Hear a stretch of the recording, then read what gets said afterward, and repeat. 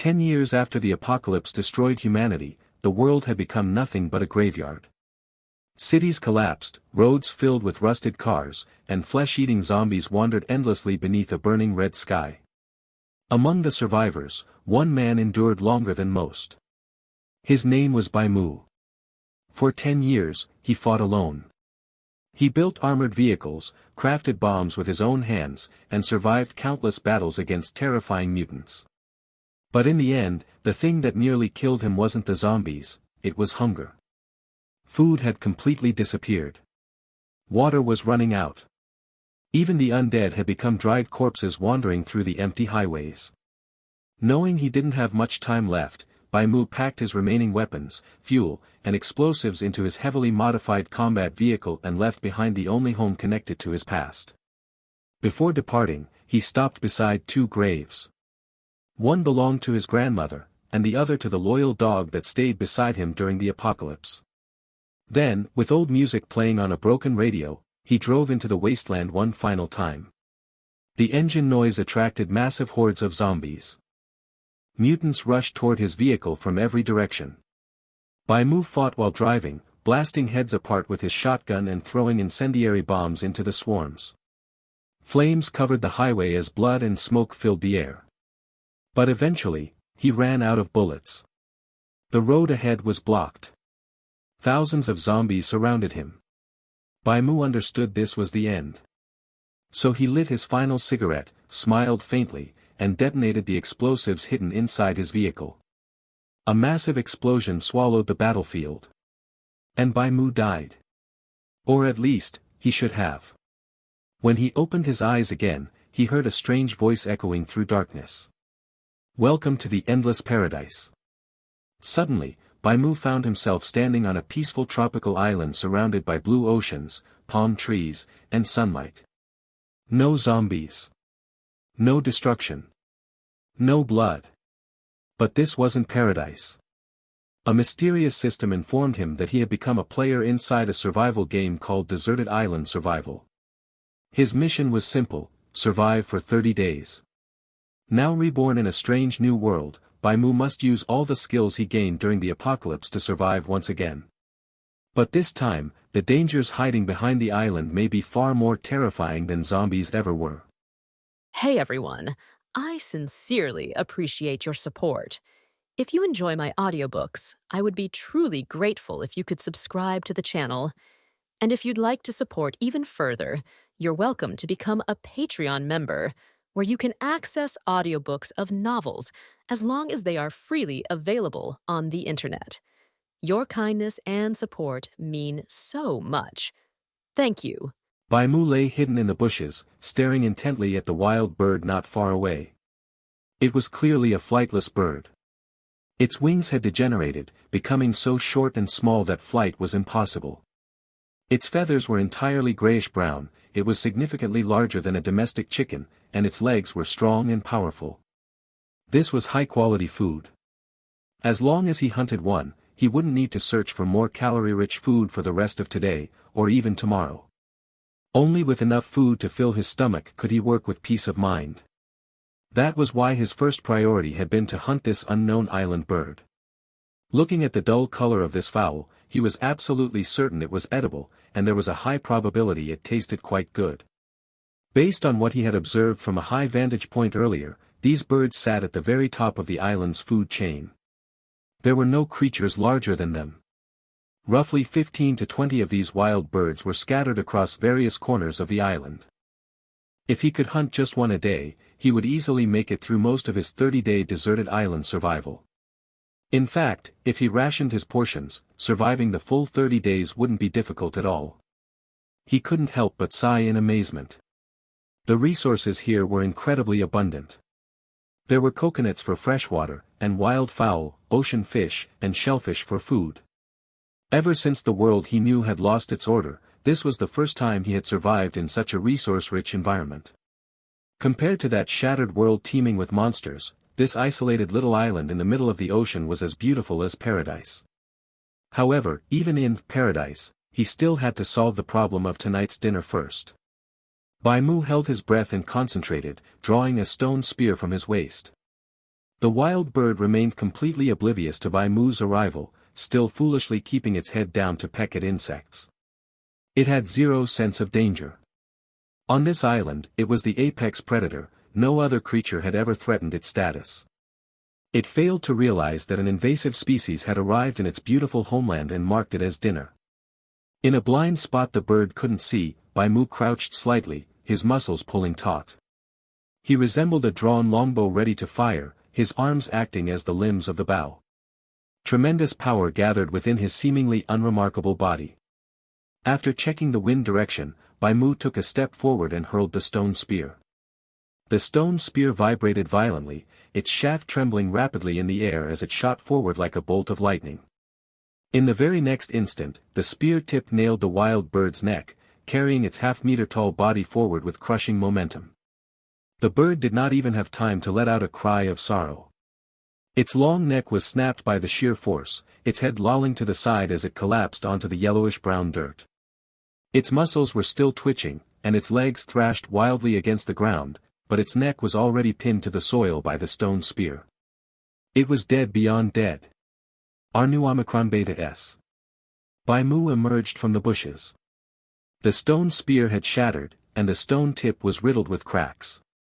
Rather than saying this wild bird had been stabbed to death, it was more accurate to say it had been smashed to death by a rock. Bai Mu grabbed the wild bird by the neck and hoisted it up. As he examined it closely, text popped up once again. Name, Dead Guam Rail. Type, Avian. Quality, Normal. Note, the tragedy of the Guam Rail was not directly caused by human hunting, but rather by an invasive species. A snake known as the brown tree snake arrived in Guam via cargo shipments. Without natural predators, they multiplied rapidly and devoured all the Guam Rail eggs. Surprisingly, on this isolated island far from the human world, a small population of Guam Rails continues to live a happy and fulfilling life. Bai Mu was absolutely certain that before today, he knew nothing about the Guam Rail. Yet, after successfully hunting one, he had acquired incredibly comprehensive intelligence. This ability is really quite good. However, the description for this chicken seems a bit more detailed. Is it because it serves as an important resource in this survival game? Bai Mu used dirt to cover up the traces of his hunt, then carried his prey toward the shelter location he had previously selected. After all, not every item in a game gets a description. Usually, only useful things have detailed profiles. Since this is a survival game, it makes perfect sense that the Guam Rails, which can be used as food on this island, have an extensive background setting. Bai Mu carefully pondered the rules. He didn't dwell too much on inconsequential matters.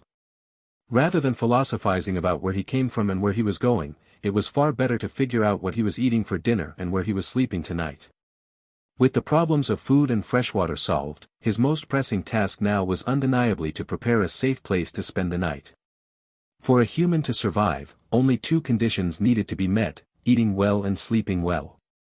He absolutely needed a shelter where he could rest with peace of mind and recover his stamina, or at the very least, a secure place to sleep. He was no novice when it came to wilderness survival. He knew exactly what he needed.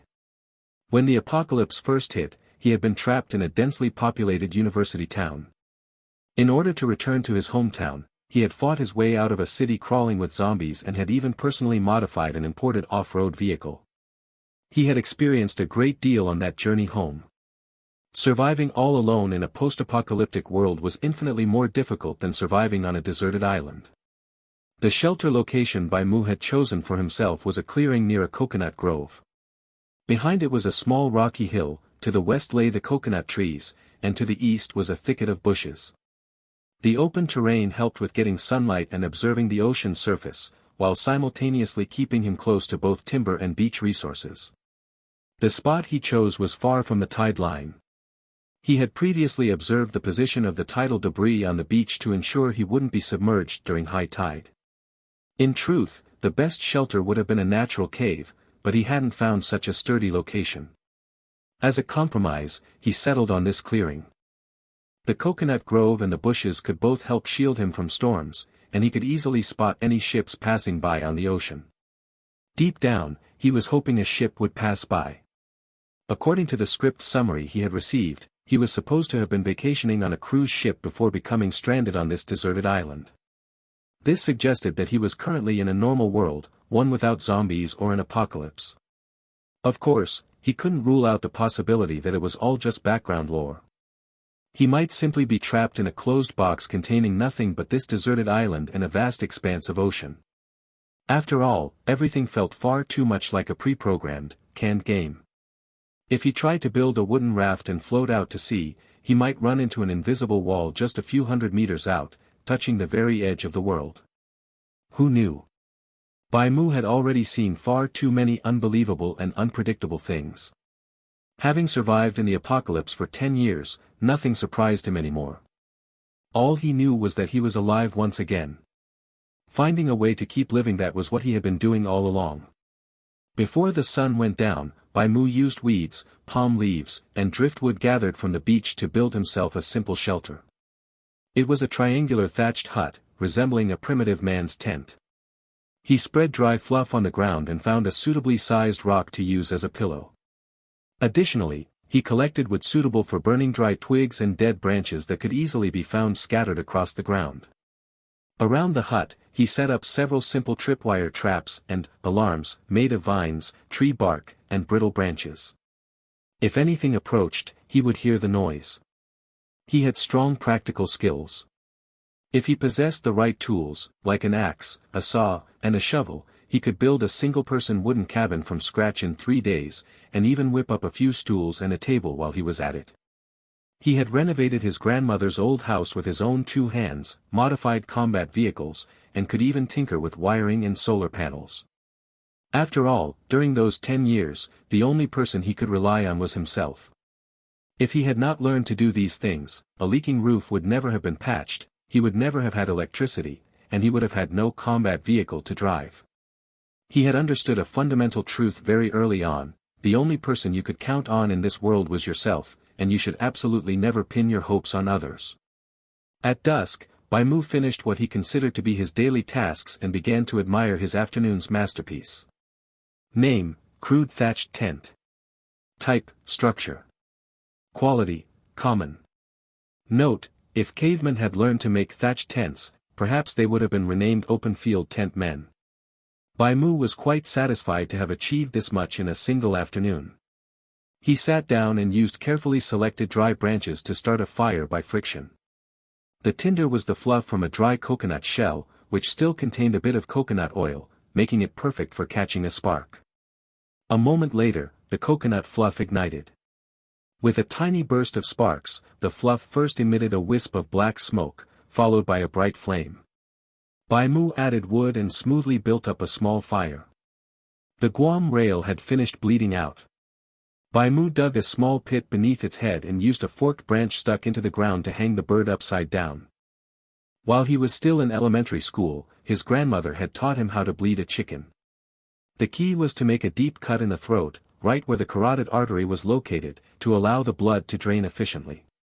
Taking the guam rail down, Bai Mu used his small stone knife to slowly gut the bird, slicing down from its vent. He had sharpened the stone knife earlier, so it was more than capable of slicing open the bird's belly. However, he carefully controlled his strength, making only a shallow slit to cut through the skin and peritoneum. With acute hopes. If he used too much force and sliced the intestines open as well, the resulting scene would be rather picturesque. After opening the belly, Bai Mu reached his right hand in through the cut at the neck and pulled out the organs in one piece, placing them on a nearby leaf. Without a stable source of fresh water, cleaning the intestines was too much of a hassle. Therefore, he simply tossed them into the blood-soaked mud pit and buried them. After a busy afternoon, he was starting to feel a little hungry. He rinsed the giblets with coconut water, quickly skewered and roasted them, and ate them to tide himself over. Afterward, he wrapped the entire bird in moist mud and leaves, buried it in the fire pit, and covered the mud ball with embers and hot coals. This was the traditional method for making beggar's chicken. He had neither a pot nor enough fresh water to scald the bird and pluck its feathers. By using this roasting technique, the feathers would stick to the baked mud and could be effortlessly peeled away. After roasting for about another hour, the bird would be ready to eat. In truth, Bai Mu could stomach eating it raw, but this island was just too peaceful, so peaceful that it made him want to prepare his food with a touch of refinement. It had been a long time since he last tasted chicken. Having gone through the trouble of catching a wild one, he certainly did not want to waste it. As the sun dipped below the horizon, Bai Mu sat in front of his thatched tent, waiting for his dinner to finish cooking. The clouds and sky morphed into fiery hues. A gentle breeze blew past, carrying the cries of seagulls and the rhythmic sound of crashing waves. Beneath the dusk, the ocean's surface mirrored a sheet of gold. Watching the sun sink into the water filled Bai Mu with a deep sense of inner peace. There were no crawling, rotting zombies. There were no unpredictably moving mutants. Nor was there any shortage of food and water. Surviving in a place like this for 30 days is way too comfortable, Bai Mu remarked. This endless paradise truly lived up to its name. It was a wonderful place, much like an actual paradise. He relaxed slightly, let out a long breath, and lay down. Night fell, and the brilliant Milky Way sprawled across the dark sky. Bai Mu poked the charred mud ball out of the fire pit and smashed it open with a rock. A mouth-watering aroma of roasted meat and rich fat wafted through the air. As he peeled back the hardened clay shell and tore off a drumstick, savory juices dripped onto the ground. Because Bai Mu had washed the rail with coconut water, the meat also carried a faint, refreshing hint of coconut. He impatiently took a massive bite. Even without any seasonings, it was incredibly delicious. The meat was tender and smooth, boasting a texture vastly different from domestic poultry. He devoured the roasted bird, rapidly gnawing it down to the bone in no time at all. Patting his stomach, Bai Mu still felt somewhat unsatisfied. He could easily stomach another roasted bird, but the sky was already dark and his daily caloric intake had been met. There was no need to exert unnecessary effort. After gazing at the night sky for a while, Bai Mu lay down to rest. He did not fall completely asleep, instead maintaining a state of light slumber. This was a survival skill he had honed in the post-apocalyptic world. At the slightest sound from outside, he would instantly snap awake.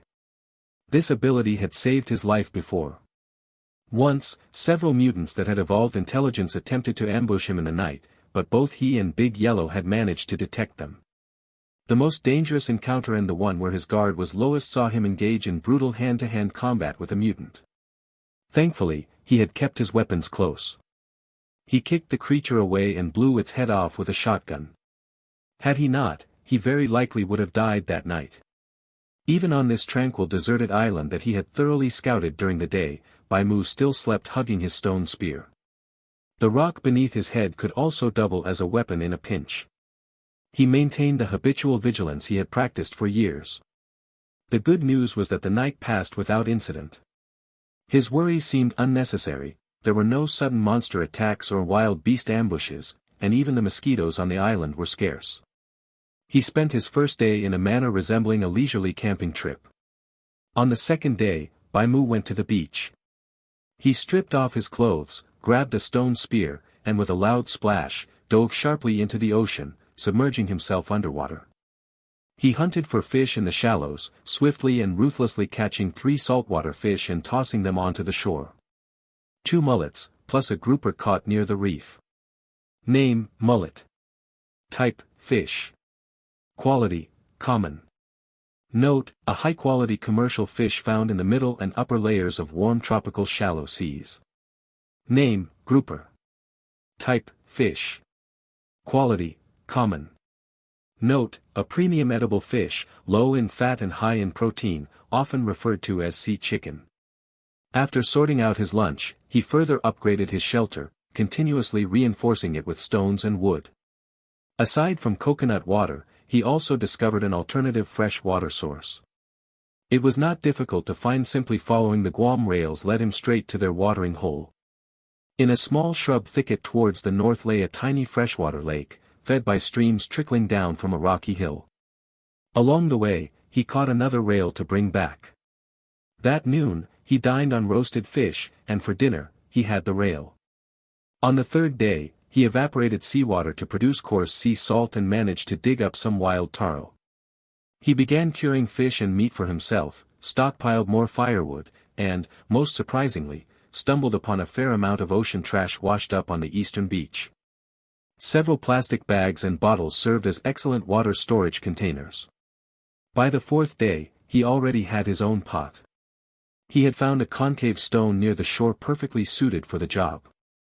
On the evening of the fourth day, a fish smoking rack stood in front of his reinforced tent, with 6 smoked fish hanging from it. Near the beach by his tent, he constructed a fishing trap out of stones, plastic bags, and branches.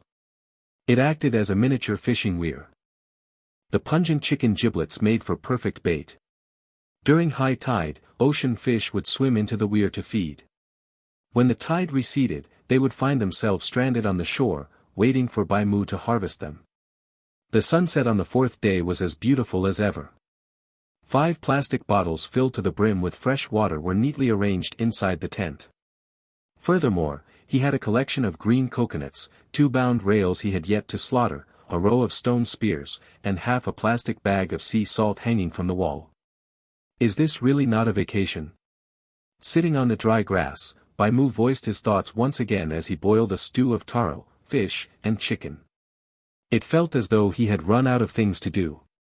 He had fully explored the deserted island, and it seemed he would be left with nothing to do but space out for the remaining 26 days.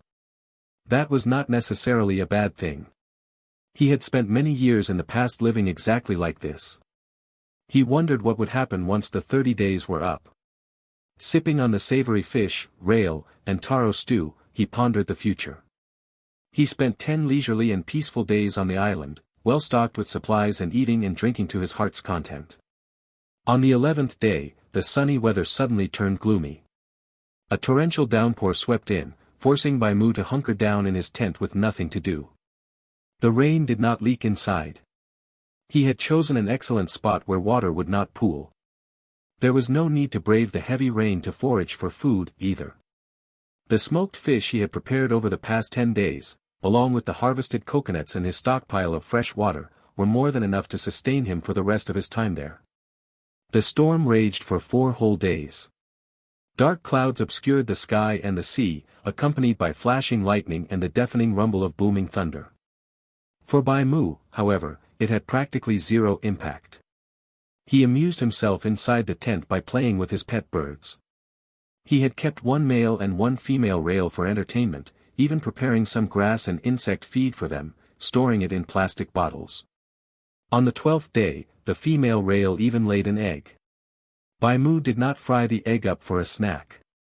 He reasoned that the Guam rail was a protected species, eating them to extinction would be far too wasteful. He would likely be leaving this island after 30 days anyway. Eating 1 or 2 to satisfy a craving was fine, but overindulging was completely unnecessary. Having survived a decade in the apocalypse, he understood the precious value of life and diverse species better than anyone. He genuinely liked living creatures.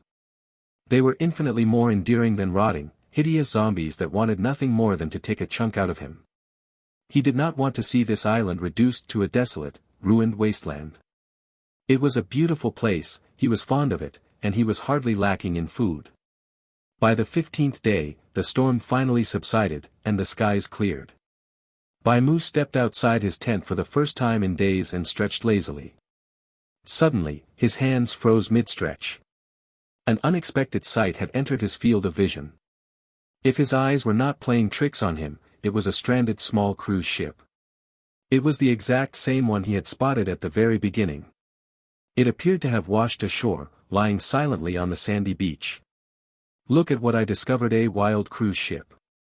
It seemed the storm had washed this vessel, previously lost at sea, right onto the shore. This felt orchestrated. The torrential rain that had lasted for nearly 5 days was a grueling ordeal. As the designer of this game, it only made sense to offer the players something at this juncture, a reward for surviving the deluge. Applying game logic, this cruise ship had to be that reward. Otherwise, the odds of a storm washing a shipwreck perfectly ashore were infinitesimally small. Bai Mu took a keen interest in the vessel's arrival.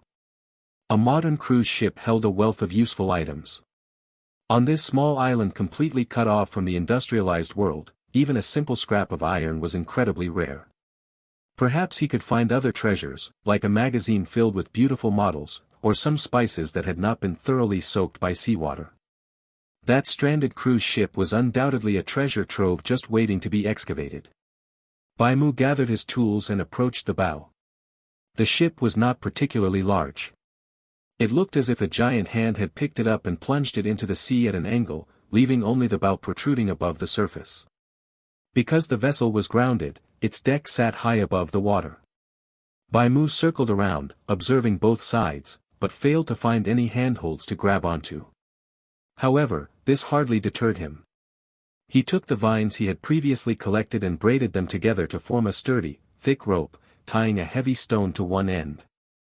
Standing on the shore, he swung the rope in his hand like a cowboy preparing a lasso. Aiming for the iron railing at the edge of the deck, he calculated the angle and launched the stone with a powerful throw. The stone sailed through the air, dragging the rope behind it.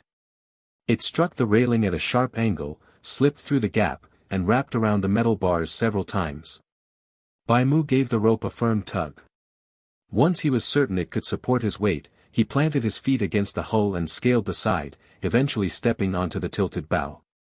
He took a sweeping glance around the deck and sniffed the air. There was no nauseating stench of decay. After a brief patrol, he confirmed there were no corpses or severed limbs scattered about the ship. He stepped into the room situated at the front of the vessel. Judging by the layout, he deduced this was the captain's cabin. Inside, he discovered a sealed liquor cabinet filled with exotic spirits he could not even begin to name.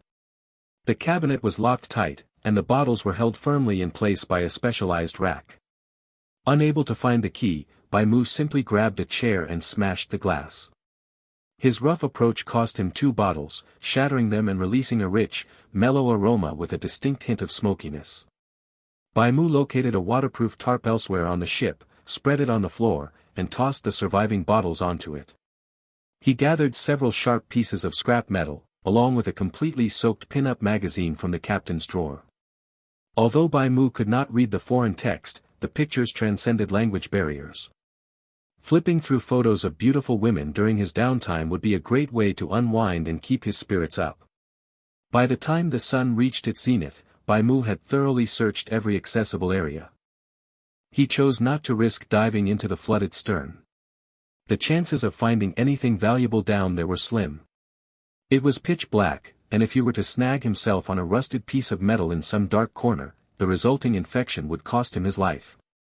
The risk simply outweighed the reward. O Thailand Bot yes.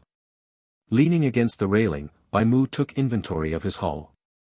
In addition to the items from the captain's cabin, he had found 2 unopened packs of cigarettes, a paring knife, 2 cans of tomatoes, a tin of luncheon meat, 2 spare sets of sailor uniforms, various scrap metals and iron containers, and a maintenance toolbox filled with wrenches, screwdrivers, and other essential tools.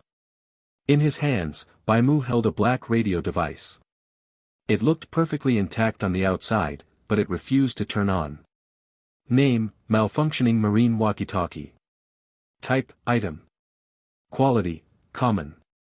Remarks, a handheld walkie-talkie that has completely failed due to seawater corrosion. It is effectively scrap metal. Bai Mu slipped it into his pocket. He possessed some rudimentary knowledge of radio repair. During his 10 years surviving in the apocalypse, he had made it a habit to broadcast at fixed times, desperately trying to contact other survivors. Sadly, no one ever responded to his calls. By the time he had learned how to operate a radio, the channels were filled with nothing but dead static. If he could repair this device, there was a minuscule sliver of hope that he might be able to contact human society. That was, of course, assuming he wasn't trapped inside some sort of closed box generated by the game. Regardless of whether he was isolated from reality or not, he had to try.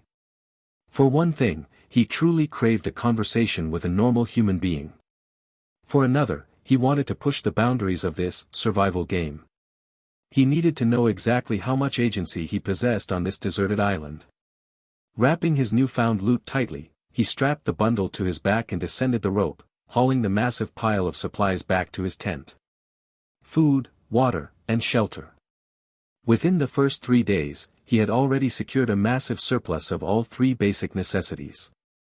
Freed from the immediate pressure of survival, he decided to dedicate his ample free time to repairing the broken radio. Sitting in a dry, sunlit clearing, he used a screwdriver and a small metal scrap to carefully pry open the radio's casing. The internal damage was far worse than he had anticipated.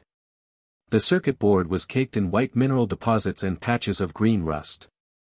Having soaked in corrosive seawater for over 10 days, the device looked completely beyond salvation. Yet, he refused to give up. He was well fed, hydrated, and had absolutely nothing else to do. He might as well find a way to kill time. Setting the circuit board aside in a dry, shaded spot, he built a fire in front of his tent. He popped open a can of tomatoes, poured the contents over some smoked fish he had prepared earlier, and quickly polished off his simple lunch. After rinsing out the palm-sized tin can with fresh water from his plastic bottles, he began contemplating how to purify his own alcohol. Professional technicians typically used 99% isopropyl alcohol to clean circuit boards, as it effectively displaced moisture and dried rapidly. Procuring such a specific chemical on a deserted island was impossible, leaving him with only one option: distilling his own alcohol. Before beginning the distillation process, he wrapped a water-soaked shirt around his mouth and nose. Ethanol vapor is highly explosive. Furthermore, fermented spirits also contain methanol and fusel alcohols, which have an even lower boiling point than ethanol. Inhaling or ingesting concentrated methanol could lead to catastrophic consequences, ranging from permanent blindness to severe organ failure, and even death.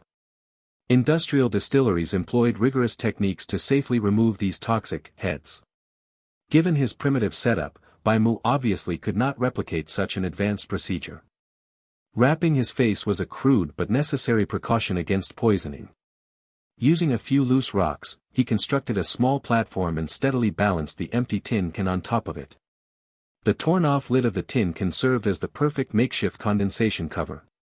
After ensuring his distillation apparatus was fully prepared, he used a pair of makeshift tongs to pluck glowing coals from the main fire, using them to start a secondary, gentler heat source. He poured the exotic spirits into the can and carefully managed the temperature, ensuring the liquid never reached a rolling boil. Heat control was the most critical aspect of the process. If it boiled violently, excess water vapor would rise and ruin the alcohol's purity. At the same time, he had to constantly drip cold water over the metal lid to keep it cool, forcing the rising alcohol vapor to condense back into a liquid state. Before long, clear droplets began to form on the underside of the lid. Bai Mu carefully tilted the metal, guiding the precious liquid into an empty glass. After maintaining this intense, meticulous focus for a considerable amount of time, he finally managed to gather a small glass of highly purified alcohol. Taking advantage of the remaining daylight, Bai Mu fashioned a tiny brush by tying soft coconut fibers to the end of a discarded chicken bone. Sitting cross-legged under his tent, he delicately dipped the brush into the alcohol and began scrubbing away the corrosion on the circuit board. He paid special attention to critical components like the battery compartment and the button contacts. As the ethanol rapidly evaporated, it stripped away most of the residual moisture and corrosive salt.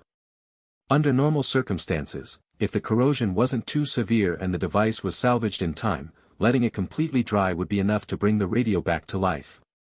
However, it was painfully obvious that this specific radio was nowhere near a usable state just yet. Bai Mu kept a close eye on the circuit board as it dried. Right before dusk, he safely stored the components inside his tent. The next day quickly arrived, and Bai Mu once again stood on the deck, fully prepared to pull out all the stops in a desperate, last-ditch effort. Bai Mu found the captain's cabin. Gripping a smooth cobblestone, he violently smashed open the equipment inside. Crash! The glass on the dials shattered all over the floor, exposing red, green, and black rubber wires from within the metal frames. Of course, he had no idea what these wires were for. He was completely clueless about what kind of equipment a cruise ship should have, but he knew one thing for sure. As long as a machine was driven by electricity, there would always be some commonalities. Whether it was materials or parts, more often than not, a way could be found to adapt them for use in another machine. As a man who had survived in an apocalypse for 10 years, Bai Mu had learned a fundamental truth a long time ago. If it works, it is good. In many cases, there was no need for extreme precision. It was not like he was building a rocket, close enough was good enough. Holding an empty toolbox, he ripped out the rubber wires and gathered all the parts, both large and small. His busy demeanor made him look exactly like a professional scrap collector. During this process, he discovered a machine that appeared to be a stationary radio. This thing looked much more advanced than the basic radios he had studied in the past. The buttons were complex, and there were more than 10 dials. The labels and button markings were entirely in a foreign language, leaving him clueless about their meaning. The special ability that allowed him to see text descriptions only identified it as abandoned ship equipment, with a simple description, broken ship equipment, can no longer be used. The only thing he could understand was a large, striking red button. It was labeled Distress. This button should have originally been sealed, but Bai Mu found scattered glass fragments nearby, suggesting someone had smashed the cover and pressed it. It looked like an emergency alarm button. However, just like the other machines, this equipment had been soaked in seawater and was completely ruined. Bai Mu pressed it a few times, but there was absolutely no response. Most of its parts had been corroded by the seawater. Bai Mu smashed it open without an ounce of pity, stripping out circuit boards, screws, and copper wires of all sizes, and stuffing them into his tool bag. An unskilled person would have easily cut themselves and wasted a massive amount of time. But by the time Bai Mu finished looting everything worth taking from the captain's cabin, the sun had not even reached its peak. He had lost count of how many times he had done this kind of work during the early years of the apocalypse. He transported these metal parts and materials to his tent in batches.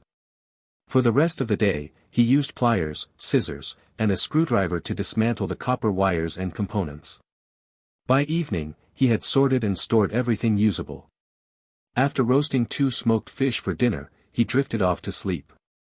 On the 17th day, he took out the air-dried walkie-talkie circuit board and attempted to repair it. The rust and water stains on the circuit board had all been brushed away. He salvaged usable tiny components from the other circuit boards, pinching copper wires to bridge the broken connections, utterly focused on his solitary handiwork. Ran. The good news was that the walkie-talkie's battery was still functional. He patiently and slowly experimented, trying over and over, back and forth, splicing a wire here and inserting a small part there. Although he had never systematically studied electrical engineering, relying on his years of practical experience, he generally knew what kind of structures could conduct electricity and what kind of parts could be used as substitutes. On this utterly unremarkable deserted island, there were no extraneous matters to interrupt his work. From dawn to dusk, from night to day, as long as he was not sleepy, he sat in front of his tent, studying that circuit board, trying to get it to work. The 2 Guam rails had grown accustomed to his presence, huddling quietly in their nest without making a fuss. In truth, Bai Mu had already untied the straw ropes from their legs, but the Guam rails still sat obediently, showing no intention of leaving. After all, beside this human, they had free food to eat and a nest that sheltered them from the wind and rain. For a small bird, never having to worry about food or drink, was this not a paradise in its own right? Thus, the sun rose and set and rose. The unkempt Bai Mu grew a thick beard. His hair covered his ears. His clothes were stained with mud, grease, and brown rust. He emanated a mixed scent of earthy grime and machine oil. Now, he looked like a complete savage, fully blending into his surroundings.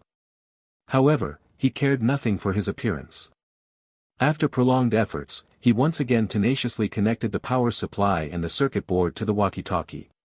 The crude screws, copper wires, and green circuit board were exposed to the sunlight, resembling internal organs, flesh, and bones beneath the skin.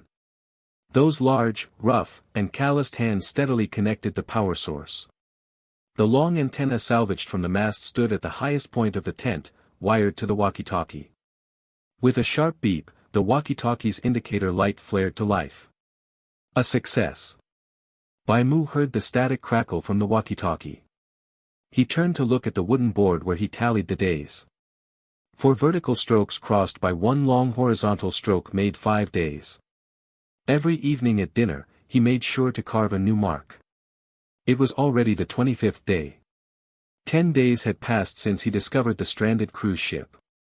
He had spent 10 whole days finally getting this walkie-talkie powered up.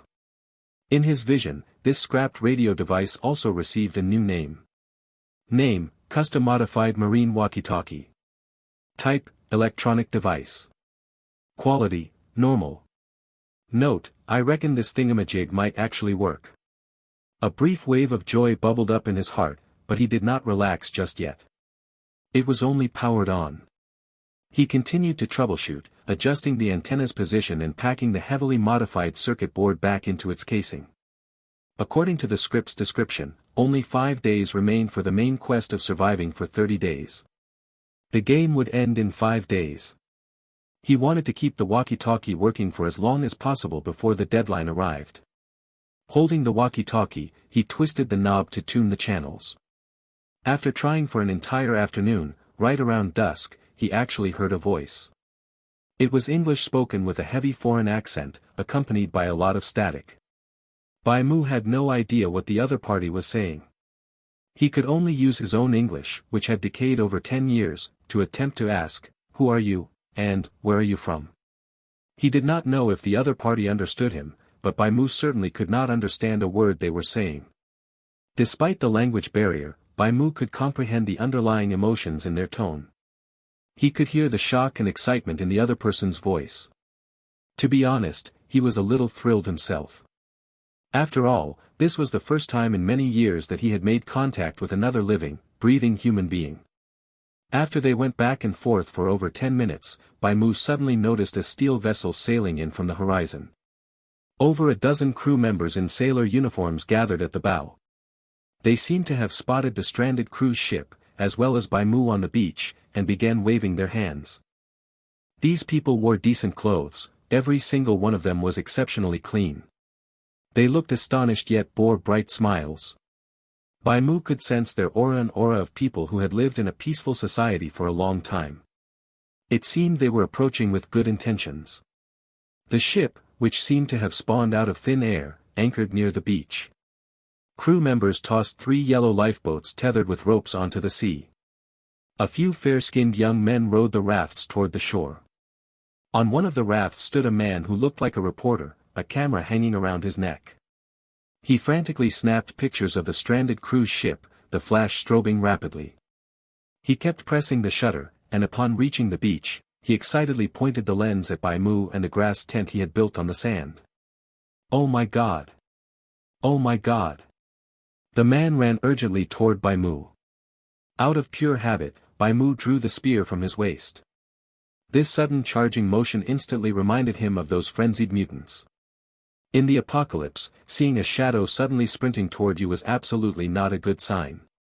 Normally, he would draw his shotgun without a second thought and aim the muzzle right at the guy's head. Most of the time, life and death were decided in a split second. The price of hesitation was death. If it were not for the fact that the person in front of him could speak, had a rich array of facial expressions, and carried the undeniable aura of a living human, Bai Mu was certain that his spear would have pierced right through the guy's skull. After thoroughly scavenging the sunken ship, his stone spear had been upgraded to an iron one. He also carried a pocket knife and a crowbar, he was practically armed to the teeth. He tried his best to control his restless hands, but even so, his palms gripped the spear tightly. He was used to remaining hypervigilant against everything around him. If this person did anything even slightly suspicious, he would draw and hurl his spear in one fluid motion. At the same time, he was observing the composition of the group before him. A total of 9 people had arrived on the beach, 8 young men in sailor uniforms and 1 half-bald middle-aged man with a camera. These young men wore very thin clothes. It was summer, after all, and the temperature was scorching. Their pockets did not look like they concealed any weapons. If they were carrying firearms, there would be a noticeable bulge at their waists, but they were all traveling incredibly light. Bai Mu could not smell any gunpowder. It seemed they had not brought any firearms at all. At most, they might have a small fruit knife, a wrench, or a lighter tucked in their pockets. If he had to eliminate them, starting with the middle-aged man would be the most tactical approach. This reporter-like man was slightly plump. In terms of strength and constitution, he was clearly inferior to those young sailors. Bai Mu was confident he could subdue him in a single second. By wrapping an arm around the man's neck and using a sharp piece of iron to draw a little blood, the man would likely be too terrified to move a muscle. After that, slicing the man's carotid artery would cause blood to gush out like a fountain. These young men, who had clearly never seen real bloodshed, would definitely freeze in shock, completely unable to react. He could then use his spear to take out 3 of them right off the bat, then hurl the reporter's corpse into the crowd. The morale of these people would crumble instantly. In a world where order had completely collapsed, he had encountered many lawless groups who tried to rob him of his food and his combat vehicle. Yet the one who always survived in the end was Bai Mu. Without exception. He instinctively mapped out an attack route in his head. He even assessed who among the 9 had the highest status and most backing, based purely on their attire, grooming, and skin condition. Reino. He perfectly envisioned a scenario where he held these people hostage. After surveying the situation, he decided he had a fairly high chance of taking over the ship. Unfortunately, he did not know how to sail. If things truly escalated to a hostile takeover, he would not be able to pilot the ship away by himself. The ignorant and completely defenseless demeanor of this group eventually made Bai Mu abandon the thought of launching an unprovoked attack. He remained alert and watched quietly. When the reporter reached him, the man began snapping pictures from every angle, continuously muttering "Oh my God," as if he had just witnessed a genuine miracle. Bai Mu found the reporter's accent very familiar. Was this not the exact same guy who had just spoken to him over the radio? "Who are you?" Bai Mu asked, slightly hesitant. "It's me," the man replied with excitement after a brief pause, lowering his camera and pointing directly at his own face. "Okay. Okay." It was as if the two had just exchanged a secret code. The young men finally caught up, their mouths hanging wide open as they looked around at Bai Mu's grass tent and a wooden pole rigged with an antenna. 10 minutes later. Bai Mu finally figured out who these people were. The reporter stood in front of the grass tent, communicating with Bai Mu in heavily accented but barely understandable Mandarin. "Friend, my name is Stephen, a reporter for the Times." Stephen enthusiastically extended a hand. "The rescue team has been searching the ocean for 20 days. I really cannot believe you are still alive, oh my God." Seeing that Stephen did not mind the awful stench and mud covering his body, Bai Mu went ahead and shook his hand. From the reporter, Bai Mu learned that this group was a maritime rescue team sent specifically from Country A. 25 days ago, an extreme storm had battered this area of the ocean, and they received a distress signal. That stranded cruise ship apparently belonged to a wealthy heir and carried a high-premium rescue insurance policy. Thus, the rescue team was immediately mobilized to search the vicinity. "Friend, that red button is the GMDSS satellite distress alert." "Oh, right, GMDSS stands for the Global Maritime Distress and Safety System," Stephen said, pointing at the sky. Stephen explained the exact function of that button to Bai Mu.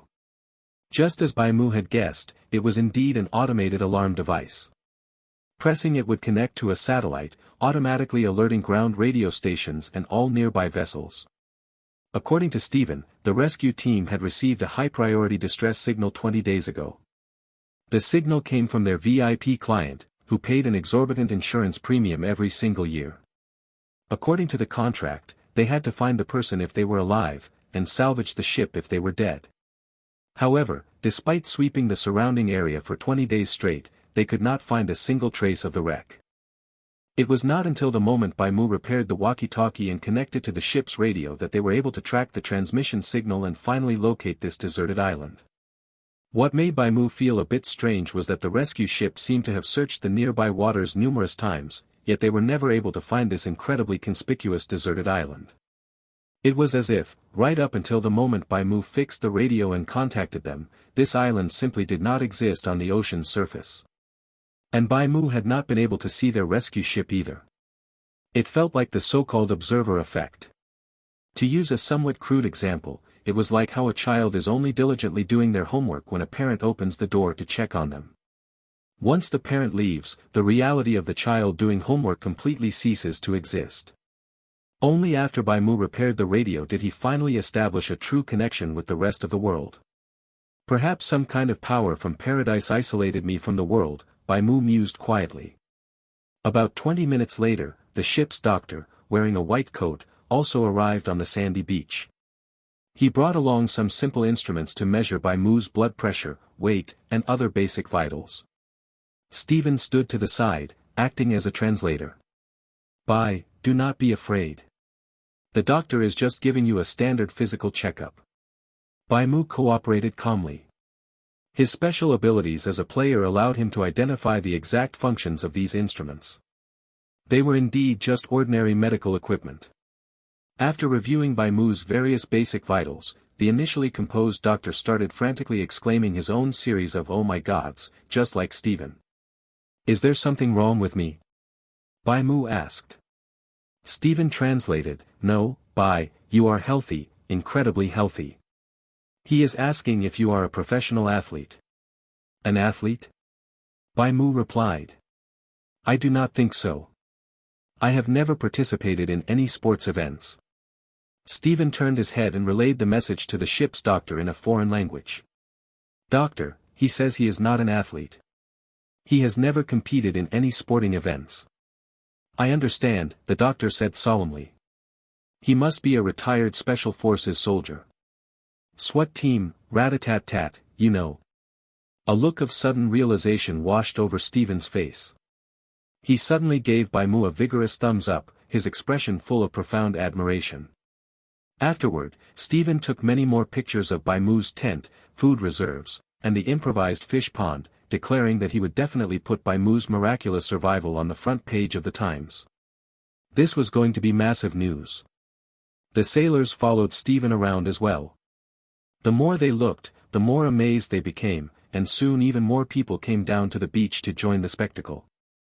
They acted like tourists visiting an exotic zoo, absolutely astounded by the equipment and structures Bai Mu had built from scratch on a deserted island.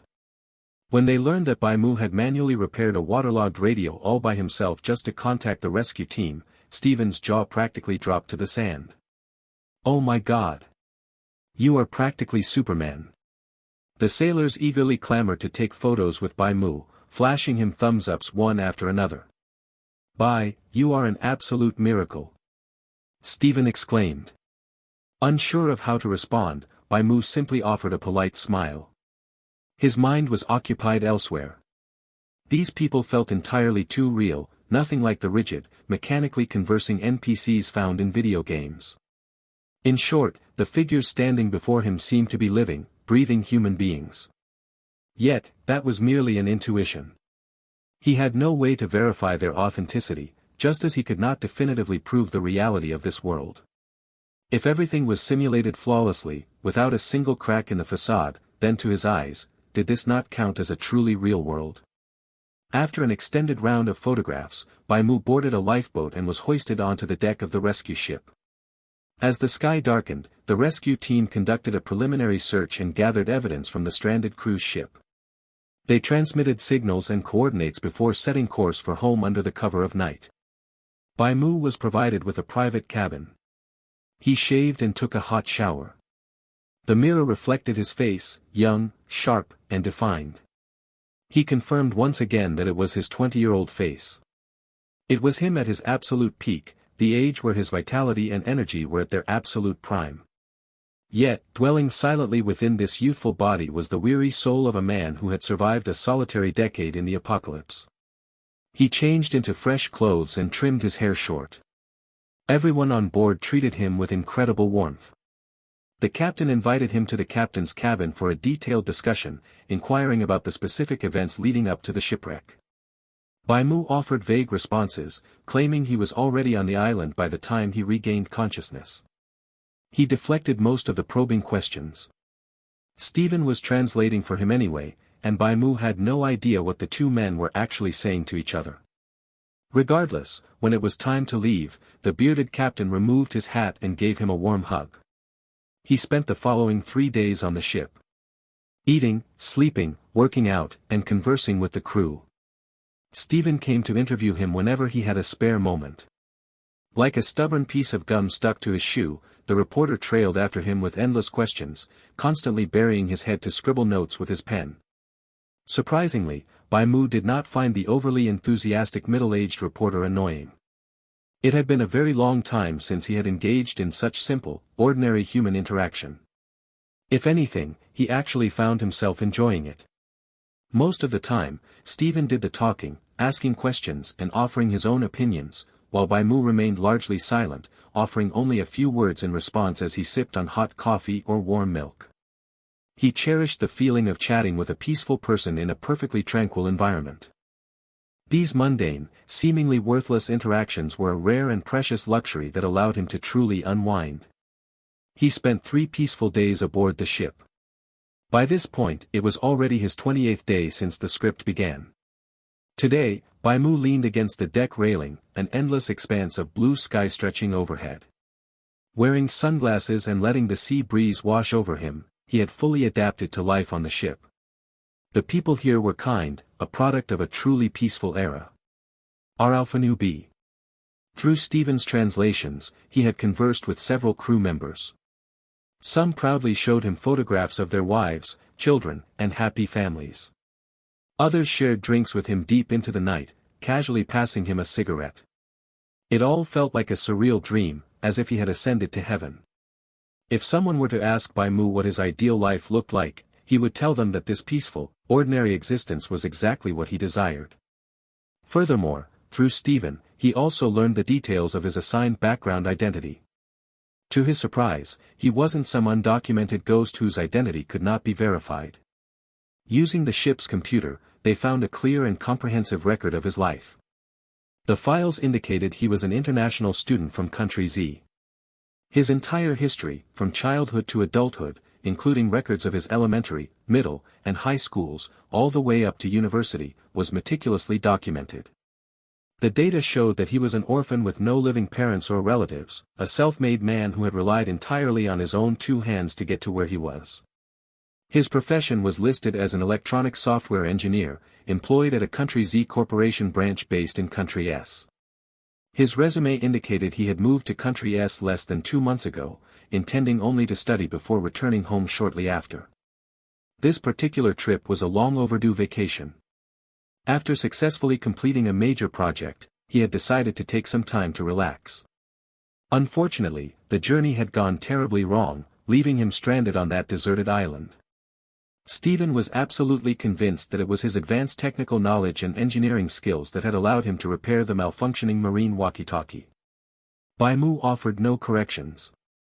He perfectly played the role Stephen had constructed for him, uttering not a single word about his actual past or the true nature of his arrival on the island. He knew he was only here due to the machinations of an unfathomable, almighty power. However, he did use the ship's computer and internet connection in private to conduct extensive searches and verifications. He discovered a massive array of entertainment media and literature he had never encountered or even heard of before. Objectively speaking, an overwhelming volume of data and news was being updated across the globe every single day. There was an incredibly high probability that this was, in fact, a completely real world, and that the people he interacted with were genuine human beings. He attempted to register an anonymous account and posted a thread on a forum detailing his experiences and the endless paradise. He successfully hit publish, but when he refreshed the page, there was absolutely no trace of his post to be found. After several more tests, he realized the truth: it was entirely impossible for him to leak any information regarding the endless paradise. Even when he tried dropping subtle hints in verbal conversations with Stephen about paradise, the result was the same. His words were seamlessly filtered out and suppressed by an invisible force. Interestingly, during all these attempts, he received no warnings of any kind. It was as if paradise simply did not care about his probing, knowing full well that it was utterly impossible for him to break its absolute rules. With that, he gained a crystal-clear understanding of his predicament. Yet, he felt no frustration or depression over it. Instead, he maintained his composure, quietly observing and analyzing his surroundings. To him, the specifics of his circumstances didn't matter. The only thing within his control was how he chose to respond. His sole priority was figuring out the best strategy to survive in this new environment. And judging by the results thus far, he was adapting exceptionally well. Before him lay a sprawling, modern seaport. The rescue ship finally docked.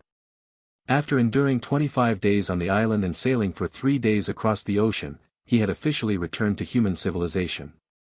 The site of the cruise ship's disaster wasn't actually too far from modern society. He had arrived at a brand new metropolis.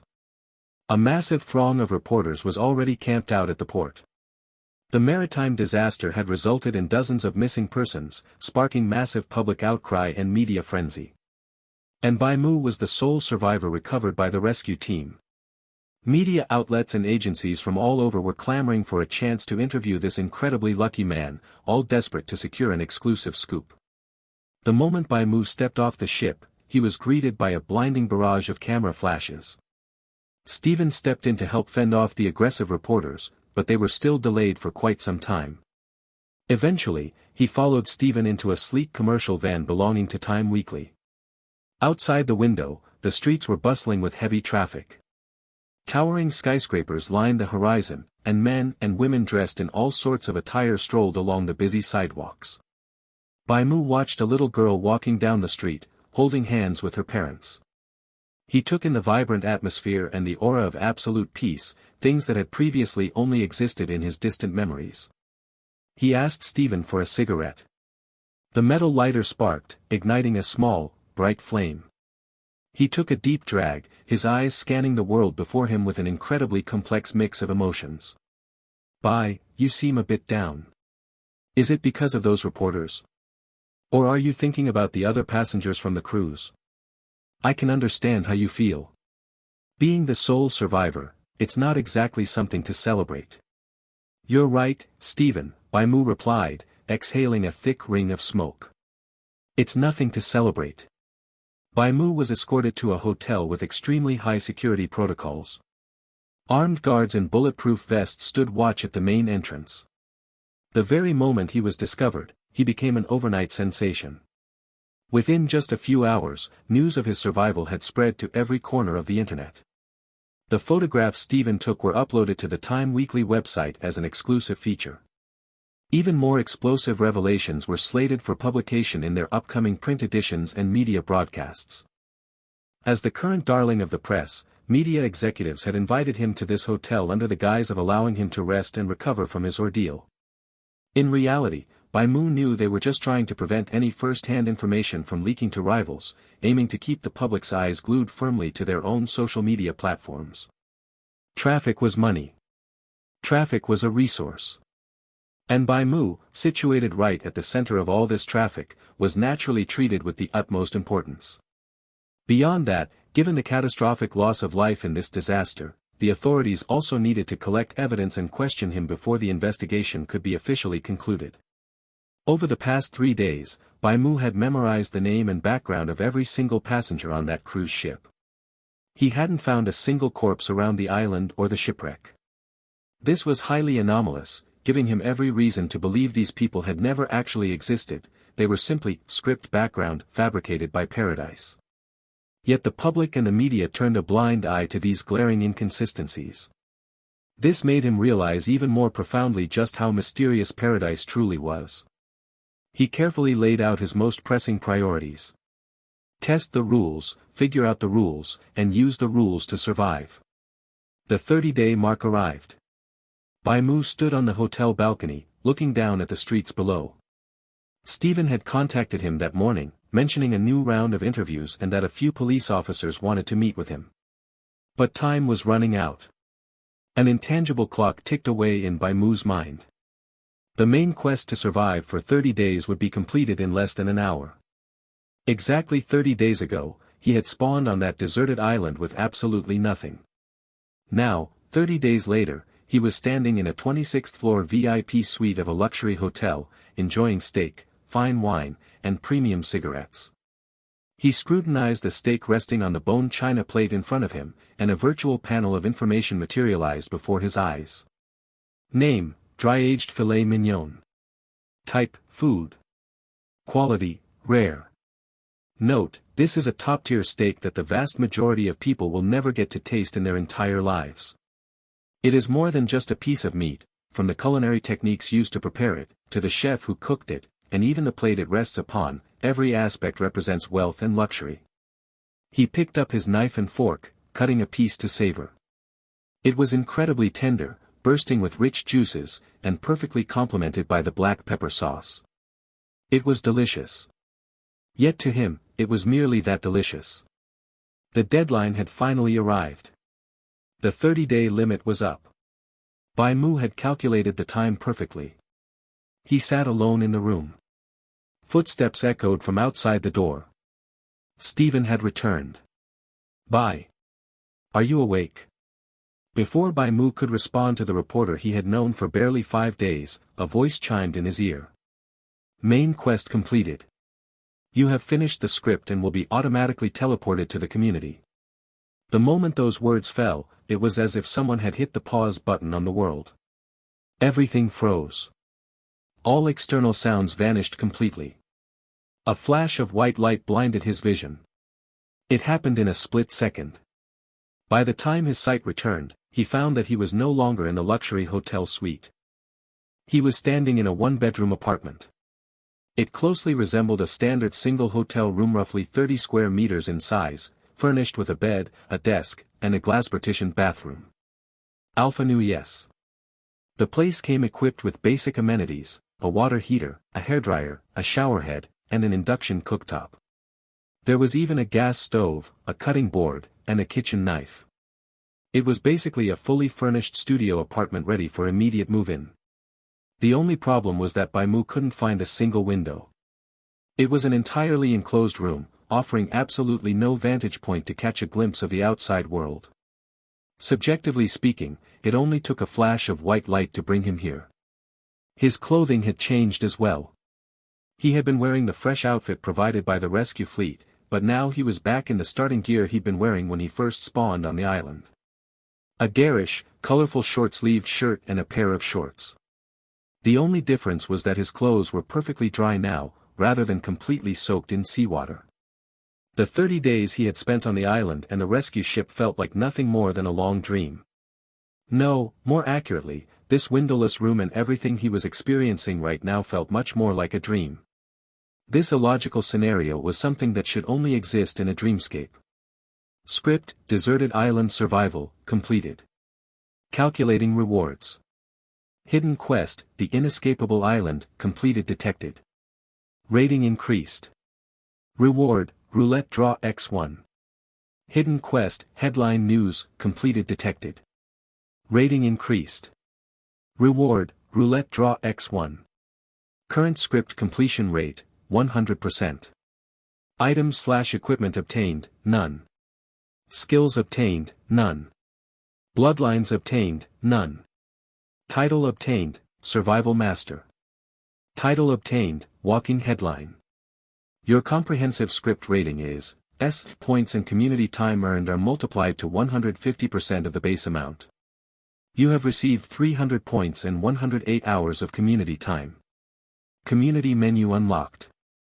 A glowing display, much like an electronic screen, materialized before Bai Mu's eyes as a massive block of information scrolled past. The virtual interface hovering before him resembled a video game menu, giving off a strong futuristic sci-fi vibe. Compared to when he was back on the island, this menu allowed him to view his attribute values much more intuitively. In the bottom right corner of the menu was a countdown timer. Remaining community time, 107:58:12. The numbers ticked down with every passing second, instilling a subtle sense of urgency in him. His attribute panel remained identical to what he had seen on the island. The only difference was the addition of his 2 newly acquired titles. Title: Survival Master. Title grade: B. Effect: reduces the depletion rate of satiety and physical energy. Grants an additional 20% maximum capacity to your health and stamina. Unlock condition: complete any survival type script while maintaining a continuous state of good health and high spirits. Title: Walking Headline. Title grade: Unique. Effect: equipping this title will massively attract the attention of certain humanoid script characters. There is a chance of being mistaken for a media personality. Unlock condition: After reviewing the effects, Bai Mu equipped Survival Master in his attribute slot. On his panel, his health and stamina bars instantly expanded by a fifth, a change visible to the naked eye. This enhancement translated directly into his physical condition as well. He could distinctly feel his energy levels rise, akin to the refreshing sensation of waking up from a perfectly comfortable afternoon nap. "This is starting to feel more and more like a video game," Bai Mu muttered, clenching his fists. Bai Mu noticed that the title, Walking Headline, was graded as unique. "Is this a special title that only I possess?" Compared to Survival Master, its effect was far less obvious and offered no immediate use, but Bai Mu could already envision scenarios where it would come in handy. During certain scripts, it would likely grant him privileges far beyond what the basic background identities arranged by Paradise could offer. "This unique grade feels pretty much like it means, custom-made," he mused. Since he had no way to verify it at the moment, Bai Mu tossed the thought to the back of his mind and moved on to examine other things. He currently held 300 points, the reward he had just earned for clearing the script. These functioned much like premium currency in a video game. Searching through the menu, he quickly discovered two different shops where he could spend his points. The first shop sold the most ordinary daily necessities. It read like a supermarket catalog, offering everything from food and electronics to basic household items. It closely resembled the online shopping platforms from before the apocalyptic collapse, and the prices were far cheaper than he had anticipated. A case of 3,250 milliliter cartons of pure milk cost only 1 point, and a 1 kilogram slab of beef tenderloin was also priced at a mere 1 point. All of these everyday goods were incredibly cheap. Even major electronic appliances like televisions and computers were priced at under 5 points. Looking at it this way, the actual value of points is quite high. The real purchasing power of a single point is anywhere from $500 to $2,000. Spending a point on a case of milk is an absolute rip-off. Calculating by the maximum conversion rate, Bai Mu, with his 300 points, was effectively a wealthy heir wielding a massive fortune of $600,000 in this basic shop. He could buy almost any daily necessity he desired without a second thought. Unfortunately, the items in this store were strictly limited to ordinary household goods. While the selection was vast, even including certain indescribable adult items, he couldn't find a single heavy object or weapon like firearms, gunpowder, tanks, engines, or cars.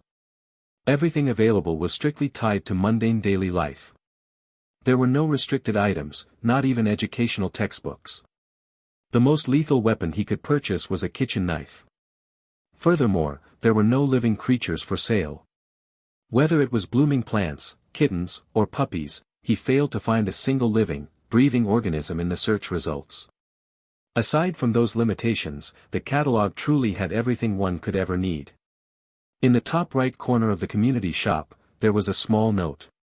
Any items purchased in this shop are strictly limited to use within the community. By combining all the information he had gathered so far, it wasn't hard to deduce the operating mechanics of Endless Paradise.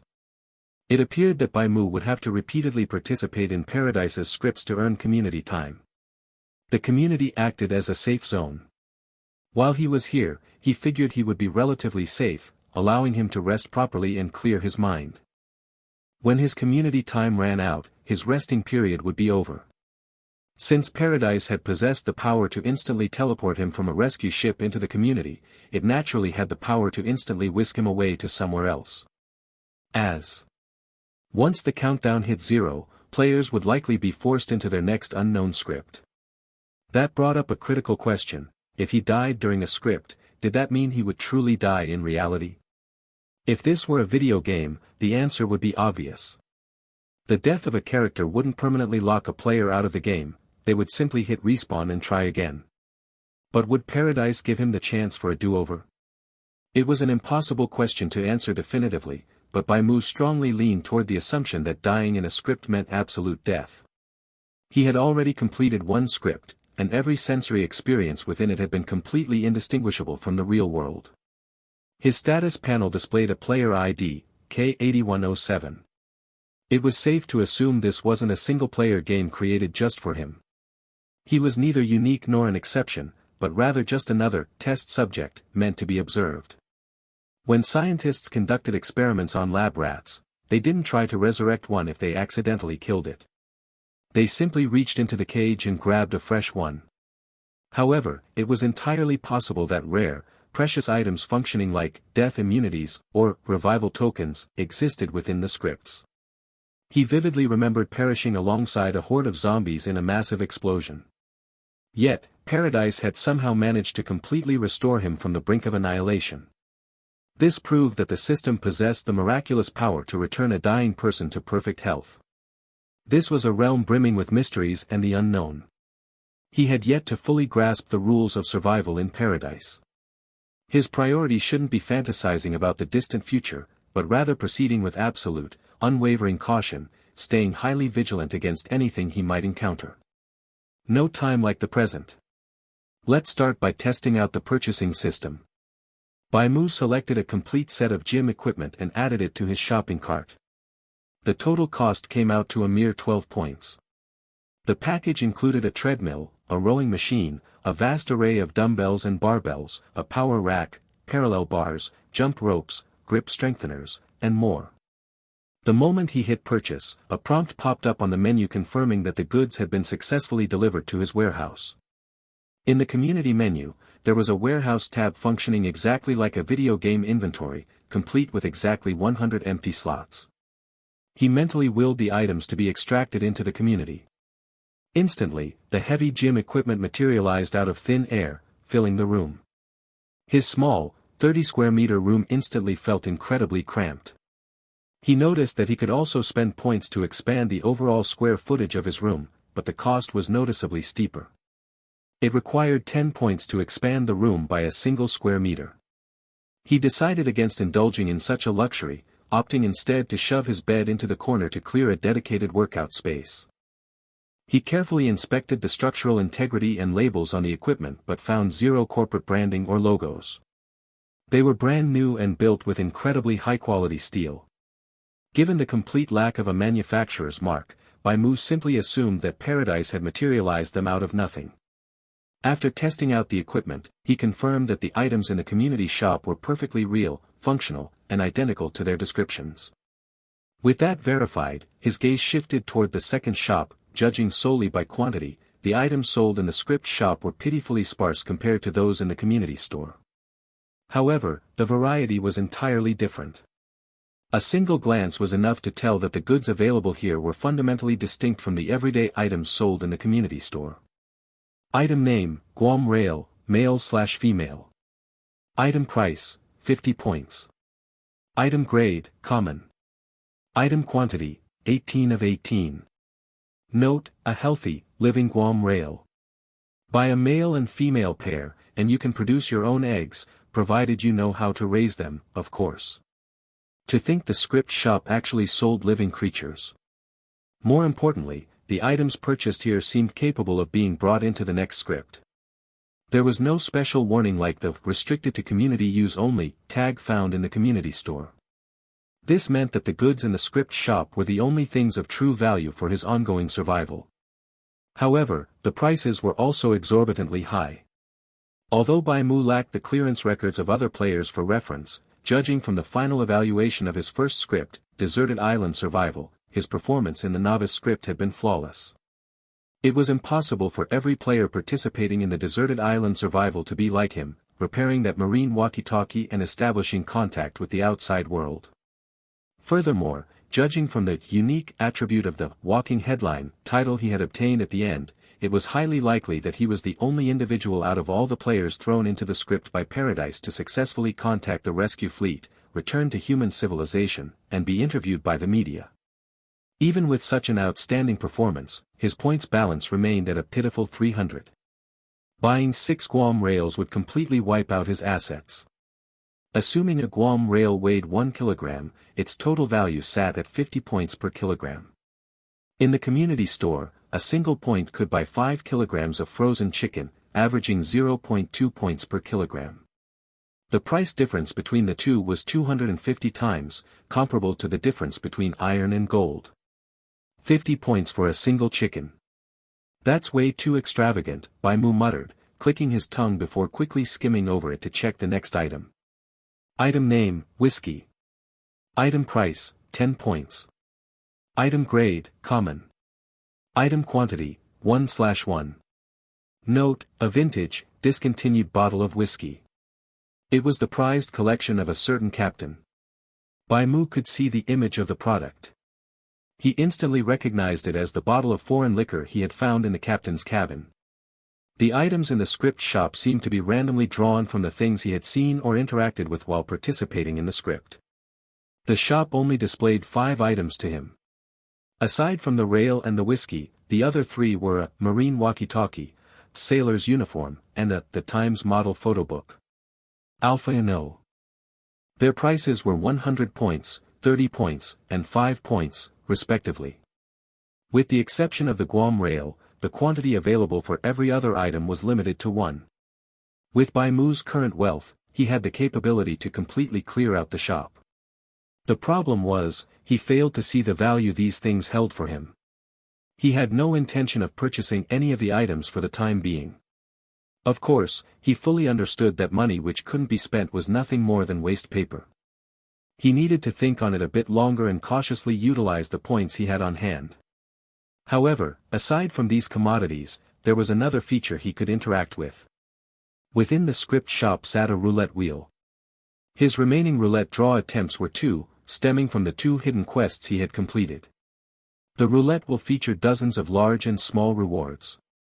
He spotted all the items currently displayed in the shop on it, but beyond those, it also included firearms. He even saw the pistol worn on the waist of the hotel security personnel. Some options were unknown, presented to him only as. "This has got to be a completely luck-based lottery wheel," Bai Mu remarked, his finger hovering over the draw button. The items in the script shop were all pulled from the options on the roulette wheel, yet the wheel encompassed so much more things Bai Mu had seen and even things he had never laid eyes on. The most ridiculous item he saw was a car. It was the very same black commercial van that Stephen had taken him in after coming ashore. If a single chicken cost 50 points, the value of this vehicle was easy to imagine. To buy it outright with pure points would cost tens of thousands at the very least. Just thinking about it felt completely out of reach. If completing a single hidden quest rewards 1 chance at a roulette draw, then the value of a hidden quest is incredibly high. It seems I need to dig out as many hidden quests as possible in future scripts, Bai Mu reasoned. But that's provided this roulette wheel isn't a massive scam. I'll test the waters first. It's free anyway, so it'd be a waste not to spin, he mused. Spin the roulette wheel? Yes/no. Yes. The wheel with its dozens of options began to spin. Its rotation was entirely out of Bai Mu's control, operating purely on randomness. The pointer ticked past each option. The prize Bai Mu desired the most was, without a doubt, that pistol. During the apocalypse, firearms were the weapons he utilized most frequently. Handguns, shotguns, rifles, sniper rifles. He had handled all sorts of firearms and possessed actual combat experience with them. Given the right materials and tools, he could even modify guns and manufacture bullets himself. Guns were his closest companions. In the past, whenever he slept, he would always keep 3 guns within reach. One was placed in plain sight, another tucked beneath his pillow, and a third was hidden securely in his right hand. He would typically keep his right hand slipped into his pocket. In the early days of the apocalypse, he had spent a brief period fleeing alongside a group of survivors. Harboring malicious intentions towards him, they assumed that by kicking away the rifle next to him, he would be rendered weaponless. But he immediately pulled his second gun from under his pillow, pulling the trigger with his left hand. At the exact same moment, the muzzle of the handgun in his right pocket took aim at the sneaky bastard behind him, blowing their head off with a single shot. Whether man or woman, anyone who harbored malice against him would be killed without hesitation. He never gave anyone special treatment based on age or gender. In his eyes, everyone was equal. If you don't strike, we remain at peace. If you want a fair trade, I'll gladly accept. But if you hold evil intent towards me, then don't blame me for showing no mercy. This was Bai Mu's philosophy of survival. Without a gun in hand, he always felt a slight lack of security. He stared at the roulette wheel with anticipation, but regrettably, his first draw did not go as hoped. The pointer eventually ground to a halt on a narrow sliver. Congratulations! You have obtained the prize, solar panel, from the roulette draw. Name, solar panel. Type, item. Quality, common. Note, an intact solar panel that can be utilized in various scenarios. In conditions with ample sunlight, it can collect solar energy and convert it into electricity. Extremely beginner-friendly. A solar panel. I think I saw one on the rescue ship. Bai Mu found his roulette prize in his inventory backpack. Like a video game character, he possessed an inventory that occupied no physical space or weight. He took out the solar panel. It was roughly the size of his bed, its black, reflective surface mirroring the white ceiling lamp. Bai Mu gave it a quick glance before putting the item away. Without the sun, this thing was purely decorative. For now, it could only sit in his backpack gathering dust as clutter. However, he couldn't rule out the possibility of it being useful in the future. After all, it was a prize drawn from the roulette and could be brought into a script. Imagine if he had this solar panel as starting equipment in the beginner script, Deserted Island Survival. That would have been quite fantastic. Even if he couldn't use it to generate electricity, its raw material and smooth surface had plenty of other uses. It could be dismantled to make weapons, or serve as a shield or a sled in critical moments. Well, since he drew this thing, he had to comfort himself with the thought that it might come in handy one day. As for now, it could just sit in the backpack and gather dust. Bai Mu stood up and went to the bathroom. He rinsed the sweat from his palms, washing away his bad luck, before starting the second draw. The roulette wheel began to spin again. After dozens of revolutions, the pointer landed on a golden section. Congratulations, you have won the prize, police badge, from the roulette draw. Name, police badge. Type, item. Quality, rare. Note, raise your hands. Turn your back to me immediately and squat by the wall. Do not make any sudden movements, or I have the right to empty my magazine. Bai Mu retrieved the credential from his inventory, and a small, dark green booklet appeared in his palm. He hadn't seen this specific credential with his own eyes during the script, but if he had been given a little more time, Stephen would have taken him to meet the official personnel investigating the shipwreck. He flipped open the dark green booklet. Inside, it perfectly recorded the photograph and badge number of a white investigator. In that specific country, it was an absolutely legal and official piece of identification. The grade of this item surprisingly reached rare. The last thing he had seen that Paradise classified as a rare item was that filet mignon cooked by the luxury hotel. What use could this thing have? Bai Mu turned the credential over and over, examining it thoroughly. Judging from the item grade, he had drawn something precious. He estimated that if this thing were sold in the script shop, it would be worth at least 200 points. After all, it was a rare item. It was probably far inferior to the car and the handgun, but by drawing it, Bai Mu definitely hadn't lost out. Whether he actually made a profit or not was unclear, but just like the solar panel, it was useless right now. Bai Mu casually tossed it into his inventory to gather dust. Ends. He picked up a dumbbell, exercising his body in the cramped space while simultaneously planning how to use his points. Calculated at 108 hours, his safe time had 4.5 days left. The community time for clearing Deserted Island Survival was originally supposed to be only 3 days. It was only after achieving an S-grade rating that he was rewarded with an extra day and a half to rest and reorganize. He calculated the food he needed each day in his head, arranging a balanced nutritional plan for himself.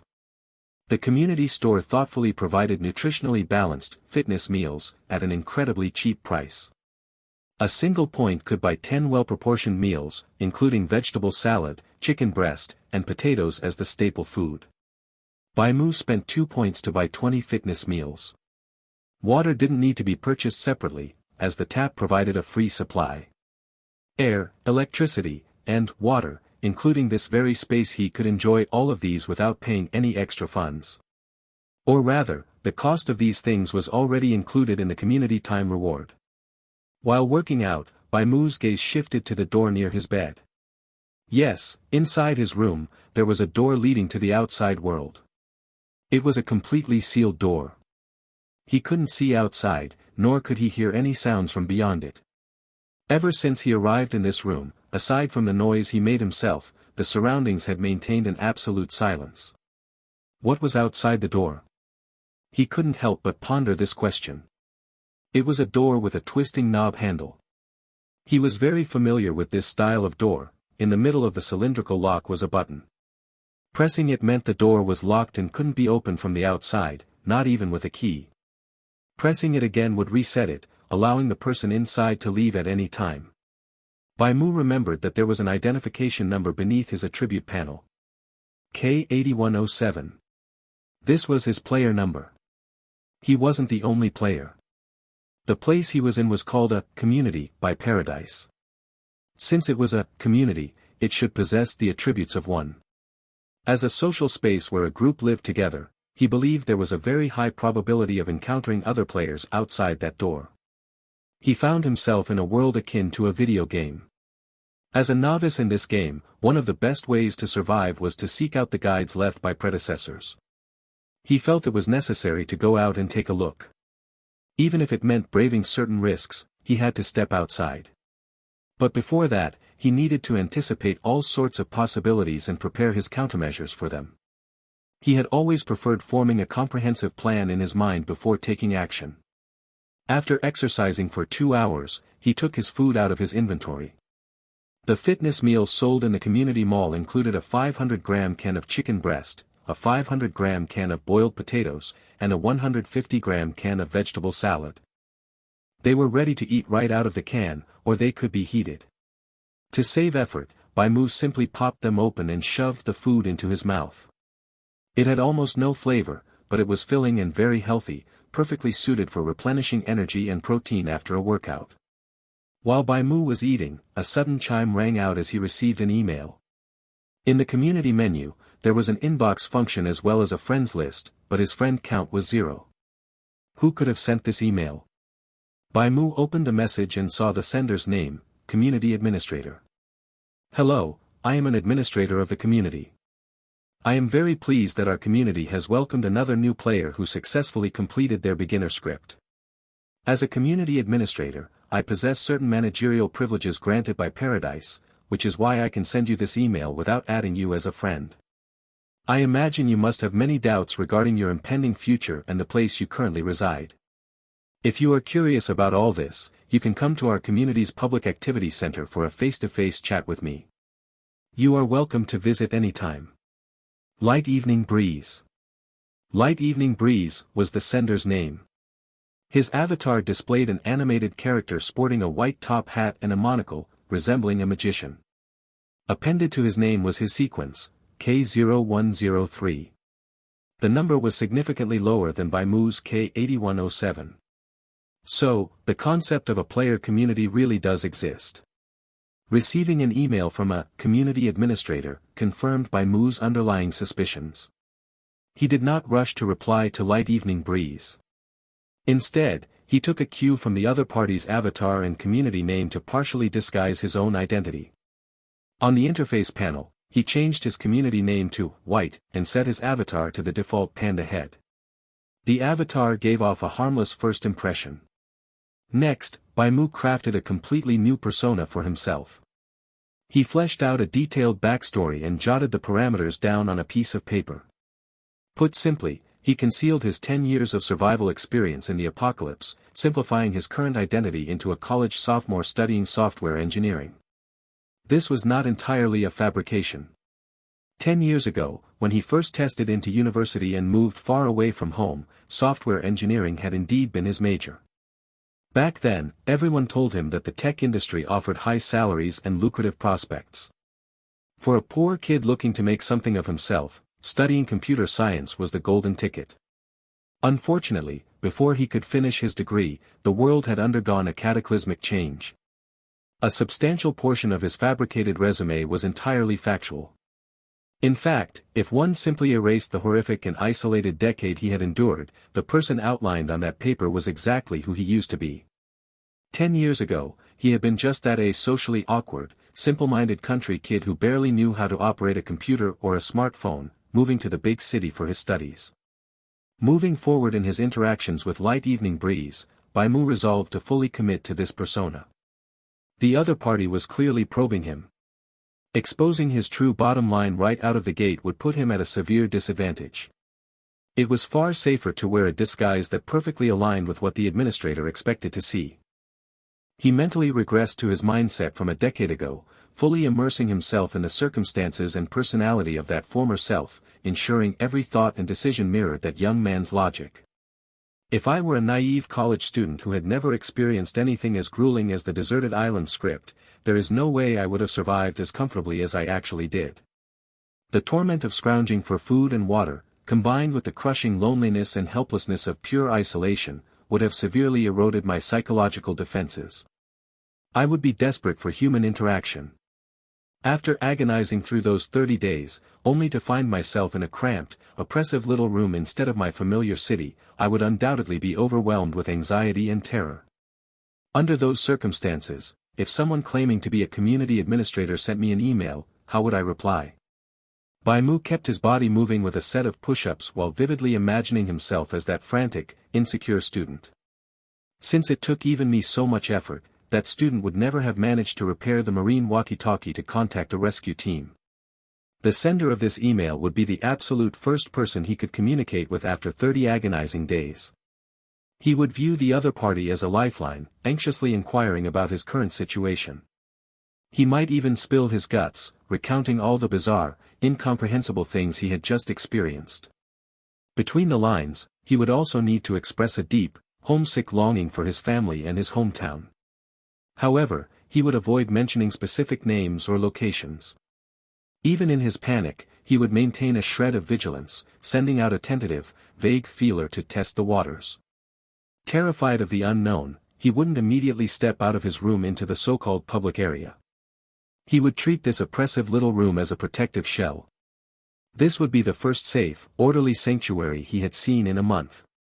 He wouldn't step out of it lightly, no matter how stifling it felt. Yes, exactly.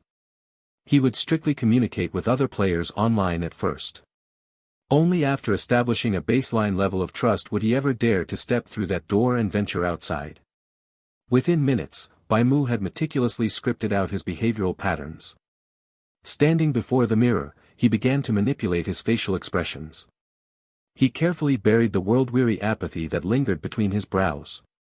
Stretching the corners of his mouth and eyes, he practiced a wider, more naive range of emotion, committing the subtle shifts of his facial muscles to memory. Are Nigerian Nairobi. To perfect the disguise, he even purchased a specific set of clothing and accessories from the store. He ruffled his hair into a messy mop, draped a loose long-sleeved shirt over his well-built physique, and slid a goofy pair of thick black-framed glasses onto his face. In an instant, he transformed into an innocent, ivory tower college student. The primary reason this worked so well was that Paradise had physically de-aged his body, giving him a naturally youthful appearance that practically screamed of worldly inexperience. Bai Mu suddenly recalled that day many years ago when he had first boarded the bus heading to the big city for university. That younger version of himself had looked almost exactly like this. He offered a silent, self-deprecating chuckle, then sat down to draft the email. Since the other party had initiated contact, Bai Mu now had his mailing address. The social interface of Paradise was quite refined, until Bai Mu replied, Light Evening Breeze could only send him that initial message. Only when both parties demonstrated a willingness to communicate would a direct channel be opened between them. Hello, Mr. Community Administrator. Bai Mu opened with the most polite, deferential greeting possible. When a person felt their status was inferior to the other party, they instinctively relied on honorifics. In this case, of course, the deference was entirely calculated. Excuse me, but what kind of place is Endless Paradise exactly? I was just trapped on a completely deserted island, and then suddenly I appeared here. I don't know how I got here. I just really want to go home. Could you please tell me how I can go back home? Bai Mu kept his initial reply strictly to those few lines. It perfectly projected his insecurity, anxiety, and ignorance traits that would hopefully prompt the administrator to lower his guard. If the other party replied quickly to clear up his confusion, it likely meant the man actually held certain administrative duties. In that case, Bai Mu would play along and see how much information he could extract. On the other hand, if the other party ignored his email or waited a considerable amount of time before replying, it would point to one of two scenarios. First, he wanted something specific from this newcomer, so he was intentionally letting Bai Mu stew to heighten his anxiety. Second, he couldn't care less about this newcomer and was merely running through a routine, lackadaisical checklist. Bai Mu considered anything between 15 and 30 minutes to be a standard response window. If it dragged on past 30 minutes, he would have to completely reassess the administrator's true motives. Through a seemingly casual email reply, Bai Mu was already engaging the other party in a multi-layered psychological chess match. The reply arrived far quicker than he had anticipated. Barely a minute after hitting send, a lengthy block of text dropped into his inbox from Light Evening Breeze. I can completely understand your confusion and unease regarding your current situation. I might be able to offer you some information that will help you sort out the circumstances you find yourself in. The following are some of the general rules regarding Paradise, compiled by the players in the community. As a member of this community, you have the right to receive this information. If you wish to learn more details, you can still come find me in the public area within the next 65 hours. First, the community administrators who preceded me once gathered certain players within the community to share information. Regarding the circumstances that brought us here, it is almost certain that before arriving in Paradise, we were all facing inevitable death. Some were pushing their limits climbing high mountains, while others' last memories were of a car crash. In the final moments of our lives, we all heard the same voice. Afterward, we were forcefully arranged into a beginner script. What is certain is that without the intervention of Paradise's power, you would have already died in some corner of reality. I imagine you must have a relatively clear understanding of this by now. Second, from the past until now, at least within the information I know, there has been no report of any player safely leaving Paradise. Perhaps someone did leave, but they left no clues behind. However, the greater possibility is that once you arrive in Paradise, your life, your soul, and everything about you becomes bound to it. You must strictly abide by the rules of Paradise to survive. You can think of Paradise as a place like heaven and hell manipulated by a god. You are already dead, so it is best to cast aside any thoughts of whether you can return home. Although this is cruel, I must tell you that it is an almost impossible task. All you can do is accept reality. Third, you completed the beginner script. In Paradise, the most core element is the script. You must understand that as long as you are alive, you have to continuously perform in the scripts of Paradise. However, you do not need to worry while you are in the community. Before your community time runs out, you are absolutely safe. No one, and no power, can bypass the rules of Paradise to harm you. Since you were able to clear the beginner script, you should have enough capability to understand what I have said above. For now, this is all I can tell you. I have sent you my coordinates. If you feel that the information I relayed has earned a modicum of your trust, you are welcome to come find me in the public area. We can discuss things in detail face-to-face. Community Administrator, Light Evening Breeze. Bai Mu finished reading the email. This Light Evening Breeze seemed very sincere, but everything he shared was rather inconsequential. As long as he thought about it carefully, he could have reached similar conclusions himself. However, the administrator was quite considerate of a newcomer's emotions, offering psychological comfort. This person really wants to gain my trust and speak with me face-to-face. From those words, Bai Mu figured out Light Evening Breeze's intentions. He did not believe the other party acted out of pure goodwill. He believed there were genuinely kind-hearted people in the world who enjoyed helping others, but he did not believe his luck was good enough to encounter such a saint right off the bat, especially among a group of people who had been specifically filtered. The single most useful piece of information mentioned in this email was that the players in the Endless Paradise all faced inevitable death scenarios before arriving here. Who would encounter an inevitable death scenario? Terminally ill patients? Adventurers who enjoyed pushing extreme sports to the limit? Bikers who love street racing on the highways? Or was it like him, an apocalyptic survivor driven into a corner amidst a horde of zombies, left with no choice but to detonate a bomb and perish together with them? BS. Regardless of which it was, Bai Mu did not think the other party was a simpleton. This was especially true considering this person had obtained the title of Community Administrator, certified by Paradise. In this place that relied entirely on rules and abilities, the fact that someone could become a community administrator proved in itself that they were far from ordinary. He did not believe that light evening breeze was helping him out of the goodness of his heart. At the same time, he did not believe that light evening breeze was answering his questions merely in his capacity as a community administrator under the rules of Paradise. If a community administrator's responsibility is to take care of newcomers, then he should have sent me an email the moment I arrived in the community. He has his own motives. What does he want from me? As a novice player who just entered Paradise, there are only two things on me that could possibly be worth his effort: community time and points. I completed the beginner script.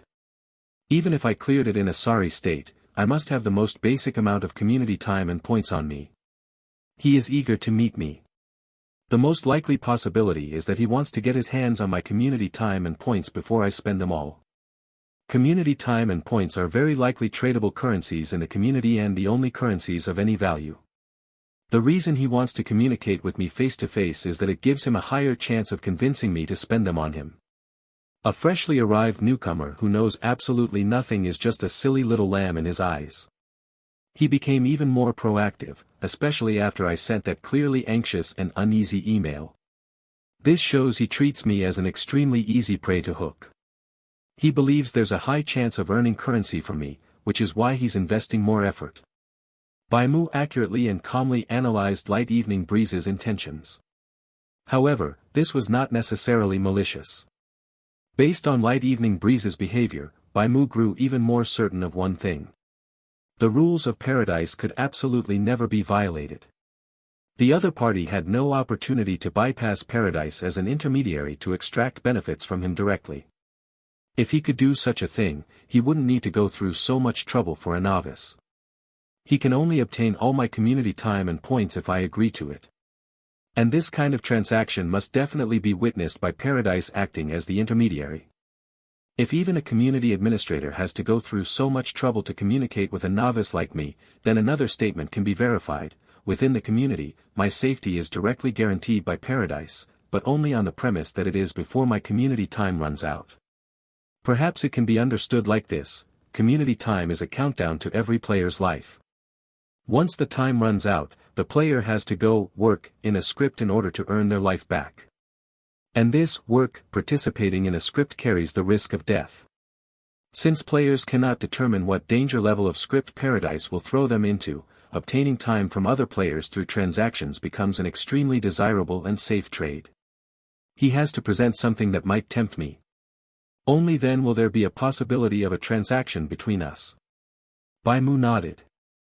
Let's go out and meet him, and see what tricks this light evening breeze has up his sleeve. Having changed his clothes, Bai Mu stood before the mirror to adjust the final details. He made sure he looked like a greenhorn college student, a shy and naive youth fresh from the countryside. This disguise briefly brought back memories of his own school days. In his mind, he made the final touches to his persona, specifically regarding how he had arrived in Paradise. A college student eager to return home would certainly not seek death. His passing had to be an accident. The world was full of unpredictable tragedies, and he chose the most common among them as his cause of death: getting hit by a car after an all-night gaming session at an internet cafe. This was an answer unlikely to arouse any suspicion. If the administrator asks me how I came to Paradise, I will tell him that I only remember seeing bright headlights after leaving the internet cafe. By the time I regained consciousness, I was already on the deserted island. He has more information than I do, so I need to obscure my background and past experiences as much as possible. As for what happened inside the script, I can tell him at my own discretion. But that depends on whether he is sincerely looking to trade with me. Mentally prepared, Bai Mu stood before the door. He twisted the handle and pushed it open. In an instant, bright light bathed his face. It was brilliant sunshine. He froze in surprise. A gentle, warm breeze brushed against him. Looking up, he saw a blue sky dotted with white clouds, and gazing into the distance, he actually saw the azure ocean. Waves rolled in, churning up white foam. It looked exactly like the view from a seaside resort. He was about 6 stories high, overlooking the sandy beach below. The moment he stepped out of his room, an object resembling a room card materialized in his palm. His player ID, K8107, was printed on it. This bizarre scenery made him realize just how miraculous paradise truly was. While inside his room, he hadn't heard a single sound from the outside world. He had assumed he would be stepping into a completely enclosed capsule corridor, but outside lay a beach beneath a clear blue sky. It was as if that door had transported him across an immense spatial distance. He hadn't just stepped outside, he had been teleported to an entirely separate dimension. You have arrived at the community public area. A notification prompt from Paradise rang in his ears. Bai Mu noticed a scattered crowd moving about in the area below. It was much livelier than he had anticipated. The ground level resembled a commercial district. He spotted burger joints, salad bars, and cafes, alongside several signs that gave no hint of their business. The doors beneath them were solid black, completely obscuring what lay inside. Down on the beach, people were lounging under parasols, seemingly sunbathing while sipping on fruit juice. Bai Mu even spotted a few provocatively dressed women. Wearing daring bikinis, they flaunted their pale skin and slender, long legs. Every single one of them was beautiful, with delicate features and unique charms. Aside from those in swimwear, there were also girls in gorgeous dresses aiming for a cuter aesthetic. However, looking closely at their appearances, Bai Mu discovered traits that were distinctly inhuman. Nigerian Nairo, yes. For instance, some of the women actually had furry animal ears on their heads, while others had small, spade-shaped tails swaying behind them. These weren't mere costumes. Bai Mu watched as a woman with a long tail hooked her arm around a patron and led him into a room beneath a pink sign with a wide, radiant smile. These women held signs with clearly marked prices: quickie, 1 hour of community time, or 10 points per session. It was painfully obvious what they were doing just from their expressions and body language. The women with abnormal features charged significantly higher rates, asking for 1 hour and 30 minutes of community time, or 15 points per session. Scanning the area, he noticed that the most expensive woman actually demanded 10 hours of community time, no points accepted. Her physical appearance paled in comparison to her competitors, yet someone soon approached her. After a brief chat, the two of them entered a room together. Bai Mu astutely realized that doing business with her must grant some kind of bonus, perhaps a direct buff to the player that would carry over into their scripts. Like dual cultivation. Sleeping with her probably grants some sort of stat boost. Just as I suspected, community time can be traded and circulated between players. Are those people with abnormal features players who have acquired a bloodline? Bai Mu thought. If a bloodline can alter their physiological traits, could it also change their gender? Or even completely alter their essence as human beings? Just like a human turning into a zombie. Silently observing this strange and novel environment, Bai Mu pulled up his hoodie and walked toward the coordinates sent by light evening breeze. Paradise thoughtfully provided him with a navigation feature. A glowing cursor appeared in his vision, pointing him toward his destination. His gaze swept past the bizarrely shaped individuals.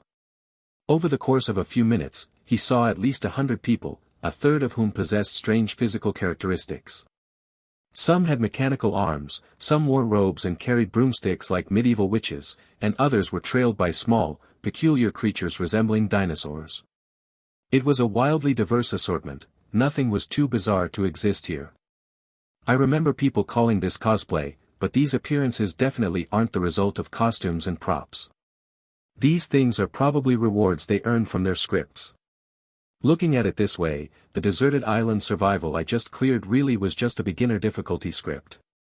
If supernatural elements like ghosts and monsters had been involved, surviving would not have been nearly as easy. It is best to remain cautious. Heightening his vigilance, Bai Mu ignored all the players brushing past him and arrived alone at the coordinates provided by light evening breeze. It was a quiet and relaxing juice bar right by the beach. A smiling man in a suit sat behind a small, round white table. He had already ordered 2 sea blue cocktails, the ice cubes and lemon slices gleaming crystal clear in the sunlight. The man looked perfectly ordinary and affable. He seemed completely normal without any trace of bodily modifications. If anything, he had the aura of a real estate agent. Yet, in the eyes of Bai Mu, who had just seen a myriad of abnormal individuals, this man stood out as quite exceptional. The glowing cursor's final destination pointed to the empty seat. Bai Mu sat down across from the man.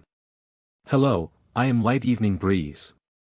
You can just call me Evening Breeze, that's what my friends call me." The man folded his hands and slid one of the cocktails over to Bai Mu. "And how should I address you?" "Bai, Mr. Evening Breeze. You can just call me Bai." Bai Mu kept his head lowered, avoiding direct eye contact with the community administrator, while carefully observing him through the reflection on the glass. Light Evening Breeze spoke calmly, "It is a pleasure to meet you, Bai. Mr. Evening Breeze, I read the email you sent me. Just, what exactly is this place?" Bai Mu gripped his cocktail glass. He hunched over with his head bowed, presenting an outward appearance of deep despondency. However, his eyes were locked onto the micro-expressions of the man sitting across from him, carefully observing the movements of his feet and arms. The man made no superfluous movements. His posture was entirely relaxed, as if he felt everything was completely under his control. Thus, Bai Mu doubled down on his display of unease and anxiety, asking, "Is there really no way for me to go back? Those bizarre, grotesque people make me incredibly uncomfortable. I just want to go home." Light Evening Breeze paused for a moment before speaking in a low, deep voice, "Before I answer your question, Bai, I want you to answer one of mine. Do you still want to live? Want to live? Surviving in paradise is not an easy task. You might have seen it on your way here. There are women who trade their bodies with other players for community time.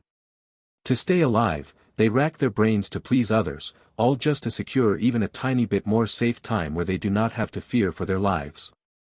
Bai Mu remained silent. He had indeed witnessed the phenomenon Light Evening Breeze described, and he understood that the man was deliberately trying to amplify his anxiety. It was a common sales tactic. By first making you feel a desperate need, you would then be seduced by some carefully packaged product, allowing your emotions to take over and drive you toward an irrational purchase. You have just experienced a beginner script, so you should understand the power of paradise. When your community time runs out, you will be randomly thrown into the next script. You cannot predict what you will experience, but you must complete the main quest of paradise before you can even hope to return to the K community for a brief rest. Light Evening Breeze picked up his glass and took a small sip. You might not be able to comprehend it right now. But if you truly want to live, and fight hard to survive, you will soon discover just how luxurious and precious this time we spend chatting together really is. Therefore, if you haven't given up hope of surviving, it would be best to stop agonizing over meaningless questions like, "Where is this place?" or, "Can I still go home?" Then what should I do? Bai Mu asked. Utilize everything at your disposal to improve yourself. Only then will your survival rate in the next script increase, and only then will you have a chance to live longer. But I don't know how. Bai Mu tossed the reins of the conversation to Light Evening Breeze. This man clearly wanted to dominate the discussion, so Bai Mu simply let him lead the way.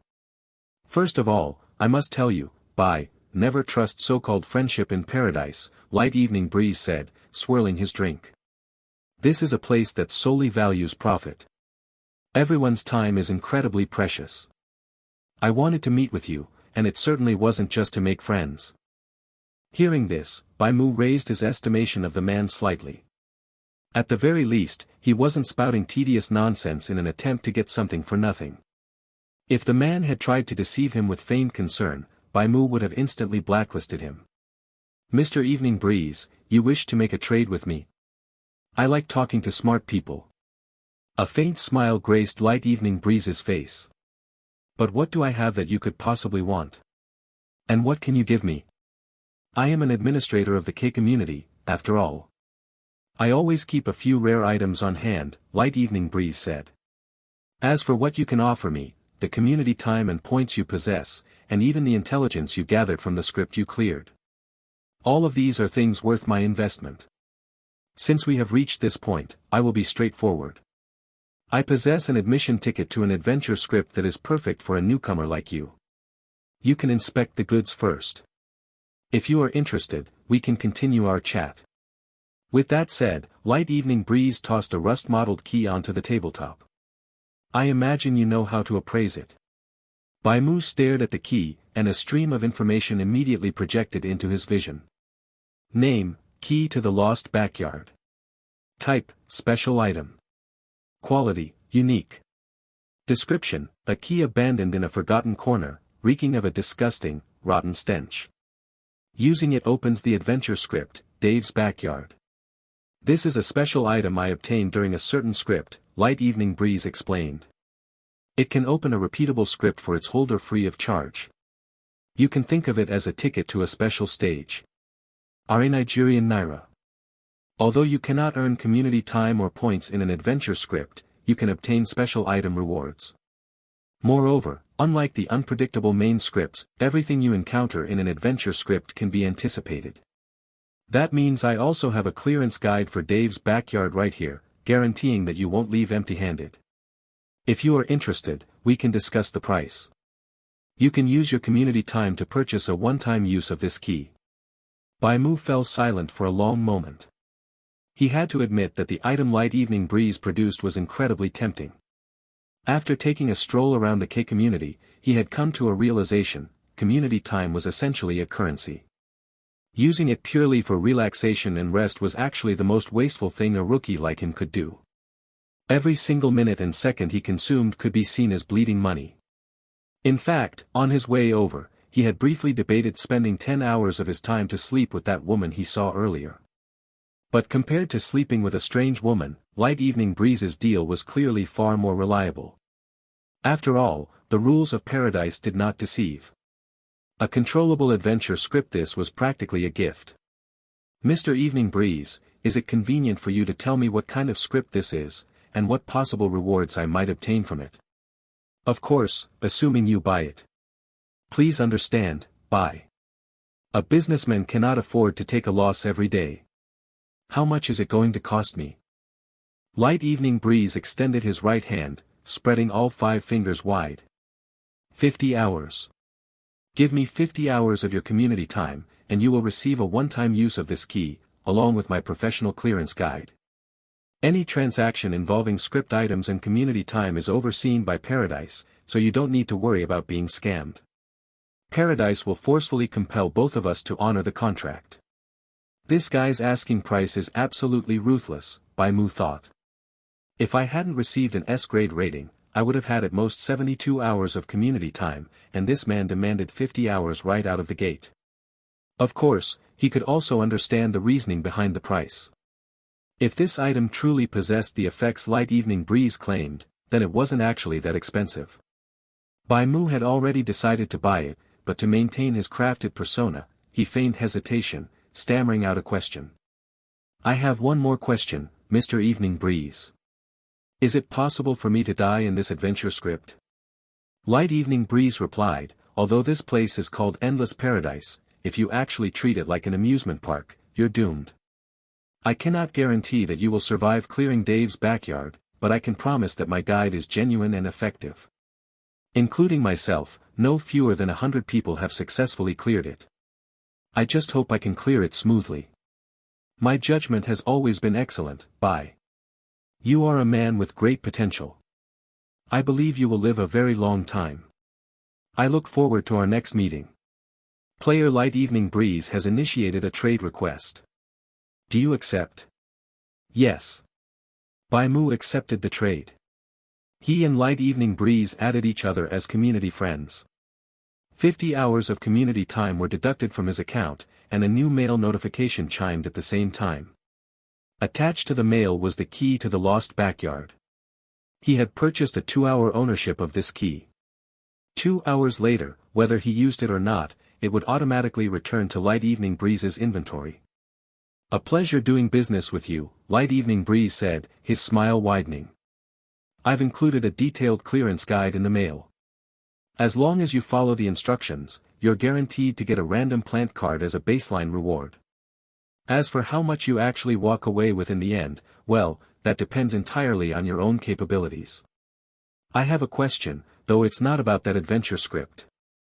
I wonder if you could answer it for me, Mr. Light Evening Breeze, Bai Mu said. If there's a fee, then never mind. Light Evening Breeze rested his hands on the table. Now that we've done business, we can be considered friends. Let's hear it first. It's regarding the main scripts. I'd like to know, will my next script be completely random? As a beginner, if I'm thrown into a high-tier script by chance, does that mean I'm guaranteed to die? That's not exactly a secret. Paradise matches scripts based on your player grade. Normally, you'll only be matched with scripts close to your own grade. Your grade will only increase after you successfully clear 3 main scripts in a row. However, you absolutely cannot drop your guard. The survival rate of players and the danger level of a script aren't perfectly aligned. Even high-grade players can die in low-level scripts if they take a single wrong step. Normally I wouldn't be matched with high-tier scripts. Does that mean there are abnormal circumstances? I see you have a knack for grasping the main point, Bai. Originally, this kind of intel would cost you, but since we get along quite well, I'll make an exception and tell you for free this time. Light Evening Breeze lowered his voice.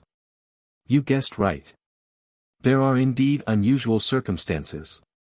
According to the patterns I've observed, Paradise seems to assign an internal hidden score to every player. The exact formula is still a mystery, but to put it simply, when Paradise feels your performance is too outstanding, it will appropriately increase the difficulty and set up obstacles for you. So, playing it safe and adopting a mediocre playstyle in the scripts might be a better choice. No, you are completely mistaken. Light Evening Breeze wagged his index finger. Bai, you have to understand that players can only obtain rewards and grow stronger by clearing scripts. The law of Paradise is the survival of the fittest. The strong seize more resources to become even stronger. As for the weak, when they fail to face their inner fears and choose to cower, death becomes a blade hanging right over their heads. Take the streetwalkers out there, for example. Every so often, the faces in that alley change completely. This is my advice to you as a veteran: find ways to improve yourself using every possible method at your disposal. Only then can you live longer. Bai Mu remained silent for a few seconds before replying, I understand. Thank you for the advice. Light Evening Breeze glanced at his watch. Look at the time, I should be going. It's been a pleasure talking with you. I hope we'll have a chance to meet again. Goodbye. Bai Mu finally looked up, meeting Light Evening Breeze's gaze. Light Evening Breeze chuckled. Nice look in your eyes. I bet you'll live for a very long time. He pulled out his room card. His body blurred into a phantom before vanishing from across the table. Bai Mu glanced at the empty seat, then took out the room card printed with K8107 and silently commanded it to return. The next second, Bai Mu was back inside his windowless, sealed room. This meeting with the community administrator had been incredibly fruitful. He now possessed a much clearer understanding of his current situation and the future he was about to face. He knew exactly what he had to do. Just as the man had advised, he needed to exploit everything at his disposal to grow stronger. Right now, he had one such opportunity. He materialized the key, gripping it tightly in his palm as he carefully read over the guide. The guide was incredibly detailed, specifying exactly what he needed to do at every single step.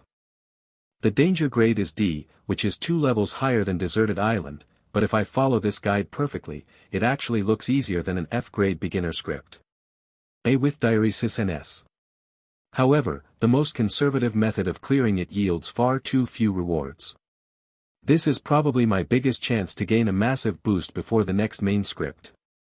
I have to find a way to squeeze every last drop of value out of it. Bai Mu spent the next hour memorizing the guide, burning it into his mind.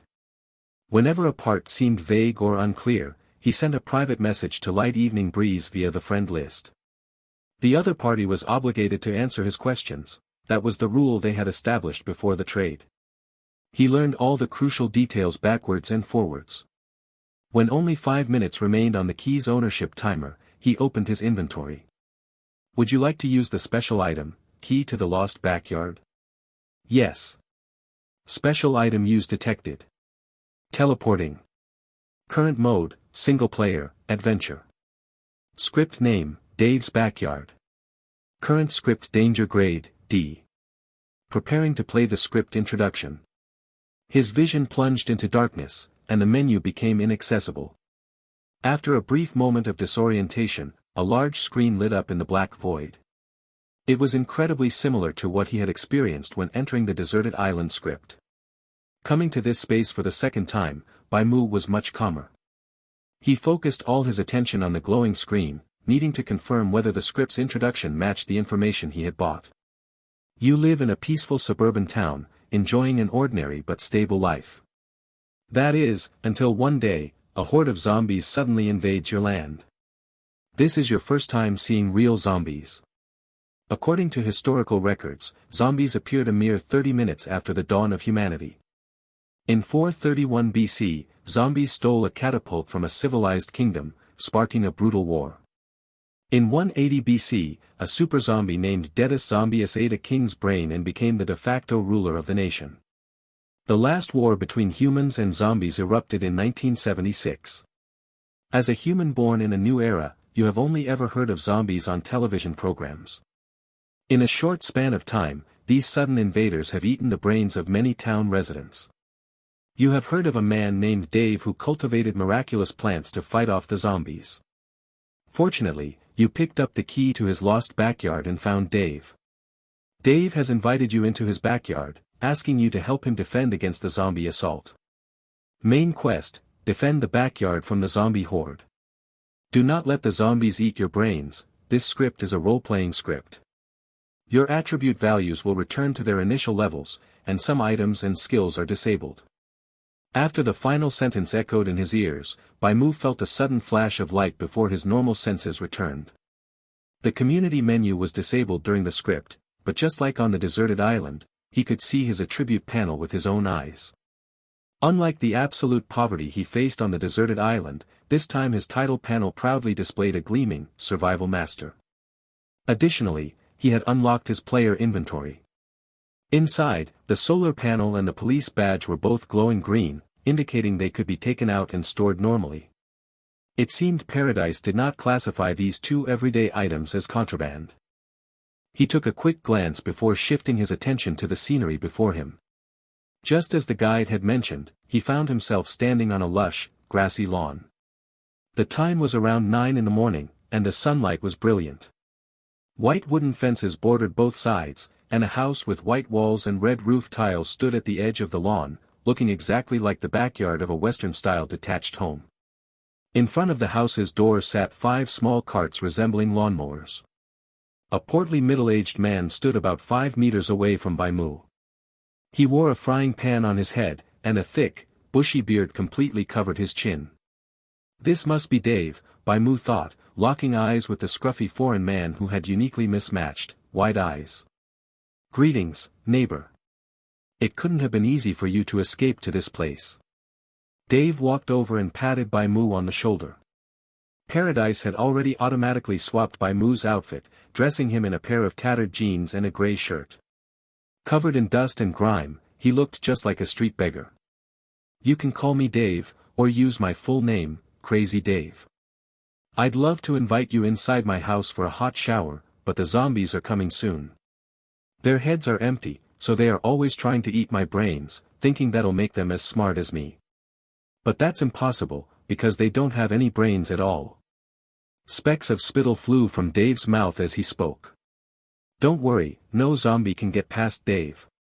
Oh, but I'm only one man, and I can only guard the front yard. Neighbor, can you help me defend the backyard from the zombie horde? Dave stared fixedly at Bai Mu with his cross-eyed gaze. Of course, Dave. That is exactly what I must do, Bai Mu replied swiftly. According to the guide, one had to agree to Dave's request here.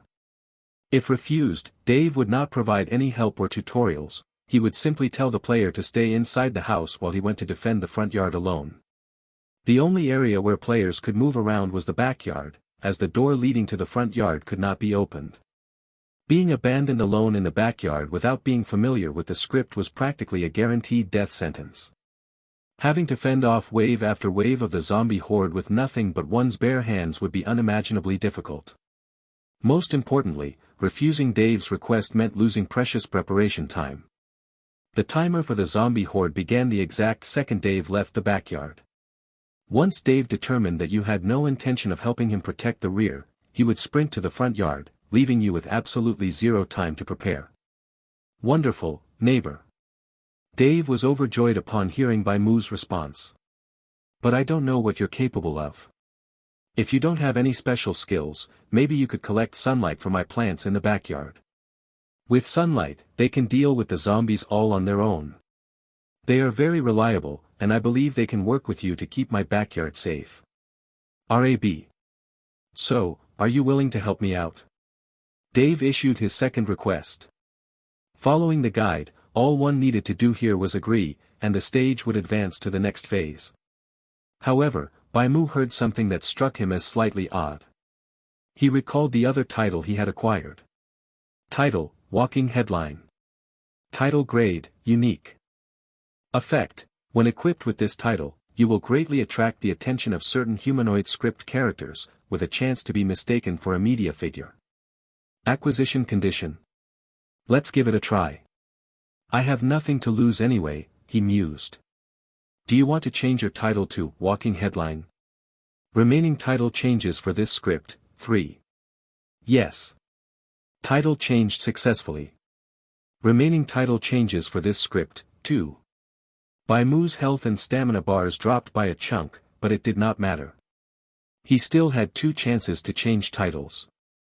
If it proved useless, the worst-case scenario was simply switching back. Immediately after changing his title, before Bai Mu could even open his mouth, the look in Dave's eyes shifted. Oh, wait. Neighbor, why do I feel like I've seen you somewhere before? Dave rubbed his eyes, widening them as he leaned in close to Bai Mu's face, as if observing some rare curiosity. I remember now. You're that survivor from the shipwreck. I saw you on the news on television. I heard you survived on a deserted island for a whole month. Oh, my goodness, you are incredibly lucky. Out of all those people, you were the only one who made it. Bai Mu instantly understood what the title effect, chance to be mistaken for a media figure, truly meant. He quickly grasped the utility and value of this title. In the original script template, he was just an ordinary small-town resident. However, upon equipping this unique grade title, his identity in certain scripts transformed into a headline-making shipwreck survivor, effectively making him a public figure. This meant he went from being a mere stranger to a potentially trustworthy public figure. In certain situations, this could bring positive effects, such as making it easier to gain the trust of good-aligned NPCs. On the flip side, it could also have negative consequences, making him stand out far too much. For instance, if a killer wanted to make a name for themselves, he might become their very first murder target. Fortunately, Dave and Bai Mu were on the same side. Dave pulled a smartphone out of his pocket. I must get a picture with you, neighbor. If my kids and relatives see a photo of me with a big star, they'll absolutely flip their lids. Click. The camera flashed as Dave presumptuously snapped a rather chummy close-up photo with Bai Mu. You are a man of strong physique and an iron will. Only someone like that could survive for 30 days on a deserted island. Dave declared. Oh, I even think you could take on those zombies without my plants at all. Goodness, that is a truly crazy idea. What do you think, neighbor? This really is completely crazy. Just as Crazy Dave himself. Crazy Dave has issued you a side quest, a crazy idea. Quest description: Crazy Dave has dedicated his entire life to researching his garden plants. Finding humans to be quite peculiar, he prefers to associate with flora. Very few people ever earn his approval, yet you have become a rare exception. Because of your arrival, a crazy idea has suddenly popped into Crazy Dave's head. Could you be the one person whose wavelength perfectly matches his own? Quest requirements: accept Dave's request and defend the backyard from the zombie horde without using any garden plants. Upon accepting this quest, garden plants will be disabled in the script. Quest rewards. A situation not described in the guide had occurred. Thanks to his unique title, Walking Headline, Bai Mu had unlocked a brand new side quest. Just as I suspected, that phrase was a hint. Dave had said he didn't know what you could do. Thinking about it in reverse, if Dave actually knew what you could do, he might issue a different quest. But defending against a zombie horde without using garden plants is way too difficult. Bai Mu recalled the details of the guide. The zombies would launch their attack right after Dave left the backyard. Players would encounter two types of enemies, regular zombies and conehead zombies. According to the guide, these undead creatures moved incredibly slowly, shuffling along like the elderly. In an actual fight, a grown man armed with a melee weapon, such as a baseball bat or a crowbar, could easily overpower a regular zombie. The conehead variants were a bit more durable than the regular ones, but their combat power was still severely lacking. A couple of solid swings with a sturdy club would be more than enough to smash their rotting skulls into mush. However, the greatest difficulty of this script did not lie in the individual strength of the zombies, but in their sheer numbers. A total of 3 hordes would erupt within half an hour, resulting in an onslaught of over 100 zombies. The ratio of regular zombies to coneheads was roughly 4-1. While the lawnmowers could help fend off a single wave, losing them would drastically lower the script's final rating and rewards, leaving the player with a single random plant card at best. If a player opted not to rely on the lawnmowers at all, they would have to personally deal with at least 80 zombies. Even the most physically fit adult would be half dead from exhaustion after slaughtering 80 pigs in 30 minutes, let alone fighting off 80 ravenous corpses intent on eating their brains. Without the aid of the garden plants, this was virtually an impossible task. Taking down just a dozen zombies would entirely drain a normal person's stamina. Ultimately, they would be powerlessly swallowed by the undead tide and lose their brain. Even for a man with abundant combat experience like Bai Mu, the situation was bleak.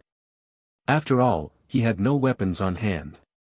If he had a gun and some ammunition, he felt he might actually be able to attempt this crazy idea. But his inventory only held 2 items. He couldn't exactly swat the zombies away with a solar panel, nor could he whip out his police badge and sternly warn them that they were trespassing on private property. Zombies didn't obey human laws. They would simply ignore his warnings, scoop out his brains, and feast. After a rational analysis, Bai Mu concluded that what he currently possessed was nowhere near enough to tackle a task of this excruciating difficulty. Neighbor? Dave prompted, beginning to push Bai Mu for a decision. No matter what the player did or how they tried to stall Dave, the zombie horde would arrive exactly 5 minutes after entering the backyard. At the very latest, Dave would also leave the yard at the 5-minute mark. It had already been about 2 minutes. Bai Mu needed to make a choice, and fast. His mind raced. The fundamental difference between a human and a zombie was that a human had a brain capable of critical thought. He had successfully triggered a new quest using a title. Perhaps he could use his eloquence to coax something useful out of Dave as well. Dave, I think your idea is pretty good, Bai Mu said. I don't know much about your garden plants. If I make a mistake while coordinating with them, things will turn disastrous. I really want to help relieve your stress, and I'm more than willing to fight those zombies to the bitter end. But I don't even have a decent weapon on hand. If you could provide me with some firepower, maybe I could give it a shot, Ans. You're absolutely right, neighbor, Dave nodded, expressing his wholehearted agreement. Being unarmed is indeed a massive problem. I've got a brilliant idea. Dave raised an index finger, his eyes lighting up. He grabbed the frying pan resting on his head, pulled it off, and presented it to Bai Mu. The inside of the pan gleamed with a slick, greasy sheen, likely from rubbing against Dave's unwashed hair. Mary is my favorite frying pan. She makes top-tier fried eggs. You can use Mary to mercilessly bash those zombies over the head until their brains spill out. Well, assuming you can actually find a zombie with brains, that is. The man standing before him appeared completely serious. He truly intended for Bai Mu to fight off a horde of undead with a frying pan. Crazy Dave certainly lived up to his name. He was utterly insane. Bai Mu held on to a sliver of hope that this pan was some sort of deceptively plain divine artifact, but no matter how he looked at it, the item's description didn't scream that it was a lethal weapon capable of flattening 100 zombies. Name, Mary. Type, item. Quality, rare. Remarks, Dave was deeply captivated by it the moment he laid eyes on it at a flea market. Deeming it the most perfect frying pan in the world, he bought it on the spot and named it Mary. Dave often says that no one understands him better than Mary, and no one understands Mary better than him. It holds immense significance to him, even though Mary's previous owner explicitly told Dave that there were millions of pans exactly like Mary, as it was just something casually bought from a convenience store 10 years ago. Despite Mary possessing the delicate name of a young maiden, the pan was over a decade old. It was practically ancient in cookware years. Bai Mu highly suspected that if he smacked a zombie's head with Mary, the thing that snapped wouldn't be the zombie's neck, but Mary's handle. Poor Dave. He would be absolutely heartbroken. No, he couldn't use a normal person's logic to analyze Crazy Dave. Having spent less than 5 minutes with Dave, Bai Mu had realized one crucial truth: the man's thought processes and behavioral logic were entirely unpredictable. When you thought Dave was raising his hand to pick his nose, he might actually reach into the frying pan on his head, pull out a spoiled fried egg, chuck it at your face, and declare, "Neighbor, I bet you must be starving." "I appreciate the kind gesture, Dave," Bai Mu said, feeling a mild sense of helplessness. "Mary is wonderful, but you know, I rarely use frying pans to cook my eggs. I'm more of a boiled egg kind of guy. What I mean is, do you happen to have any guns or explosives lying around?" Oh, what a crying shame. Disappointment washed over Dave's face. He placed the frying pan back onto his head, resuming its duty as a safety helmet. "Did you say guns and explosives?" No, that's entirely too dangerous. I can't let an amateur handle such hazardous materials. It's best to let my plants help you protect my backyard. They are much more reliable than firearms. A pea shooter's peas will never misfire like gunpowder. But Dave, I'm not an amateur. I actually have extensive shooting experience. Don't try to pull the wool over my eyes, neighbor. How could a deserted island survival expert simultaneously be a sharpshooter? The conversation hit a dead end. It was likely approaching the 3-minute mark. The zombie horde would arrive at any second. Bai Mu seemingly only had 2 options: either commit suicide by trying to brawl with 100 zombies using Mary, or stick to the original route outlined in the guide. However, judging from Dave's response, it wasn't that he lacked firearms. Bai Mu simply hadn't met the conditions required to obtain them. At this moment, Bai Mu remembered the item in his inventory, the police badge. Figuring he had nothing to lose, he retrieved the police badge. The dark green booklet materialized in the palm of his hand. The photo inside the badge depicted a Caucasian man he didn't recognize. One glance inside would be enough to expose the lie. He was making a final attempt, or rather a gamble, betting that he could fool Dave. During his last script, when he managed to repair a marine walkie-talkie using a bunch of random junk, he realized something. In the scripts of Paradise, anything was possible. The mechanics within a script were incredibly flexible, allowing players to attempt whatever they wanted. As for whether those attempts would succeed, the only way to find out was to try. As the saying goes, practice is the only criterion for testing truth. Bai Mu flashed the pristine police badge, presenting it to Dave, and immediately put this theory into practice.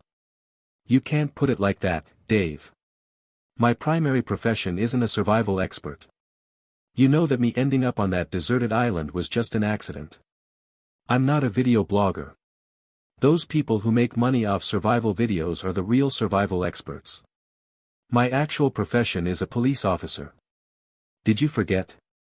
The news said I ran into a typhoon and had no choice but to survive alone on a deserted island for a month. I was originally enjoying my vacation. I don't exactly enjoy deserted island survival as a recreational activity, but under those circumstances, I had to do what was necessary. Look, this is my ID. Of course I know how to use guns and explosives. I am definitely not the amateur you think I am. In fact, I used to serve in the special forces. You know, the highly classified kind. Thanks to my military training, I was able to endure that extreme environment and hold out until rescue arrived. This improvised story was logically sound. The only flaw was that the photo inside the police badge wasn't of Bai Mu, so he only showed the cover of the ID without flipping it open. Dave froze for a moment upon hearing this, though his piercing, uneven eyes constantly made him look like he was spacing out anyway. "Neighbor, are you perhaps a retired Special Forces soldier from the Rubber Duck Commando Squad?" After his brain had stalled for a few seconds, Dave gave a vehement reaction. "You know how it is, Dave. I signed a non-disclosure agreement." Bai Mu gave a vague response. He had absolutely no idea what the Rubber Duck Commando Squad was. Really, would any Special Forces unit actually be named after a rubber duck? It sounded like child's play. He strongly suspected this was a fictional squad Dave had conjured up himself. No. However, judging by Dave's reaction, it didn't seem entirely fake either. But whatever, he decided to stop trying to figure this guy out. Bai Mu silently added Dave to his mental blacklist. Oh. My goodness. Dave excitedly rushed over and grabbed Bai Mu's hands. "Neighbor, I get it now. You must be a member of the Rubber Ducks. Only a golden duck would possess such outstanding qualities. I apologize for what I said earlier. Yes, of course you aren't an amateur. This really feels like a dream. To think I'd actually get to fight alongside a golden duck. I wouldn't have even dared to dream of such a thing." The term golden duck coming from Dave's mouth sounded a bit weird, making Bai Mu feel like he was being called a top-tier male escort. But to ensure the mission progressed smoothly, he kept a straight face and continued conversing with Dave. "So Dave, let's not waste any more time. The zombies will be here soon. If you have weapons, hand them over to me. I will definitely help you defend the backyard." "Yes, of course," Dave exclaimed, spit flying from his mouth. "A golden duck certainly doesn't need my garden plants. Hurry and come inside, neighbor. I'll take you to my secret arsenal. You can use whatever you want, take your pick. You have accepted the side quest, crazy idea. You can no longer use garden plants in this script. Crazy Dave's secret arsenal is now open to you." Amidst the notification sound from paradise, Bai Mu followed Dave through the door of the house. Dave's garden plants were arranged by the window. Even though Bai Mu had read descriptions of the garden plants in the guides, he still found them novel. These plants had eyes and mouths, just like humans. Planted in pots, they swayed back and forth, staring blankly at the sun outside the window. That must be the pea shooter. Bai Mu looked at one of the garden plants. It was about half a meter tall, with a green stem growing out of the pot. Its head was gourd-shaped with a large mouth, resembling a cannon barrel overall, and eyes the size of mung beans were set at the rear of this barrel. According to the data, the pea shooter could fire a fist-sized pea bullet every 2 seconds. The bullets were presumably stored within its barrel. It needed to be exposed to enough sunlight to recharge its energy and enter a combat state. The pea shooter's bullets weren't very powerful, but they made up for it with continuous and automatic fire. In Bai Mu's understanding, the pea shooter was like a small automated turret that tracked enemies. However, unlike a human's anatomical structure, its head couldn't turn, so it could only attack straight ahead. With every 10 pea bullets, the pea shooter could take down an ordinary zombie. If one were to use garden plants to defend against the zombie horde, this would be the primary offensive plant. At present, it looked a bit lethargic. Its leaves were drooping, and its dark eyes were unfocused and dull, looking completely half asleep. In the information Bai Mu saw, its attributes were as follows. Name, pea shooter, slumbering state. Type, garden plant. Quality, rare. Note, keep calm and root deep. The pea shooter's philosophy is, every fired pea is meticulously brewed from sunlight and clean water, fueled by an endless love for the lawn.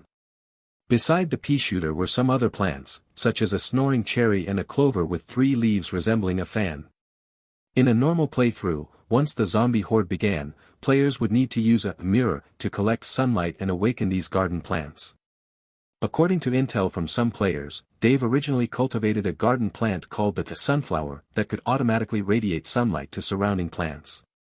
However, some accident seemed to have occurred, causing the sunflower to disappear. That didn't have much to do with Bai Mu anyway, as Dave was now leading him into a room that hadn't been mentioned in any of the guides.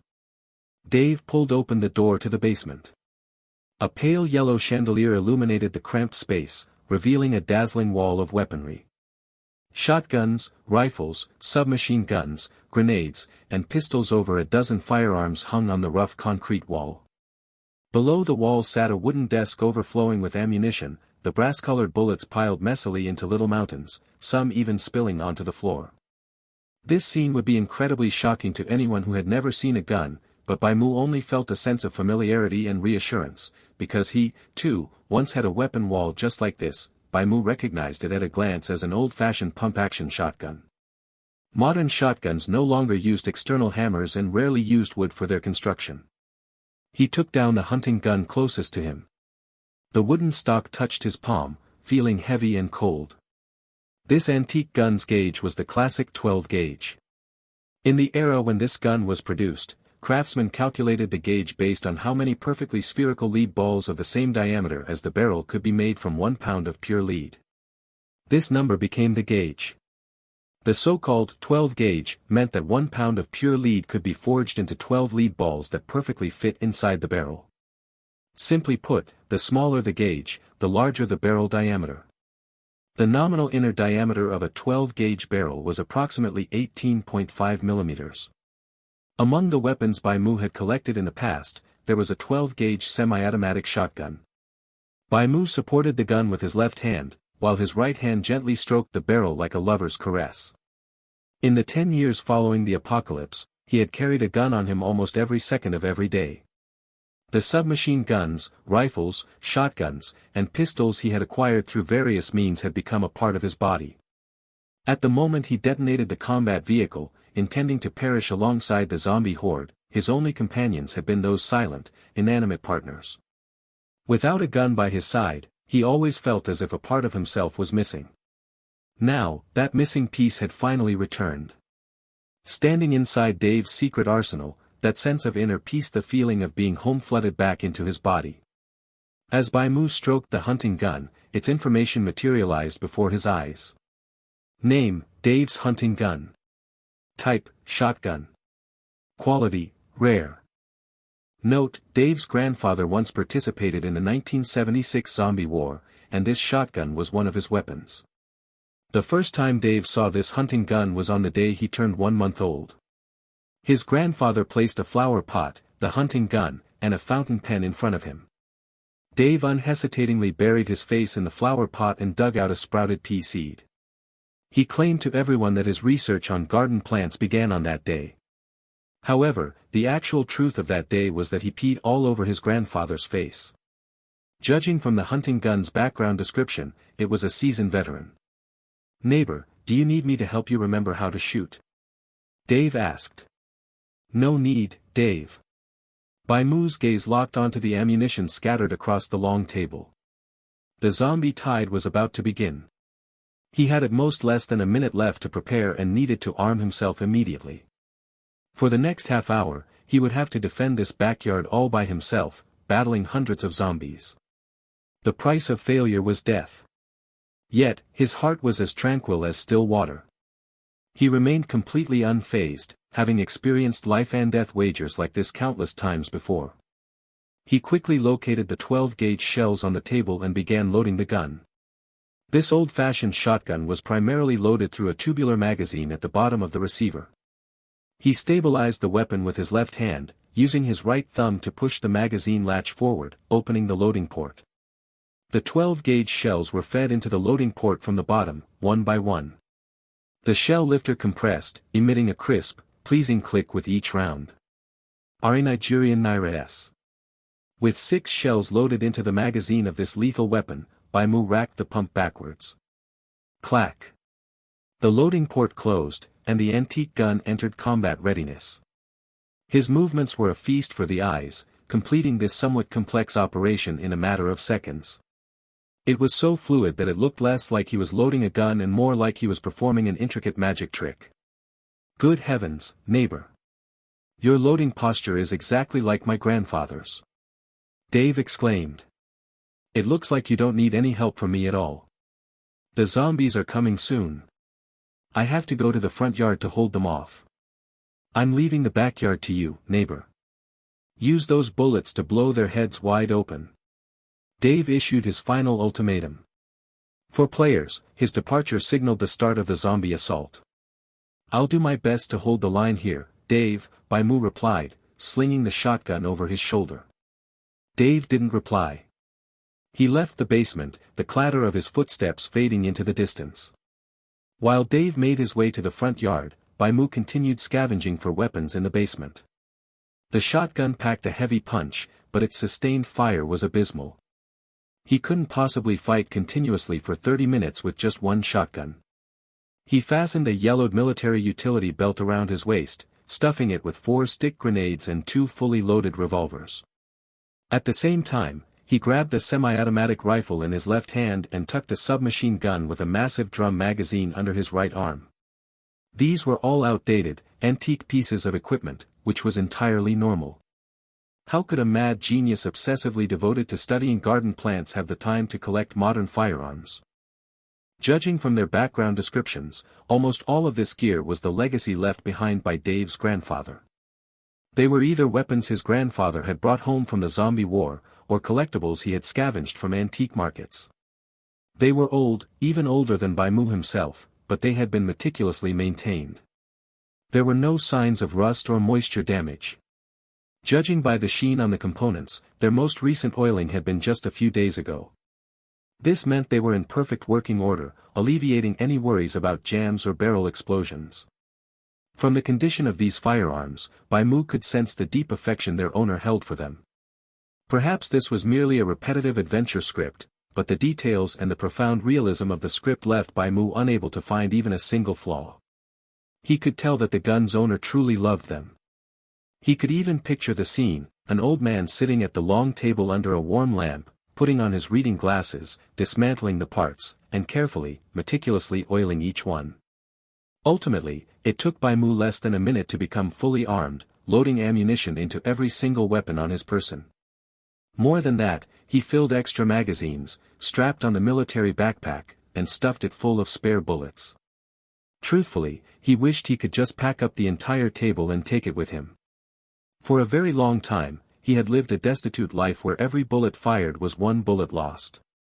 That impoverished existence of constantly pinching pennies hadn't eased up until the very moment he blew himself up along with the zombie horde.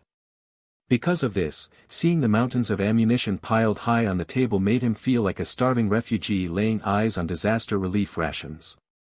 He was truly traumatized by poverty.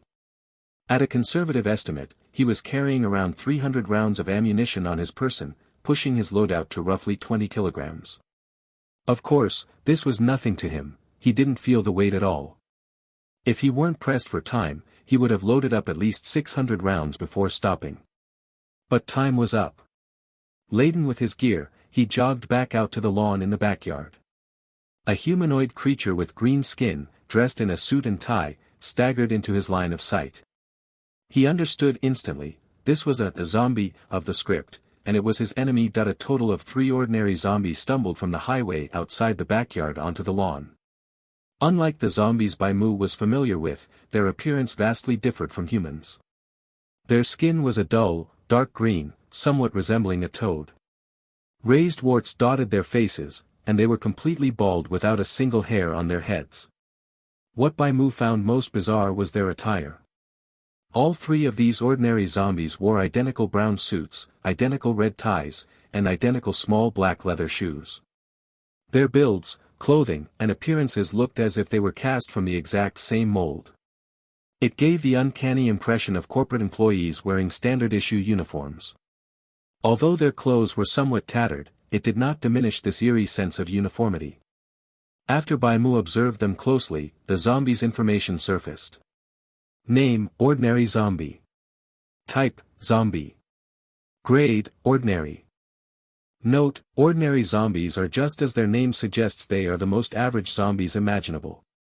They possess no commendable traits. They cannot dance, sing, or perform acrobatics. Like all other zombies, they love brains. If you were to crack open their skulls, you would find only one word inside: brains, brains, and more brains. Judging from the script's introduction, the zombies in this world were different from the bloodthirsty, frenzied, beast-like monsters infected by viruses that Bai Mu had seen before. These zombies seemed to possess a certain kind of order and could even organize wars against humanity. Yet, they could not exactly be called a different type of creature from humans, as they lacked any biological characteristics of a living being whatsoever. The putrid stench of rotting corpses drifted over from them. The zombie closest to Bai Mu opened its mouth, exposing its gums. Only 2 or 3 dark, yellowish teeth remained in those shriveled gums, much like a toothless old woman. The moment it opened its mouth, an even thicker wave of stench rolled over. It was practically a mental attack, causing even the battle-hardened Bai Mu to frown involuntarily. He was certain that an untrained, ordinary person would undoubtedly vomit from the smell. This also confirmed one thing for him: zombies were zombies. They were dead things, monsters that could not be described as alive. Upon seeing a living person like Bai Mu, these monsters visibly grew more agitated. Like children spotting candy, they forcefully extended their hands forward, letting out meaningless moans, as if doing so would allow them to choke Bai Mu and suck out his brains. However, their pace could not quicken. They were exactly as slow as the guide had described, wobbling as they walked, looking as though they might trip and fall at any moment. Bai Mu was in no rush to attack with his rifle or submachine gun. He slung both weapons over his shoulder, drew a revolver, and took aim at a zombie's head. He wanted to specifically test the physical durability of these zombies to see how many bullets from the lowest-powered handgun it would take to pierce their skulls. There was no better time for a test than now. According to the guide, the first zombie wave would not arrive until 10 minutes later, followed by waves at the 20 and 30-minute marks. The pressure of the entire script was gradual. The further it progressed, the higher the number of zombies. The zombie invasion had only just begun, making this the moment of least pressure. The leading zombie, which was just about to step onto the lawn, was roughly 30 meters away from Bai Mu. Bai Mu gripped his revolver steadily, pulled back the hammer, and squeezed the trigger. A new empty set. Bang! The gunshot rang out, sparks flying.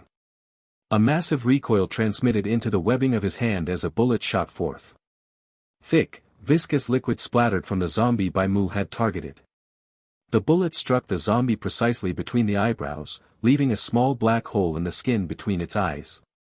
The slug seemed to have lodged itself in the rotting skin, but it failed to penetrate the skull. The creature merely stumbled backward a step before continuing its slow march forward. Bai Mu calmly fired a second shot, then a third. His marksmanship was flawless, all 3 rounds hit the exact same spot. Finally, on the third shot, the zombie collapsed. Its skull had been cracked open by Bai Mu. These monsters lacked brains, yet they could still be killed by headshot attacks. Following this round of experimentation, Bai Mu confirmed the approximate physical durability of these zombies. He emptied the cylinder of his revolver, killing 2 zombies in the process. Then, he reloaded and switched to burst fire with his rifle. More zombies flooded onto the lawn. Conehead zombies, wearing traffic cones on their heads, mingled within the rotting horde. To reduce recoil, Bai Mu rested his rifle on the fence beneath the eaves. Aim, then shoot. Aim, then shoot. He fired on pure muscle memory. It felt like target practice. The zombies moved so slowly that they could not even be considered proper moving targets. Bai Mu landed headshot after headshot. He did not feel that the conehead zombies were any more resilient than the ordinary ones. Just like the regular zombies, it took him only 2 or 3 rounds to take one down. Perhaps it was because his shooting accuracy was higher than that of a pea shooter. The peas from a pea shooter were simply too difficult to adjust in trajectory, making it hard to bypass the conehead zombie's helmet and attack its head directly. But Bai Mu's bullets were different. If one looked closely at the zombie corpses, they would find that every fallen creature had a single hole squarely in its forehead. Bai Mu breezed through the first 10 minutes. Not a single zombie managed to cross the first row of the lawn. The corpses of roughly 20 zombies piled up together, forming a wall of dead bodies. He maintained a high level of mental focus, even though his actual shooting time was likely less than a minute, leaving him idle for the remaining 9. The zombie horde is here. Bai Mu felt that the number of attacking zombies had significantly increased this time. Around 20 to 30 zombies staggered over from the road beyond the lawn all at once, nearly matching the total number of zombies from the first 10 minutes. Without hesitation, he pulled out a stick grenade. The explosive inside this vintage grenade was TNT. Its size was quite massive, reaching 36 centimeters in length, almost as large as a beer bottle. It carried a heavy weight as well, tipping the scales at half a kilogram. One could easily imagine the sheer ferocity of its blast. This was undeniably a heavy-duty lethal weapon, designed strictly for offensive pushes on the battlefield. Bai Mu unscrewed the metal cap at the bottom of the wooden handle and yanked the pull cord. The friction wire ignited the delay fuse like a match. With a sizzling sound that mimicked a lurking viper, Bai Mu hurled the grenade into the densest cluster of zombies just before they stepped onto the lawn. Boom! A deafening explosion ripped through the air, sending a shockwave tearing into the zombie horde. Thick gunpowder smoke and flashes of fire billowed outward with the blast. The zombies at the epicenter were blown to smithereens, their severed arms and shattered bones raining down onto the grass. The grenade wiped out nearly a third of the zombies. Bai Mu swept back and forth with his rifle and submachine gun. The moment one gun ran out of ammo, he switched to the other, using his teeth and arms to reload seamlessly while firing. Not a single zombie could step past that wall of corpses.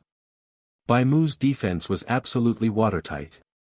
It might sound a bit strange to say, but the act of standing under the eaves and gunning down zombies made him feel as natural and familiar as coming home. The time reached the 20-minute mark, and the second wave of the zombie horde surged from the highway. Their numbers were even greater this time. The densely packed horde of zombies squeezed together, slowly moving toward Bai Mu. Bai Mu threw his second grenade. The shockwave of the explosion knocked down a circle of zombies, mashing them into a heap.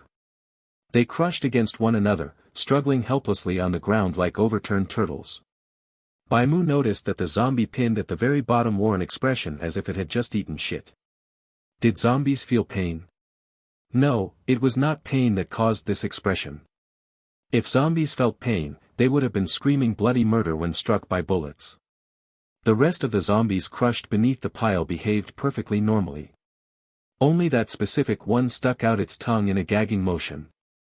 Bai Mu's superhuman eyesight allowed him to spot a minute detail. A zombie's leg, blown off by the explosion, had landed right in front of that gagging zombie.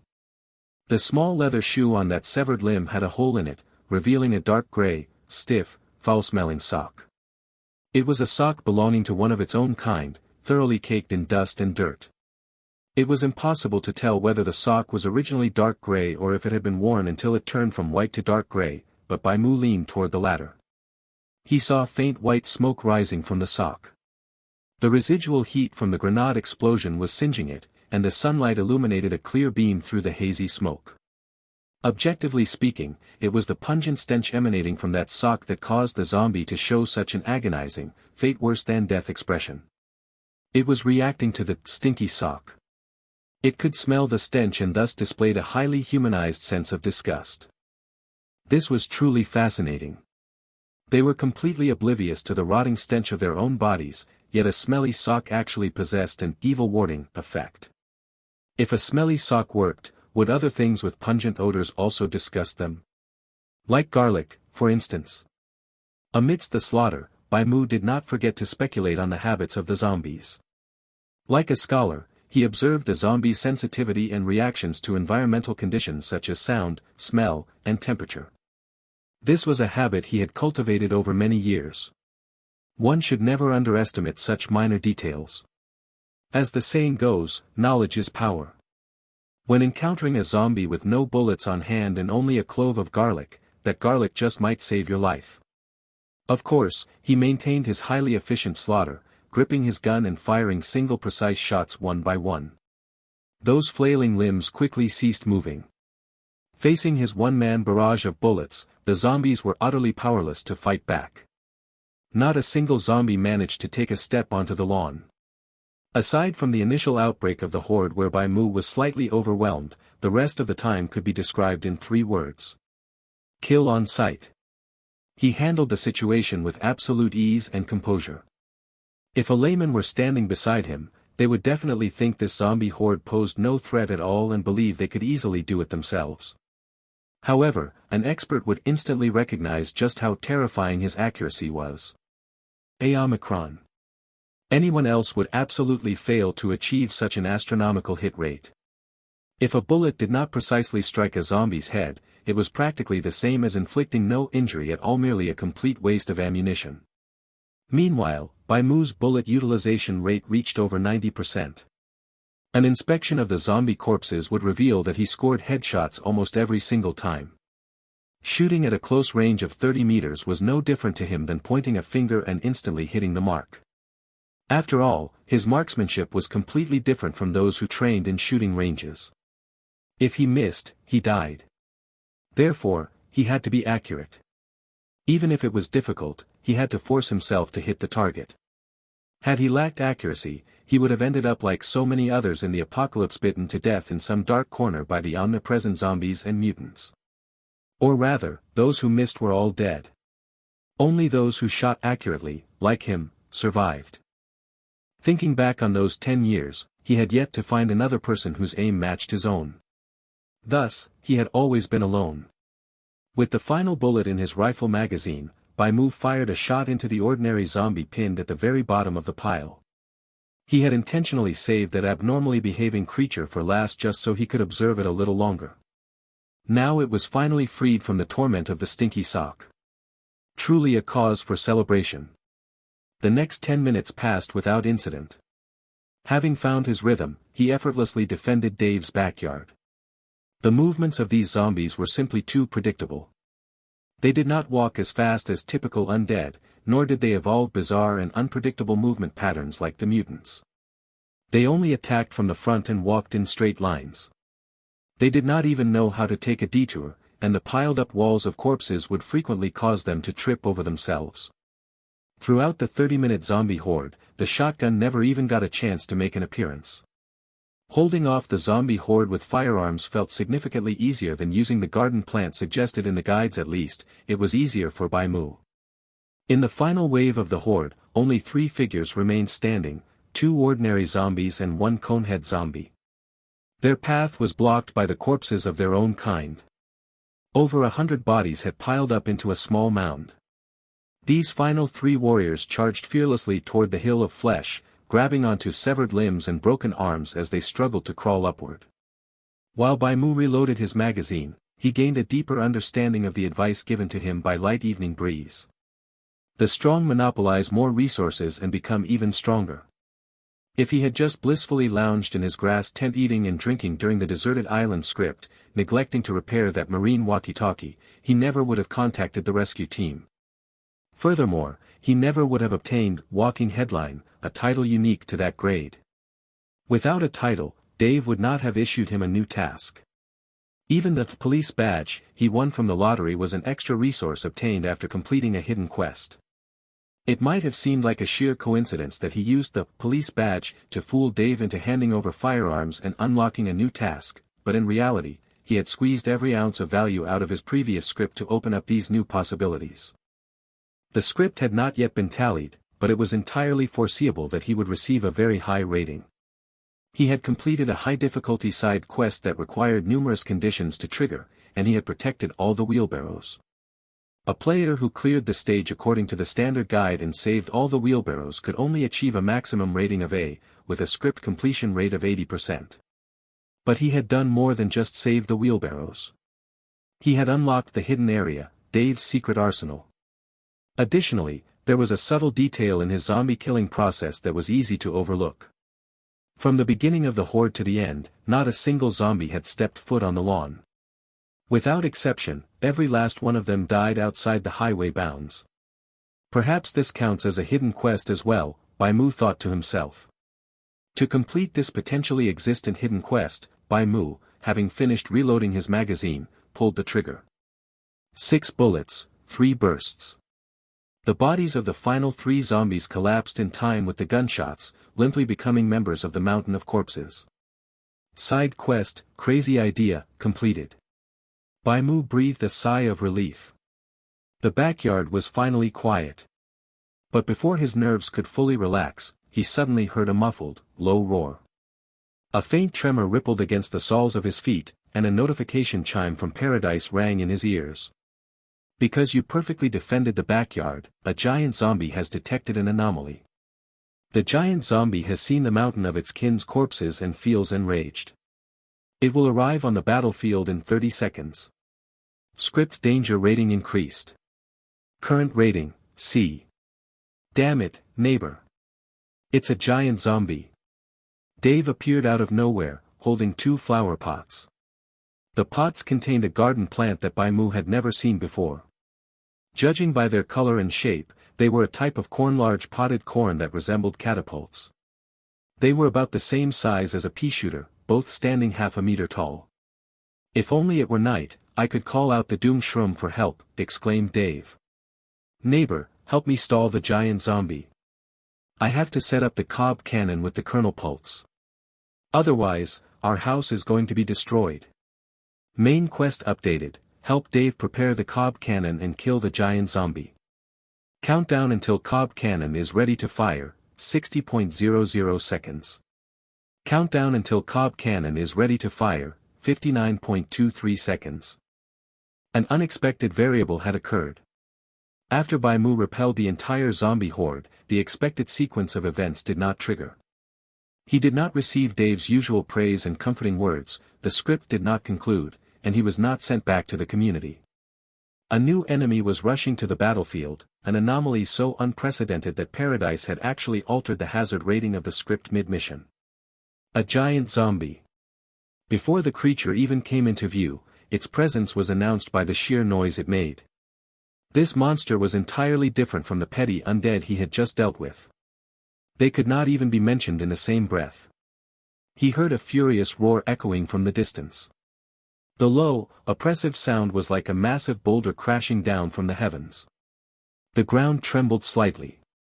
It was not the violent shaking of an earthquake, rather, it felt like a multi-ton truck rumbling down the adjacent street, its heavy engine humming as it crushed the asphalt beneath its tires. As that colossal weight bore down, even the tiny pebbles by the roadside seemed to tremble in fear. This was undoubtedly a heavyweight zombie, in the most literal sense of the word. In that moment, the image of a terrifying monster flashed through Bai Mu's mind. It was one of the few mutants that had ever brought him perilously close to death's door. Even after many years, Bai Mu had never forgotten the heart-pounding terror of that encounter. He had run into that towering, 3-meter-tall behemoth on his way back to his hometown. The encounter took place at a power station. He had been running low on gas at the time and was just looking to scavenge some supplies. Alpha NB. Because of the profound impression this horrifying creature left on him, Bai Mu had named it the Iron Skeleton, based on its physical traits. True to its name, the Iron Skeleton had multiple mutated areas across its body that formed a material as hard as steel. That metallic luster was fused directly to its bones. It was not a monster mutated from a human, but rather a rare silverback gorilla, likely an escapee from a local zoo. At the time, Bai Mu only had a couple of handguns. The pistol rounds were practically useless against the Iron Skeleton. It charged right through the hail of bullets, sprinting straight at Bai Mu as it roared, chunks of fresh flesh still wedged between its teeth. The Iron Skeleton bounded forward on all fours like the ape it was. When it ran, the steel frameworks of the entire power station vibrated with its every movement. Being targeted by it felt exactly like the Grim Reaper chasing you down with a scythe. You could clearly sense that your death was imminent and indescribable, primal fear rooted in the deepest depths of your DNA. Bai Mu had nearly been torn to shreds by the Iron Skeleton, but in the end, he managed to survive through a mix of sheer luck and absolute composure. He found the gasoline he was looking for and, using himself as bait during the chase, lured the Iron Skeleton into the power station's incineration room. Utilizing the roaring flames of the ignited gasoline and the weakened steel scaffolding, he burned the beast to death right then and there. Its steel-like skin could not protect it from the extreme heat, but even so, the fire raged for a full half-hour before the creature finally stopped thrashing and fell silent. Bai Mu still remembered that grueling half-hour. He had hung from the highest light fixture, listening to the frantic roaring and the deafening sounds of the beast smashing everything in sight. He had been drenched in a cold sweat. By the time he returned to his vehicle, his arms and legs were shaking uncontrollably from severe muscle fatigue. This giant zombie had not even shown its face yet, but it was already giving Bai Mu the exact same feeling he had experienced when facing the iron skeleton. However, he was no longer the man he had been back then. He was far more mature, significantly calmer, and infinitely more experienced in combat. If he were thrown into the exact same environment to face the iron skeleton under the same conditions again, he knew he could handle everything with chilling composure. The ultimate victor would still be him. Judging by the prompt from Paradise, his task was merely to stall the giant zombie. It seemed his exceptional performance had triggered some sort of hidden score mechanic within Paradise, intentionally ramping up the difficulty. But as the saying goes, fortune favors the bold. The rules of Paradise dictated that higher risks yielded greater returns, the harder the mission, the richer the reward.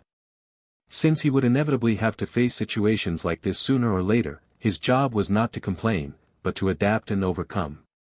A turbulent mind could never help you defeat an enemy, only the weapon in your hand could do that. Within seconds, he analyzed his objectives. The cob cannon required 60 seconds to deploy, and the giant zombie would take 30 seconds to reach the battlefield. He only needed to stall the creature for 30 seconds before Dave's cannon could blast the monstrosity into oblivion. Out on the lawn, Dave was already making his preparations. He swiftly dug up 2 kernel poles with his shovel. At the same time, he excavated 2 fresh holes in the mud, one behind the other, and replanted the 2 kernel poles firmly in the grass. Following that, he pulled out several mirrors from his jacket. They were typical girls' vanity mirrors, 3 in total. He utilized their reflective surfaces to gather scattered sunlight for the garden plants. Damn it! If only the sunflower was here. I really shouldn't have left the sunflower in the car. Dave grumbled. The middle-aged man, who was literally wearing a saucepan on his head, proceeded to fish out a pile of utterly baffling tools from his seemingly magical pockets. These items included a watering can, chemical products that looked like fertilizer, and a half-eaten chocolate peanut energy bar. Alright, the energy bar probably had nothing to do with the cob cannon. Dave simply stuffed the remaining half into his mouth in one bite and got to work. From Bai Mu's perspective, Dave was just wiggling his butt while watering the kernel poles and tossing fertilizer around. It looked suspiciously like some bizarre religious ritual. Do you need any help with the preparations, Dave? Bai Mu asked. Just don't let the giant zombie bother the kernel poles. Dave replied. That's what we need you to do.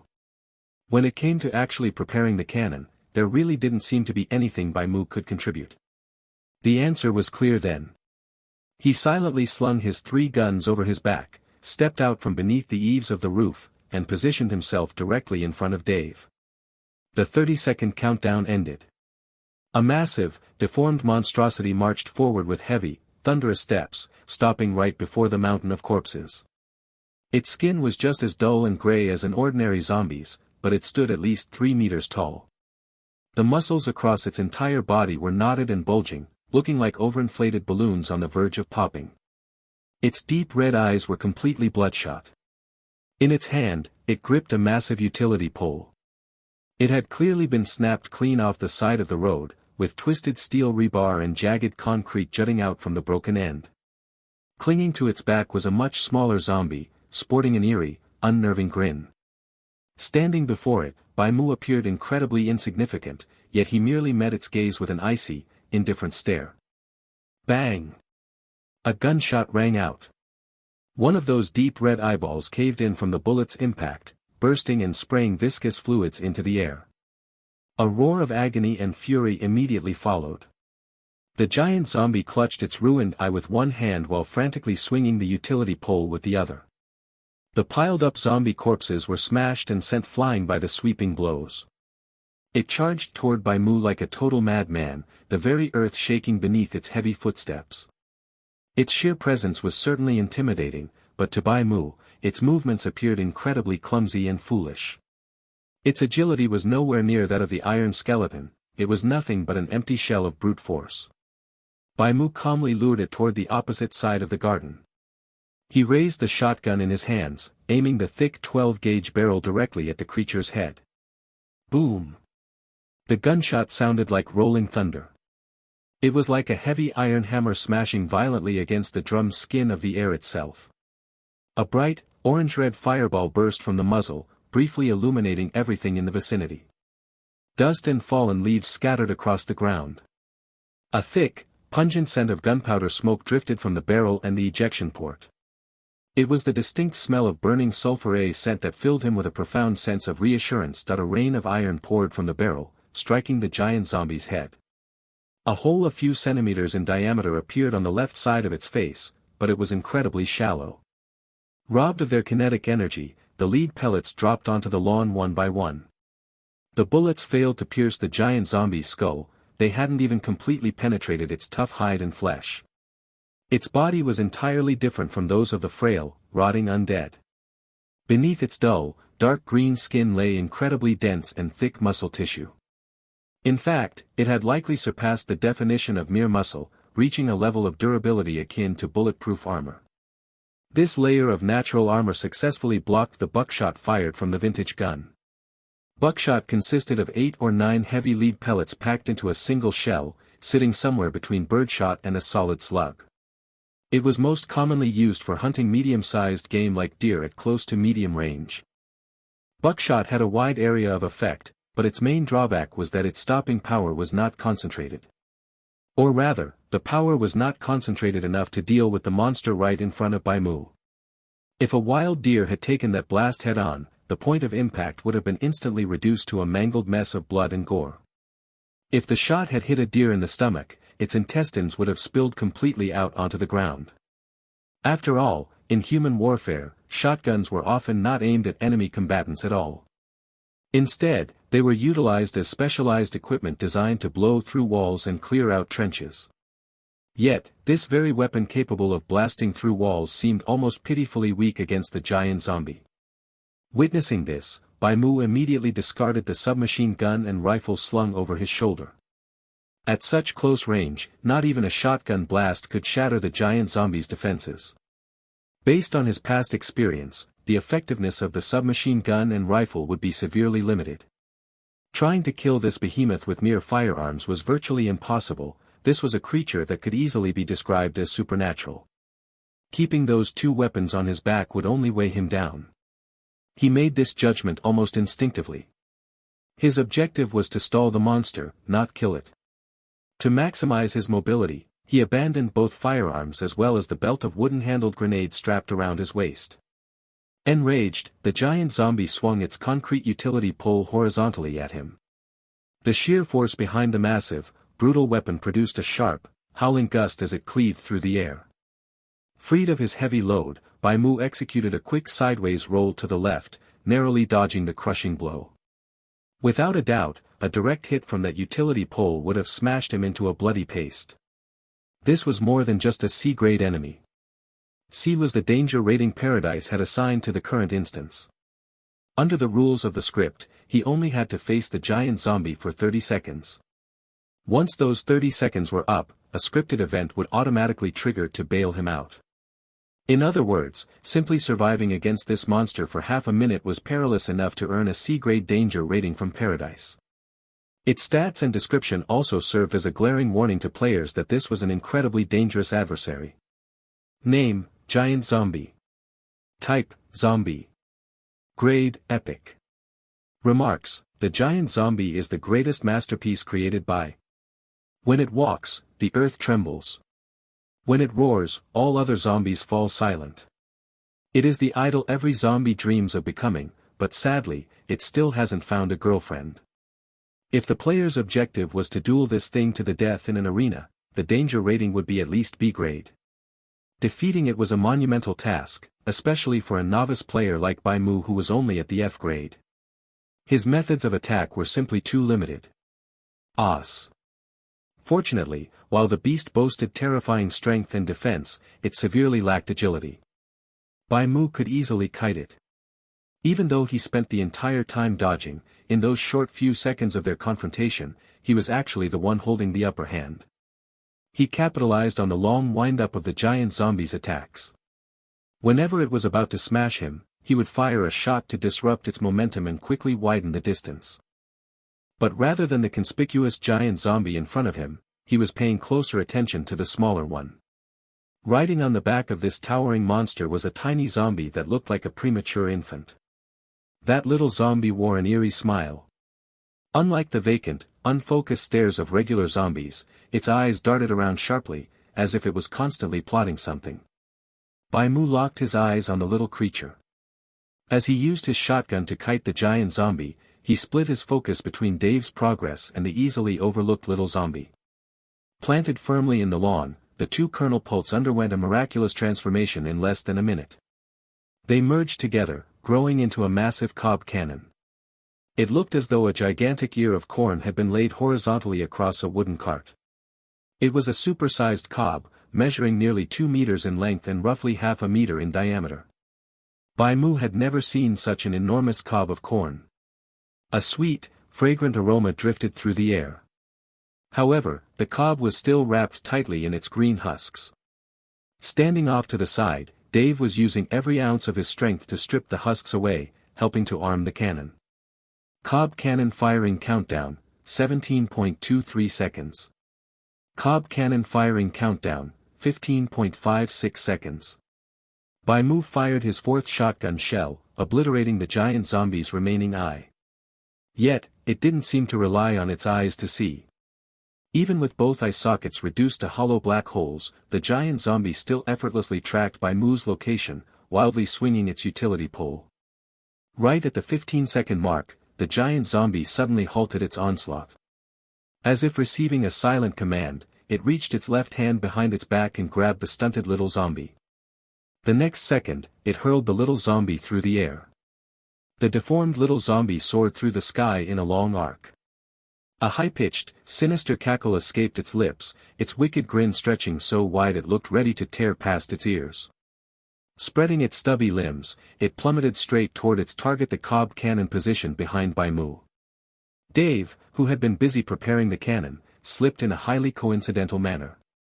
His arms and legs became tangled in the brown silks at the front of the cob, sending him crashing to the ground. The giant zombie's throw was incredibly precise, as if some invisible force had perfectly corrected its trajectory. As the little zombie glided over Bai Mu's head, he looked up, watching its silhouette briefly blot out the sun. Its shrill laughter was exceptionally grating on the ears. "So this is how it strikes," Bai Mu murmured. He had fully anticipated an unexpected variable to occur. This was actually far better than he had feared. He originally suspected the creature possessed some other bizarre abilities, like spewing acidic venom or whipping out an elongated tongue. Simply being tossed like a projectile was one of the most manageable outcomes. Bai Mu leaned back and kicked off with both legs, sliding backward across the grass as he raised the pitch-black barrel of his shotgun. His body glided over the lawn, the muzzle tracking straight toward the little zombie's stomach. Boom! With a deafening roar, the terrifying impact blasted the flying little zombie cleanly in half. The left and right halves of its body crash-landed separately onto the lawn. To prevent the creature from having some sort of self-destructibility, Bai Mu had deliberately adjusted his firing angle, ensuring its severed remains were blasted into an empty patch of grass. However, no corpse explosion occurred. The bisected little zombie wasn't dead. Instead, it stared at Bai Mu in utter bewilderment, the wicked grin completely wiped from its face, replaced only by a look of sheer confusion. It seemed it simply couldn't comprehend why its takeoff had been such a miserable failure. "Damn it, neighbor. It's a giant zombie." Dave appeared out of nowhere, holding 2 flower pots. The pots contained a garden plant that Bai Mu had never seen before. Judging by their color and shape, they were a type of corn, large potted corn that resembled catapults. They were about the same size as a pea shooter, both standing half a meter tall. "If only it were night, I could call out the doom shroom for help," exclaimed Dave. "Neighbor, help me stall the giant zombie. I have to set up the Cobb cannon with the kernel pulse. Otherwise, our house is going to be destroyed. Main quest updated, help Dave prepare the Cobb cannon and kill the giant zombie. Countdown until Cobb cannon is ready to fire, 60.00 seconds. Countdown until Cobb cannon is ready to fire, 59.23 seconds. An unexpected variable had occurred. After Bai Mu repelled the entire zombie horde, the expected sequence of events did not trigger. He did not receive Dave's usual praise and comforting words, the script did not conclude, and he was not sent back to the community. A new enemy was rushing to the battlefield, an anomaly so unprecedented that Paradise had actually altered the hazard rating of the script mid-mission. A giant zombie. Before the creature even came into view, its presence was announced by the sheer noise it made. This monster was entirely different from the petty undead he had just dealt with. They could not even be mentioned in the same breath. He heard a furious roar echoing from the distance. The low, oppressive sound was like a massive boulder crashing down from the heavens. The ground trembled slightly. It was not the violent shaking of an earthquake, rather, it felt like a multi-ton truck rumbling down the adjacent street, its heavy engine humming as it crushed the asphalt beneath its tires. As that colossal weight bore down, even the tiny pebbles by the roadside seemed to tremble in fear. This was undoubtedly a heavyweight zombie, in the most literal sense of the word. In that moment, the image of a terrifying monster flashed through Bai Mu's mind. It was one of the few mutants that had ever brought him perilously close to death's door. Even after many years, Bai Mu had never forgotten the heart-pounding terror of that encounter. He had run into that towering, 3-meter-tall behemoth on his way back to his hometown. The encounter took place at a power station. He had been running low on gas at the time and was just looking to scavenge some supplies. Thailand Bot. Because of the profound impression this horrifying creature left on him, Bai Mu had named it the Iron Skeleton, based on its physical traits. True to its name, the Iron Skeleton had multiple mutated areas across its body that formed a material as hard as steel. That metallic luster was fused directly to its bones. It was not a monster mutated from a human, but rather a rare silverback gorilla, likely an escapee from a local zoo. At the time, Bai Mu only had a couple of handguns. The pistol rounds were practically useless against the Iron Skeleton. It charged right through the hail of bullets, sprinting straight at Bai Mu as it roared, chunks of fresh flesh still wedged between its teeth. The Iron Skeleton bounded forward on all fours like the ape it was. When it ran, the steel frameworks of the entire power station vibrated with its every movement. Being targeted by it felt exactly like the Grim Reaper chasing you down with a scythe. You could clearly sense that your death was imminent and indescribable, primal fear rooted in the deepest depths of your DNA. Bai Mu had nearly been torn to shreds by the Iron Skeleton, but in the end, he managed to survive through a mix of sheer luck and absolute composure. He found the gasoline he was looking for and, using himself as bait during the chase, lured the Iron Skeleton into the power station's incineration room. Utilizing the roaring flames of the ignited gasoline and the weakened steel scaffolding, he burned the beast to death right then and there. Its steel-like skin could not protect it from the extreme heat, but even so, the fire raged for a full half-hour before the creature finally stopped thrashing and fell silent. Bai Mu still remembered that grueling half-hour. He had hung from the highest light fixture, listening to the frantic roaring and the deafening sounds of the beast smashing everything in sight. He had been drenched in a cold sweat. By the time he returned to his vehicle, his arms and legs were shaking uncontrollably from severe muscle fatigue. This giant zombie had not even shown its face yet, but it was already giving Bai Mu the exact same feeling he had experienced when facing the Iron Skeleton. However, he was no longer the man he had been back then. He was far more mature, significantly calmer, and infinitely more experienced in combat. If he were thrown into the exact same environment to face the Iron Skeleton under the same conditions again, he knew he could handle everything with chilling composure. The ultimate victor would still be him. Judging by the prompt from Paradise, his task was merely to stall the giant zombie. It seemed his exceptional performance had triggered some sort of hidden score mechanic within Paradise, intentionally ramping up the difficulty. But as the saying goes, fortune favors the bold. The rules of Paradise dictated that higher risks yielded greater returns, the harder the mission, the richer the reward. Since he would inevitably have to face situations like this sooner or later, his job was not to complain, but to adapt and overcome. A turbulent mind could never help you defeat an enemy, only the weapon in your hand could do that. Within seconds, he analyzed his objectives. The Cobb cannon required 60 seconds to deploy, and the giant zombie would take 30 seconds to reach the battlefield. He only needed to stall the creature for 30 seconds before Dave's cannon could blast the monstrosity into oblivion. Out on the lawn, Dave was already making his preparations. He swiftly dug up 2 kernel poles with his shovel. At the same time, he excavated 2 fresh holes in the mud, one behind the other, and replanted the 2 kernel poles firmly in the grass. Following that, he pulled out several mirrors from his jacket. They were typical girls' vanity mirrors, 3 in total. He utilized their reflective surfaces to gather scattered sunlight for the garden plants. Damn it! If only the sunflower was here. I really shouldn't have left the sunflower in the car. Dave grumbled. The middle-aged man, who was literally wearing a saucepan on his head, proceeded to fish out a pile of utterly baffling tools from his seemingly magical pockets. These items included a watering can, chemical products that looked like fertilizer, and a half-eaten chocolate peanut energy bar. Alright, the energy bar probably had nothing to do with the Cobb cannon. Dave simply stuffed the remaining half into his mouth in one bite and got to work. From Bai Mu's perspective, Dave was just wiggling his butt while watering the kernel poles and tossing fertilizer around. It looked suspiciously like some bizarre religious ritual. Do you need any help with the preparations, Dave? Bai Mu asked. Just don't let the giant zombie bother the kernel poles. Dave replied. That's what we need you to do. When it came to actually preparing the cannon, there really didn't seem to be anything Bai Mu could contribute. The answer was clear then. He silently slung his 3 guns over his back, stepped out from beneath the eaves of the roof, and positioned himself directly in front of Dave.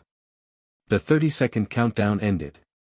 A massive, deformed monstrosity marched forward with heavy, thunderous steps, stopping right before the mountain of corpses. Its skin was just as dull and gray as an ordinary zombie's, but it stood at least 3 meters tall. The muscles across its entire body were knotted and bulging, looking like overinflated balloons on the verge of popping. Its deep red eyes were completely bloodshot. In its hand, it gripped a massive utility pole. It had clearly been snapped clean off the side of the road, with twisted steel rebar and jagged concrete jutting out from the broken end. Clinging to its back was a much smaller zombie, sporting an eerie, unnerving grin.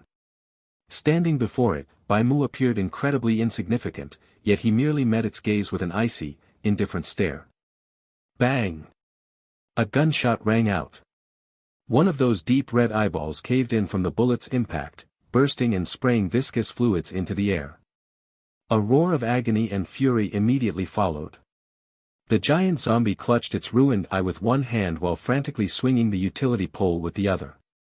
The piled-up zombie corpses were smashed and sent flying by the sweeping blows. It charged toward Bai Mu like a total madman, the very earth shaking beneath its heavy footsteps. Its sheer presence was certainly intimidating, but to Bai Mu, its movements appeared incredibly clumsy and foolish. Its agility was nowhere near that of the iron skeleton, it was nothing but an empty shell of brute force. Bai Mu calmly lured it toward the opposite side of the garden. He raised the shotgun in his hands, aiming the thick 12-gauge barrel directly at the creature's head. Boom! The gunshot sounded like rolling thunder. It was like a heavy iron hammer smashing violently against the drum's skin of the air itself. A bright, orange-red fireball burst from the muzzle, briefly illuminating everything in the vicinity. Dust and fallen leaves scattered across the ground. A thick, pungent scent of gunpowder smoke drifted from the barrel and the ejection port. It was the distinct smell of burning sulfur scent that filled him with a profound sense of reassurance that a rain of iron poured from the barrel, striking the giant zombie's head. A hole a few centimeters in diameter appeared on the left side of its face, but it was incredibly shallow. Robbed of their kinetic energy, the lead pellets dropped onto the lawn one by one. The bullets failed to pierce the giant zombie's skull, they hadn't even completely penetrated its tough hide and flesh. Its body was entirely different from those of the frail, rotting undead. Beneath its dull, dark green skin lay incredibly dense and thick muscle tissue. In fact, it had likely surpassed the definition of mere muscle, reaching a level of durability akin to bulletproof armor. This layer of natural armor successfully blocked the buckshot fired from the vintage gun. Buckshot consisted of 8 or 9 heavy lead pellets packed into a single shell, sitting somewhere between birdshot and a solid slug. It was most commonly used for hunting medium-sized game like deer at close to medium range. Buckshot had a wide area of effect, but its main drawback was that its stopping power was not concentrated. Or rather, the power was not concentrated enough to deal with the monster right in front of Bai Mu. If a wild deer had taken that blast head-on, the point of impact would have been instantly reduced to a mangled mess of blood and gore. If the shot had hit a deer in the stomach, its intestines would have spilled completely out onto the ground. After all, in human warfare, shotguns were often not aimed at enemy combatants at all. Instead, they were utilized as specialized equipment designed to blow through walls and clear out trenches. Yet, this very weapon capable of blasting through walls seemed almost pitifully weak against the giant zombie. Witnessing this, Bai Mu immediately discarded the submachine gun and rifle slung over his shoulder.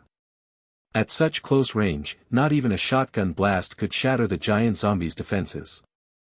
Based on his past experience, the effectiveness of the submachine gun and rifle would be severely limited. Trying to kill this behemoth with mere firearms was virtually impossible. This was a creature that could easily be described as supernatural. Keeping those 2 weapons on his back would only weigh him down. He made this judgment almost instinctively. His objective was to stall the monster, not kill it. To maximize his mobility, he abandoned both firearms as well as the belt of wooden-handled grenades strapped around his waist. Enraged, the giant zombie swung its concrete utility pole horizontally at him. The sheer force behind the massive, brutal weapon produced a sharp, howling gust as it cleaved through the air. Freed of his heavy load, Bai Mu executed a quick sideways roll to the left, narrowly dodging the crushing blow. Without a doubt, a direct hit from that utility pole would have smashed him into a bloody paste. This was more than just a C-grade enemy. C was the danger rating Paradise had assigned to the current instance. Under the rules of the script, he only had to face the giant zombie for 30 seconds. Once those 30 seconds were up, a scripted event would automatically trigger to bail him out. In other words, simply surviving against this monster for half a minute was perilous enough to earn a C-grade danger rating from Paradise.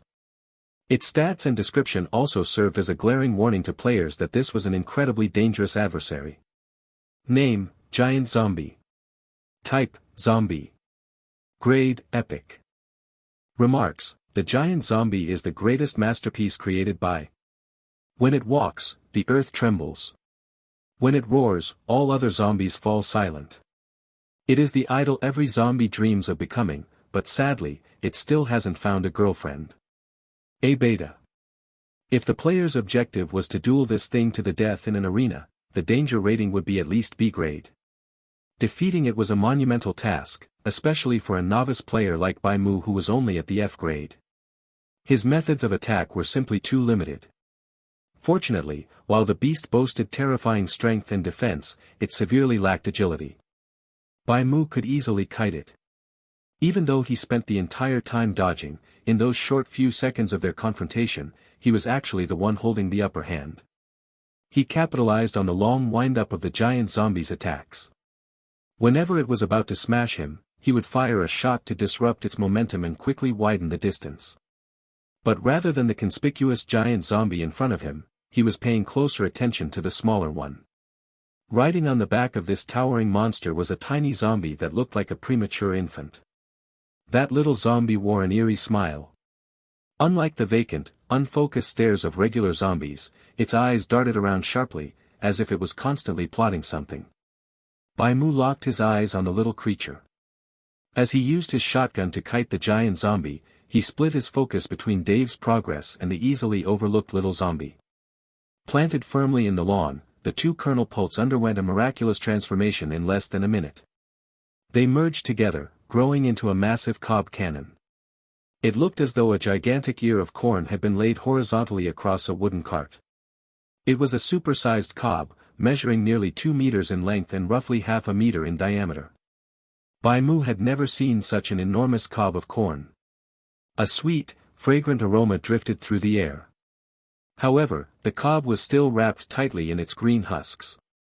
Standing off to the side, Dave was using every ounce of his strength to strip the husks away, helping to arm the cannon.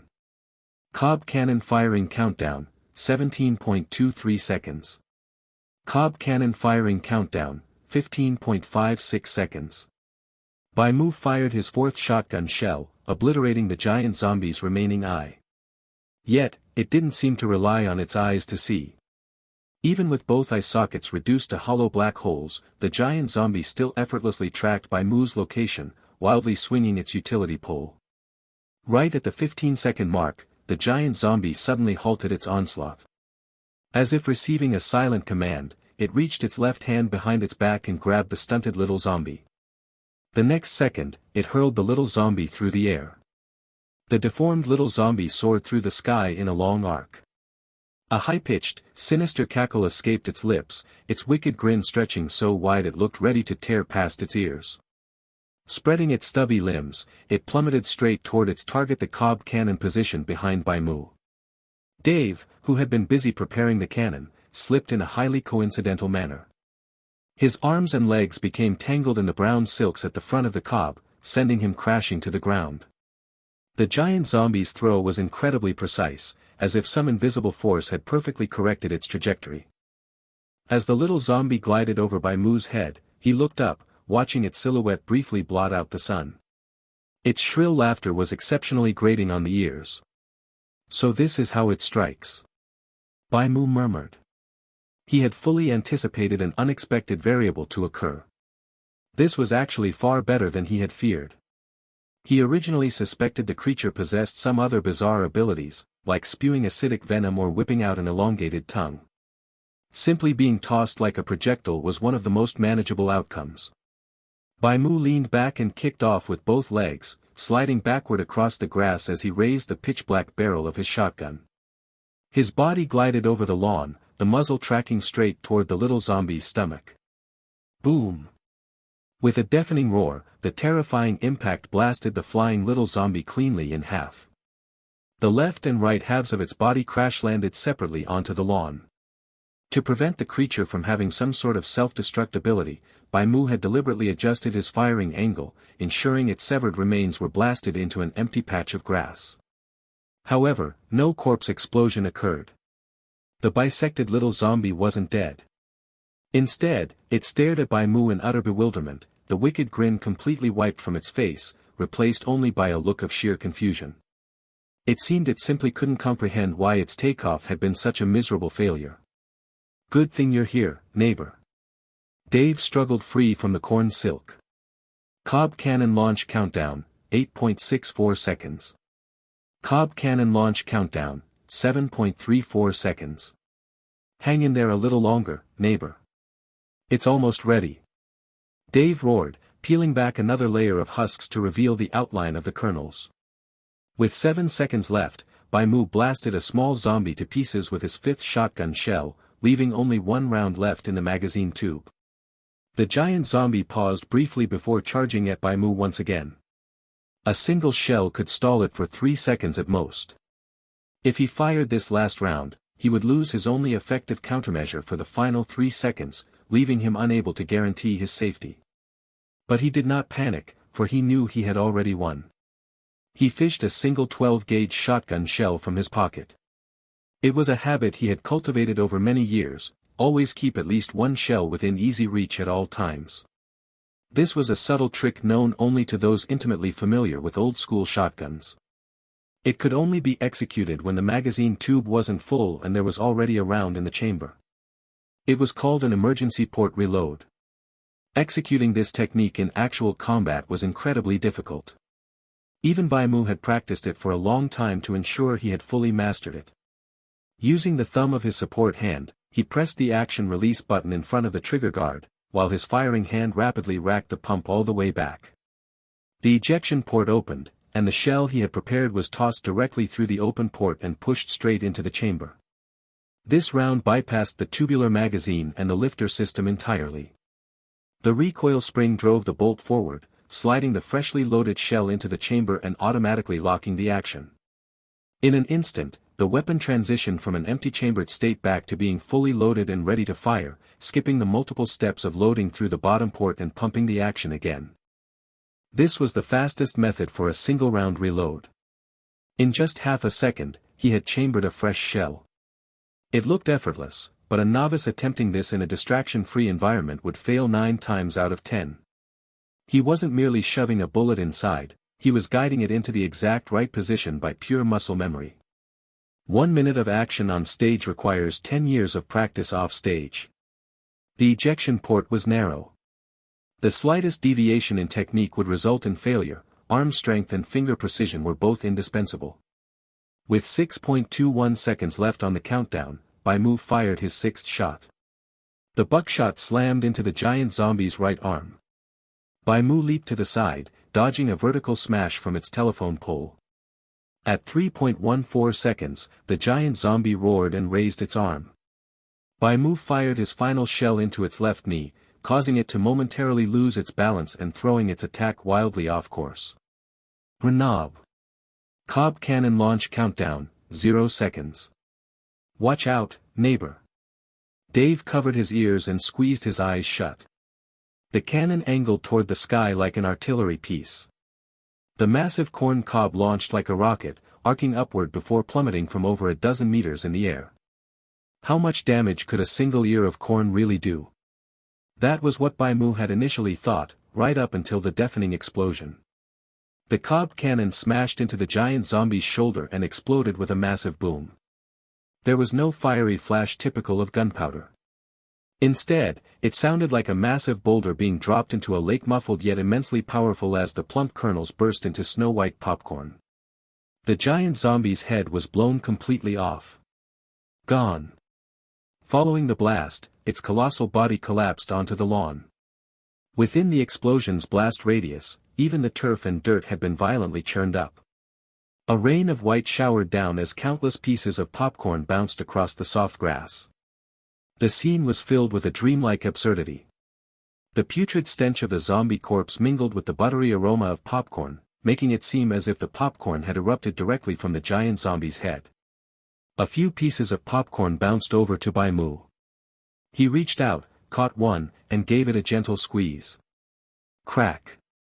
The crisp corn fractured. The scent reminded him of the old men who would occasionally show up at the village entrance to pop corn in a black, hand-cranked, rotating iron pressure popper. Because you assisted Dave in defeating the giant zombie, Crazy Dave has fully acknowledged you. Main quest updated, speak with Dave. Dave's voice rang out from behind him, neighbor. We did it. Thank goodness you were here. If it weren't for you, that giant zombie definitely would have destroyed our backyard. You even took out so many regular zombies. As expected of the Golden Duck of the Rubber Duck Commando Squad, you're amazing. Wearing an excited expression, Dave hurried over to Bai Mu. He scooped up a piece of popcorn from the ground and tossed it into his mouth. Aren't you going to try some? Popcorn specially produced by garden plants, one of a kind. Thank you, Dave, but I'm not hungry, Bai Mu declined, waving his hand. Even though the popcorn smelled delicious, it had essentially exploded off a zombie's head. Who knew if it was contaminated with rotting flesh or some kind of virus? Unless he was on the verge of starving to death, he never liked risking his health to eat food of unknown origins. That's a real shame. Dave continued to chew noisily. Bai Mu looked at the giant zombie's corpse. There were no further notification sounds. It seemed the combat phase of the script was finally over. Now, all he had to do was finish talking to Dave to complete this script. He had cleared the level following an unknown route that hadn't been mentioned in any of the guides. He wondered what kind of rewards he would receive. Neighbor, your performance was beyond my wildest imagination. I originally thought I'd have to face the zombie invasion all alone, but I never expected to meet you. Dave patted Bai Mu on the shoulder. Zombies have invaded our home. I sincerely hope you can help me defeat them. Are you willing? Dave invites you to fight the zombies with him. Do you accept? Yes/no. Note, upon accepting, you will receive the special item, Dave's car keys. If we can't team up, then who can? Bai Mu replied. He had no reason to refuse. He had fought so hard to defend the backyard precisely to earn a reward from Dave.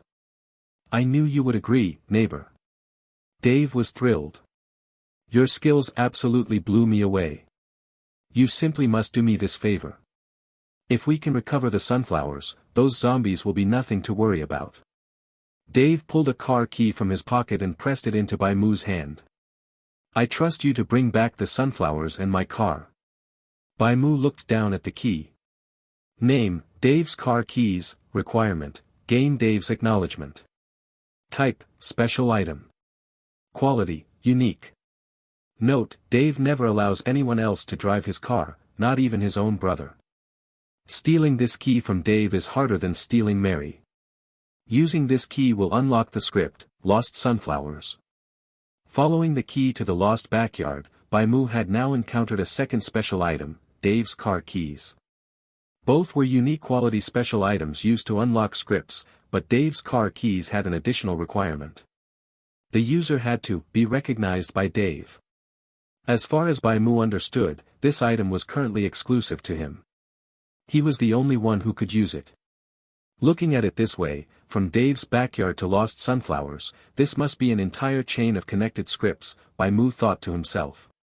It was like watching a television series. Finishing one episode merely led to the next, and it wouldn't truly be over until the grand finale. He silently analyzed the hidden conditions required to unlock this second script. It likely had nothing to do with the side quest, crazy idea. The most crucial factor was the gargantuar zombie that appeared after the zombie horde ended. For the giant zombie to appear, a player needed to defend the backyard perfectly. The trigger was likely killing all the zombies before they even touched the lawn, or perhaps the requirement was slightly less strict. Before Bai Mu, no one had ever fulfilled this condition. If someone else had, this unique quality item wouldn't have ended up in his hands. It was entirely possible that others had triggered the giant zombie's appearance, only to fail at surviving those grueling 30 seconds, ending up smashed into a bloody pulp. As expected, the greater the difficulty, the greater the reward. He felt like he had hit the jackpot. After all, he had only purchased a single-use script ticket from Light Evening Breeze. According to that guy's expectations, Bai Mu would at most scrape up some insignificant, repeatable rewards. Instead, he had completely uprooted the very core of the script. However, in the short term, it was hard to say whether this was actually a good thing. The difficulty of the next stage in the script was a huge question mark, and the rewards were equally unknown. If he chose to initiate the script, he would have no guides to rely on. He would just have to take it one step at a time, and whether he could even clear it would remain a complete mystery. But regardless, he had secured an avenue for acquiring extra resources. He wasn't afraid of the difficulty in obtaining them, his only fear was a lack of resources, leaving him with nothing to do but wait for death. Bai Mu had learned this truth a long time ago. It was fundamentally no different from surviving in the apocalypse. The most despair-inducing scenario wasn't discovering that food and water were hidden in a highly dangerous location. It was not being able to find food and water at all, making every ounce of effort completely pointless. Bai Mu stored the car keys in his inventory and then stared eagerly at Dave. He was still hung up on the reward for his side quest. "Neighbor, I really must thank you," Dave said, seeming to understand exactly what Bai Mu was waiting for. "Not only did you defend the backyard, but you didn't even use a single garden plant. That is simply too crazy. Only someone as crazy as you deserves to have this. I mean, yes, it has to be you. Only you are worthy of it." Dave rummaged through his magical pockets and pulled out a medal. The watering can, energy bars, and fertilizer from before had all been pulled from those same seemingly small pockets. It was as if they contained absolutely everything. It was an inverted, five-pointed gold star medal. In the center lay a green enamel disc engraved with a rubber duck. An oak leaf rested on each point of the star, adorned by a blue silk ribbon. Bai Mu could see the medal's attributes. Name, Anti-Zombie Marine Corps Medal of Honor. Type, accessory. Quality, epic. Equip effect, grants a 30% bonus damage against zombie-type creatures. After clearing a script, the roulette draw for that script allows the player to choose 2 rewards out of the available options. REPSLNS. Note, in order to commemorate and commend the heroic performance of David Dave, who killed 1,000 zombies during the Second Zombie War, this medal is hereby awarded to this respected soldier. "This is my grandfather's medal," Dave said. "He always regretted that I didn't join the army according to his wishes. On the day he passed away, he gave this medal to me. I have no right to hold on to it. Only a brave Special Forces soldier like you can be its rightful owner." Dave handed the medal over. Pleasantly surprised, Bai Mu accepted the medal. This was his reward for completing the side quest.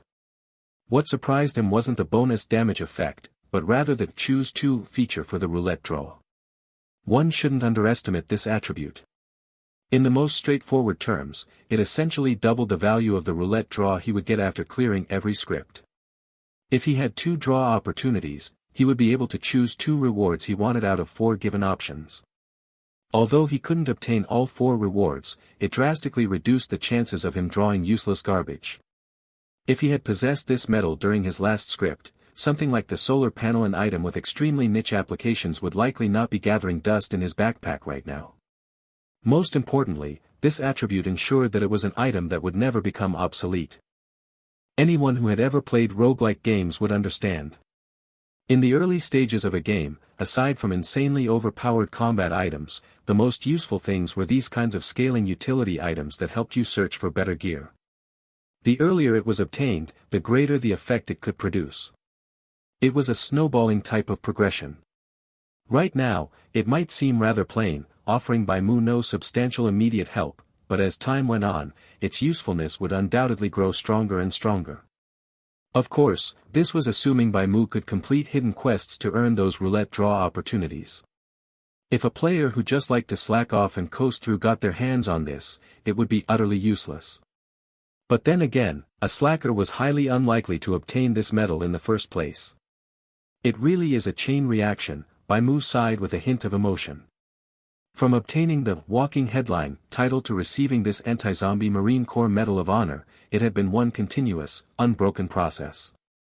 The more capable and outstanding a person's performance was, the more resources they could obtain in paradise. On the other hand, slacking off, waiting for death, and making no effort to grow was practically no different from a slow, lingering death. "Neighbor, I don't think you need my garden plants," Dave noted. "You're more suited to using guns. From now on, Dave's secret arsenal will be permanently open to you. If you want to grab a gun or 2 to go look for my car and the sunflower, then go right ahead. But it's best not to carry too many weapons. Making too much noise will attract the surrounding zombies." Dave's secret arsenal is now permanently open to you in this script series. In this script, you may select 3 items from the arsenal to take with you. "Neighbor, do you want to go pick out some suitable weapons now?" Dave asked.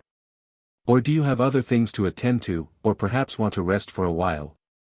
Do you wish to proceed to Dave's secret arsenal to select items?" Yes/no, selecting no will clear the script. Remaining selection time, 600.00 seconds. "Of course, Dave," Bai Mu replied. "I was just worrying about not having a handy weapon." He was short on everything.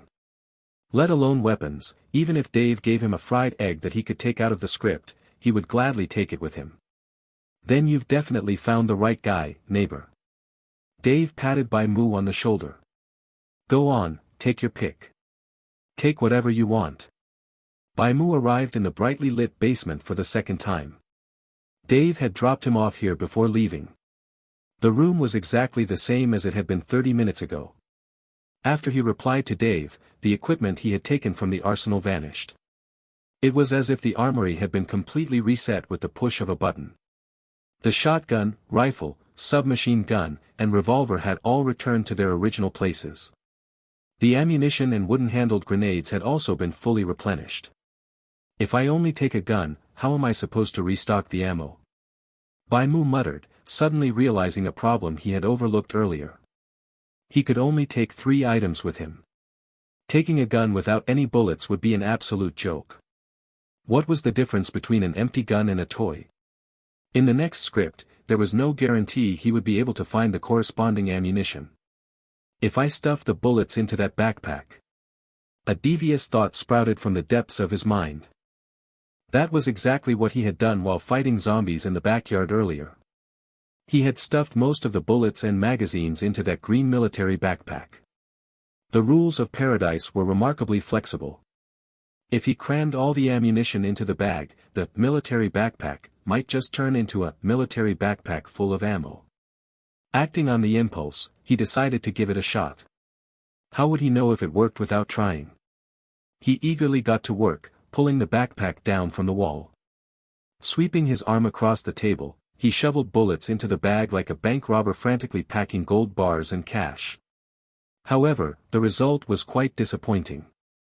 As expected, Paradise would not allow him to exploit such an obvious bug. The military backpack stuffed to the brim with ammunition was still just called a military backpack. It was as if the system was specifically reminding players that they couldn't smuggle bullets out this way. A bullet and military backpack remained items with completely separate attributes. Even after coming to Paradise, I still have to tighten my belt and live frugally, Bai Mu sighed. The good news, however, was that the firearms already had fully loaded magazines inside them. Bai Mu took down the vintage shotgun. It was no longer just a script prop, but presented to him with the detailed attribute descriptions of a piece of equipment. Name, Dave's shotgun. Type, firearm equipment. Quality, rare. Lethality, high. Attributes, none. Ammunition, 6 out of 6. Equip requirement, any passive skill related to firearms knowledge or technique at LV, 6 or above. He could still see the remark detailing the shotgun's origins, but it was hidden. He had to deliberately expand the text to read the full description. It seemed that such background descriptions were only directly displayed the very first time players viewed them. Bai Mu noticed that after becoming an official piece of Paradise equipment, the gun now had an equip requirement. However, this requirement was highlighted in green for him.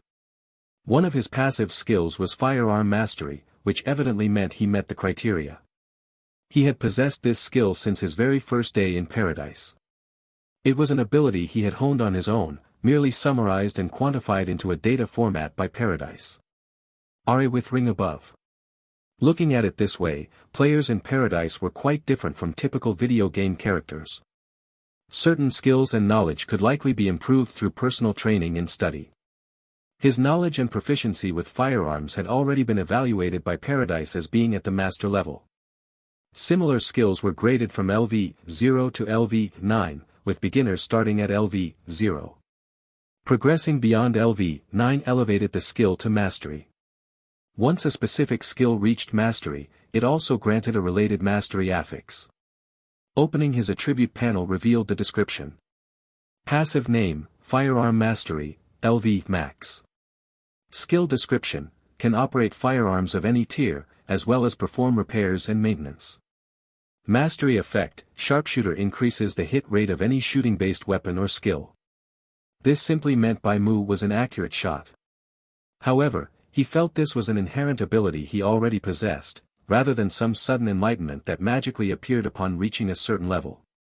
Perhaps the skills obtained within Paradise functioned differently from the abilities he naturally brought with him. After completing 2 scripts, he had yet to acquire any new active or passive skills. He would just have to wait until he actually obtained one to study how they worked. With 8 minutes left to make his choices, Bai Mu pulled his focus back and seriously considered what he wanted to take with him. Aside from a bullet, there were also dedicated ammo boxes on the table. Name, 12-gauge shell box. Type, shotgun shells. Quality, common. Remark, contains 10 standard 12-gauge shotgun shells. He needed to take at least one gun. The shotgun packed a massive punch, but sustaining fire was a major issue. Even if he brought along a box of 12-gauge shells, he would only have a total of 16 rounds.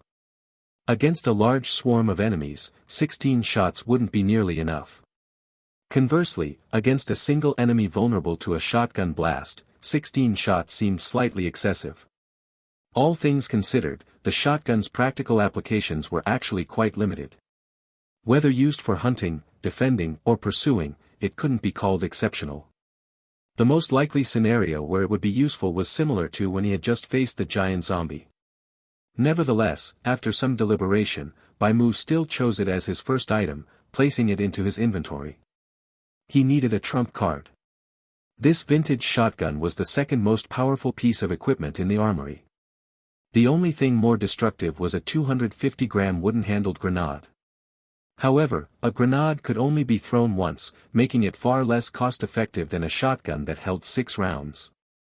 For his second and third items, Bai Mu selected the revolver and a box of pistol ammo.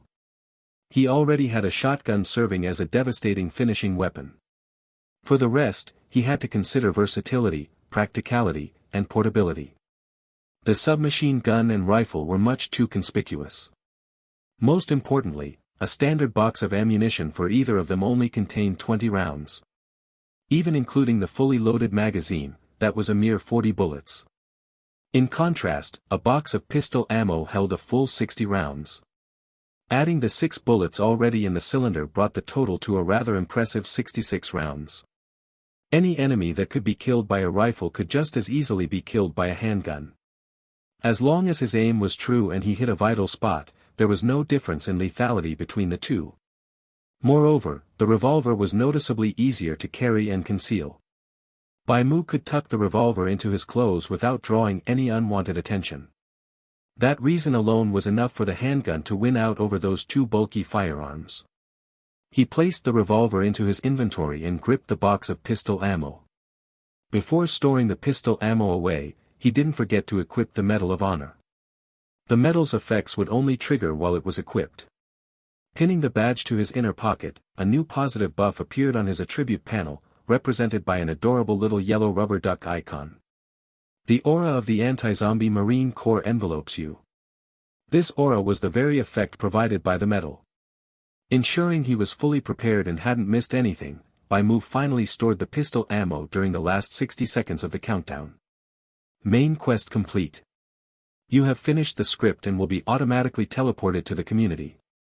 A flash of white light enveloped him, pulling him out of Dave's basement and transporting him back to the community.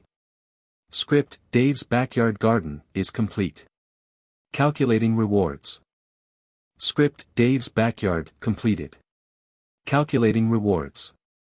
Hidden quest: accidental discharge completed. Rating increased. Acquired roulette draw X1. Hidden quest: popcorn and giant zombie completed. Rating increased. Acquired roulette draw X1. Current script completion 100%. Acquired items/equipment: Dave's shotgun, Dave's revolver, pistol ammo box X1, anti-zombie Marine Corps Medal of Honor, Dave's car keys. Acquired skills: none. Acquired bloodlines: none. Acquired titles: none. Your comprehensive script rating is S. Please claim the corresponding rating rewards in the adventure script shop later. Calculation completed. The rewards for clearing an adventure script are actually quite generous, Bai Mu thought. I got 5 script items alone. After all, excluding the roulette draws, he had walked away from his previous script with absolutely nothing. The only useful things he had gained were 2 titles. Is it because of the high danger rating? It was a D-grade difficulty script, after all. Or is it just inherently easier to obtain items in an adventure script? As Bai Mu pondered this, he casually retrieved the revolver from his inventory and stuffed it into his pants pocket. Not having a gun by his side always left him feeling like something was missing. Sure enough, the solid, heavy weight against his thigh brought a profound sense of inner peace. He opened his community menu. His community time had 49 hours and 32 minutes remaining, exactly the same as when he entered the script. His tattered clothes reverted to the casual outfit he had originally chosen, and all his exhaustion vanished simultaneously. Paradise had restored him to peak condition. Light Evening Breeze's guide had mentioned this specific mechanism. As long as players survived and cleared a script, no matter what injuries they sustained, they would be completely healed the moment they returned to the community. This did not just apply to physical trauma. It also included curses, poisoning, and mental attacks. Even if a bug was nesting in your stomach, ready to tear you open from the inside, the power of paradise would purify all negative status effects the moment you arrived in a community. That bug would instantly vanish from your body. Even if your head was chopped off and sent spinning through the air like a ball, as long as the health on your attribute panel had not hit 0, you would resurrect with full health and in perfect condition. This was an incredibly crucial detail. Knowing this erased any internal hesitations. Once a person's mindset shifted, scenarios that seemed entirely driven into a corner might suddenly reveal a sliver of hope. Raops. Bai Mu stretched his limbs briefly before organizing his loot. The items brought out of the script went without saying. Beyond that, a new limited-time shop had appeared in his community menu. The currency used in this shop was also points, identical to the other script shop. It only had 5 items for sale, but their quality was vastly superior to the roadside trash like the Guam rail and whiskey. Naturally, the prices were also significantly steeper. For example, a pea shooter's garden plant card cost 150 points, and it was only a single-use item. Product name, garden plant card, pea shooter. Price, 150 points. Type, active consumable. Quality, rare. Effect, summons a pea shooter that obeys your commands. Quantity available, 1/1. Remarks, a magical card capable of storing garden plants. In the adventure script shop, 3 of the items were garden plant cards.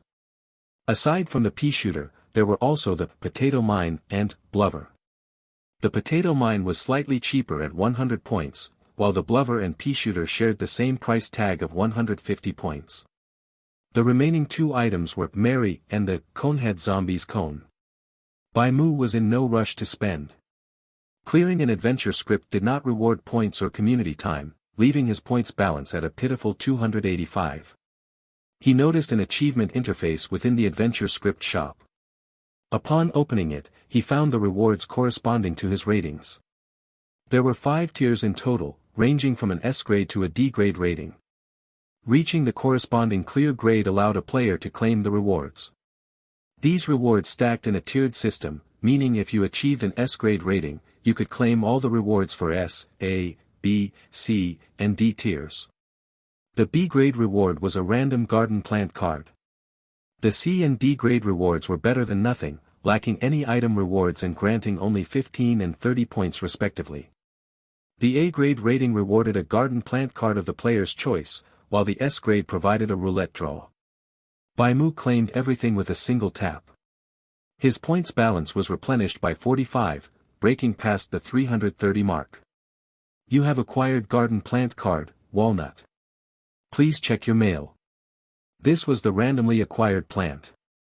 Bai Mu could barely hold back a sigh. This thing was the most useless card among the random draws. The guide had stated that players could only obtain 5 types of garden plant cards in this script: pea shooter, potato mine, walnut, cherry bomb, and blubber. Calculated purely by the shop's selling price, the best was the cherry bomb, costing 200 points. Its effects were said to be incredibly violent. Tossing out a single card was comparable to detonating a massive payload of TNT. The cheapest was this walnut card, priced at 80 points. It was a plant that could only sit on the ground like a roadblock. It couldn't attack, nor could it actively defend. Its sole redeeming quality was being incredibly durable. In Dave's backyard, a walnut could be planted in front of a pea shooter to block zombies. But that was only because the zombies were completely mindless. Anyone with half a brain would know to just walk around it if the path was blocked. Against enemies smarter than a zombie, the walnut was practically no different from a rock. It could only be thrown like a bowling ball to smash people. The problem was that a bowling ball at least had 3 holes to give a comfortable grip, while the walnut lacked even those. To get the worst out of 5 choices. Talk about terrible luck, Bai Mu thought as he opened the selection interface for his chosen plant card. Fortunately, he never relied on luck, only skill. The A-grade rating reward allowed him to handpick a garden plant card. You have acquired garden plant card, cherry bomb. Please check your mail. Bai Mu stowed the 2 cards into his inventory and navigated to the roulette draw interface. He had 3 draw attempts.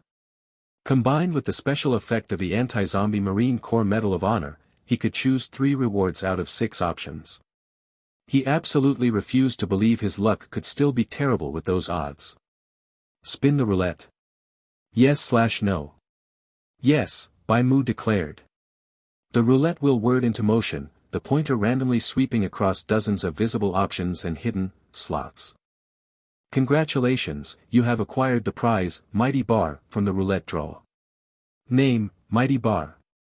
Type, food. Quality, common. Remarks, sweeps away hunger, get back to being yourself. The aura of the anti-zombie Marine Corps envelopes you. Would you like to draw the second reward option? Yes/no. Yes. Bai Mu took a deep breath. He recognized this energy bar. It was chocolate peanut flavored, and it probably tasted pretty good, considering how happily he had watched Dave eat it. However, he had no desire for an energy bar that he could buy a whole kilogram of in the community mall for a single point. He had gone through unimaginable hardships, completing 2 hidden quests and securing an S-grade script evaluation just to earn 3 chances at the roulette draw. In the end, it told him he had only drawn a single chocolate peanut energy bar. Even with his resilient mindset, this was a bit hard to accept. Drawing the second reward option for you. The roulette will begin to spin once more. Congratulations, you have won the prize, flower pot, in the roulette draw. Name, flower pot. Type, item. Quality, common. Remarks, the flower pot used by Crazy Dave to cultivate garden plants. Made of high-quality ceramic and filled with nutrient-rich, moist black soil, it allows garden plants to get a good rest. Alright, Bai Mu felt it now.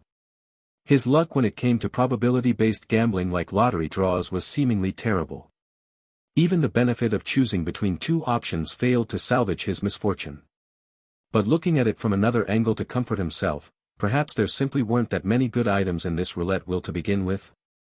Not drawing the stinky zombie socks could already be considered lucky. He was quite adept at adjusting his mentality. Life was not always smooth sailing, and failure was a constant companion throughout it. At times like this, one had to learn how to comfort themselves. Since things had come to this, he could only choose one of these 2 things. Between the energy bar and the flower pot, he deliberated for 30 seconds before choosing the flower pot. He could see the calorie count on the wrapper of that energy bar. It was a total of 300 kilocalories, equivalent to 2 bowls of rice at most. It offered little value, yet it felt like a waste to just throw it away. He was better off taking the flower pot. Not only could he smash people with it, but he could also use it for farming. He could plant a garden plant in the flower pot for sustainable development. If he truly got desperate enough, couldn't he just eat some vegetables? Were the peas from a pea shooter not still peas?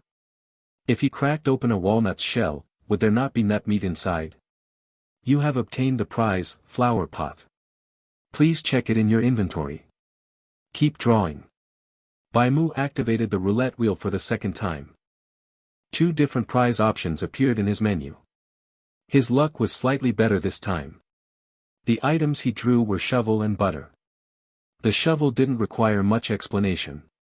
It was a perfectly ordinary iron garden trowel. It wasn't the large spades used by farmers to dig fields, but a Western-style, half-meter-long hand trowel with a handle, used for tending to small gardens. Ari Nigerian Nairabeta. It was decent enough for transplanting potted plants, and in crucial moments, it could also serve as a melee weapon. However, Bai Mu resolutely chose the butter, because this was no ordinary slab of butter, it was a block of butter with special effects. Name, butter. Type, item. Quality, rare. Special effect, when thrown at the head of any target possessing a head, it will immobilize them for 1 second. Remarks, Dave often used the butter produced by Colonel Pultz to spread on his bread. One morning, however, his hand slipped, and he accidentally smashed the leftover butter onto his own forehead.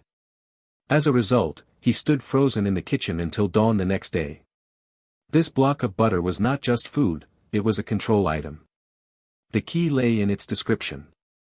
As long as it was thrown at the target's head, and the target possessed a part that could be considered a head, it would take effect.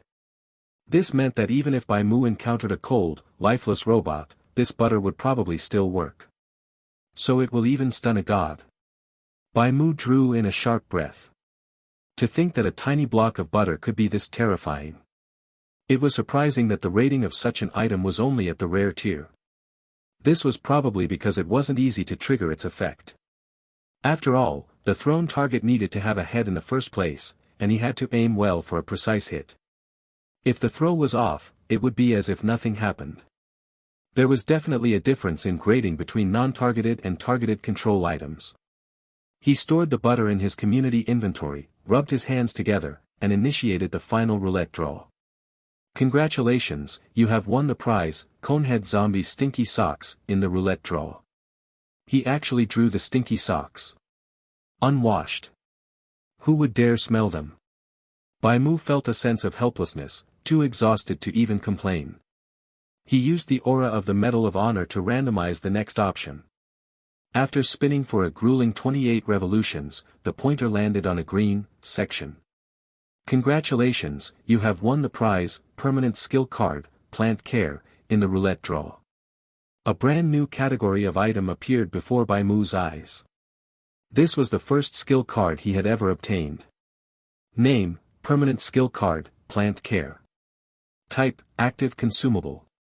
Quality, rare. Effect, upon use, permanently master the skill, Plant Care. Remarks, slap the card to learn, guaranteed to work for anyone. On the skill card interface, he could see the effects and attributes of the Plant Care skill. Skill name, Plant Care. Skill category, active skill. Effect, restores a rare grade or lower plant to full health. Cost, 30% stamina. Learning requirement, none. Remarks, once, a renowned botanist visited Dave, attempting to figure out how Dave transformed an ordinary pea into a pea shooter. However, the very next day, this scholar announced his permanent retirement from academia and returned to his hometown to raise pigs. When the scholar's student asked Dave what his teacher had witnessed, Dave gave the student a live demonstration of plant care. Thus, the student also processed his withdrawal papers the following day and went to follow in his teacher's footsteps. This skill was clearly meant to be used in conjunction with garden plants. It was a support skill. It could also be paired with farming, but its versatility couldn't really be considered broad. It belonged to the category of skills that were entirely optional to carry. The effect was practically useless, and the crucial flaw was its massive cost. A single use would drain 1/3 of a player's stamina. Using it 3 times would result in total collapse, leaving them too exhausted to even run. Just picturing its most useful scenario, he summons a pea shooter, and the pea shooter fires until it's exhausted and out of ammunition. He then uses the skill to rejuvenate the pea shooter, instantly burning up 1/3 of his stamina and leaving himself dead on his feet. It didn't feel very useful. As for storing it away to trade with other players, it was hard to imagine what kind of person would have the demand for tending to plants every day. Still, it was better than stinky socks. Keeping it around probably wouldn't sell for many points. He figured that this skill might come in handy in future garden plant-themed scripts, so treating it as early preparation, he went ahead and learned it. You have mastered the skill, Plant Care. Plant Care appeared in Bai Mu's active skill bar. When he learned the skill through the skill card, he experienced a very strange sensation. He felt as though he had genuinely comprehended something and could release it through his own hands. It was like a person who did not know how to ride a bicycle suddenly having an epiphany one day. Bai Mu had similarly grasped the casting method for Plant Care. It was incredibly simple. He only needed to reach out and massage the plant he wanted to care for, which would consume 30% of his stamina to restore a plant to health. If this skill were translated into a spell from a video game, its casting time would be roughly 1 second. He tried casting Plant Care on the empty space in front of him, and a faint green light surged from his palm. Skill casting failed, please try again. Since there were no plants in front of him, he naturally failed, and his stamina remained unconsumed. He had no plants on hand to experiment with, the point shop did not sell living things, and it was impossible to waste a garden plant card in the community, so he had to let it go. Opening the adventure script shop once again, he decided to spend his 330 points. He quickly selected his first item, purchasing the pea shooter garden plant card. You have spent 150 points to purchase the item, garden plant card, pea shooter. The walnut was basically a meat shield, and the cherry bomb was a single-use consumable. Only the pea shooter was a garden plant capable of sustained damage. Although its damage output was not exceptionally high, it was at least an automated ranged attacker. Hoarding a card would not be a loss, there would always be an opportunity to use it. As for the potato mine, he already had the much more effective cherry bomb. The blubber was a plant only useful in specific scenarios. Its description mentioned it could blow away fog in certain flying targets, which felt too niche in its application. After some thought, he decided against it and chose to spend his points on a different item. Naturally, it was not Dave's beloved frying pan, Mary, but rather the Conehead Zombie's cone. This item was a piece of armor priced at 100 points, equivalent in value to 2 Guam rails or 1 potato mine. It could not be called expensive, nor was it cheap. Regardless, after buying it, Bai Mu was left with only 80 points, and there was nothing else that caught his eye. Name, Conehead Zombie's cone. Type, head armor. Quality, normal. Defense, low. Attributes, none.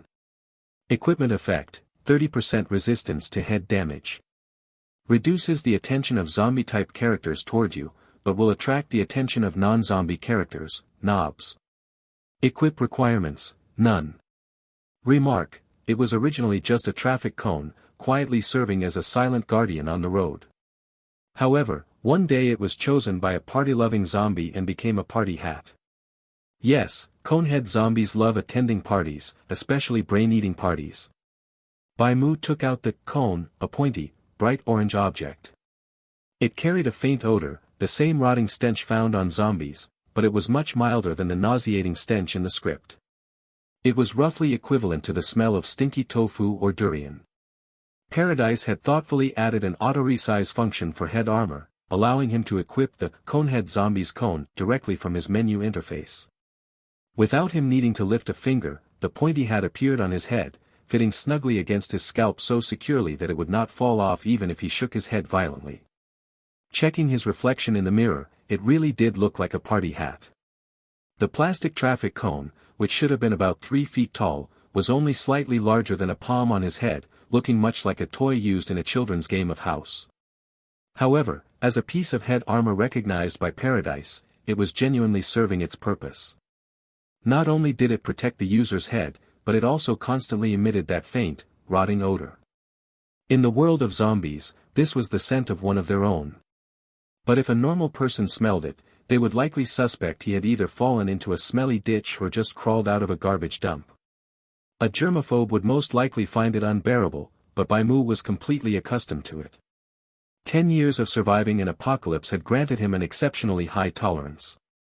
Gore, grotesque sights, and foul stenches were nothing to him, he was entirely immune. After finishing his purchases, he took out the car keys he had acquired in the script.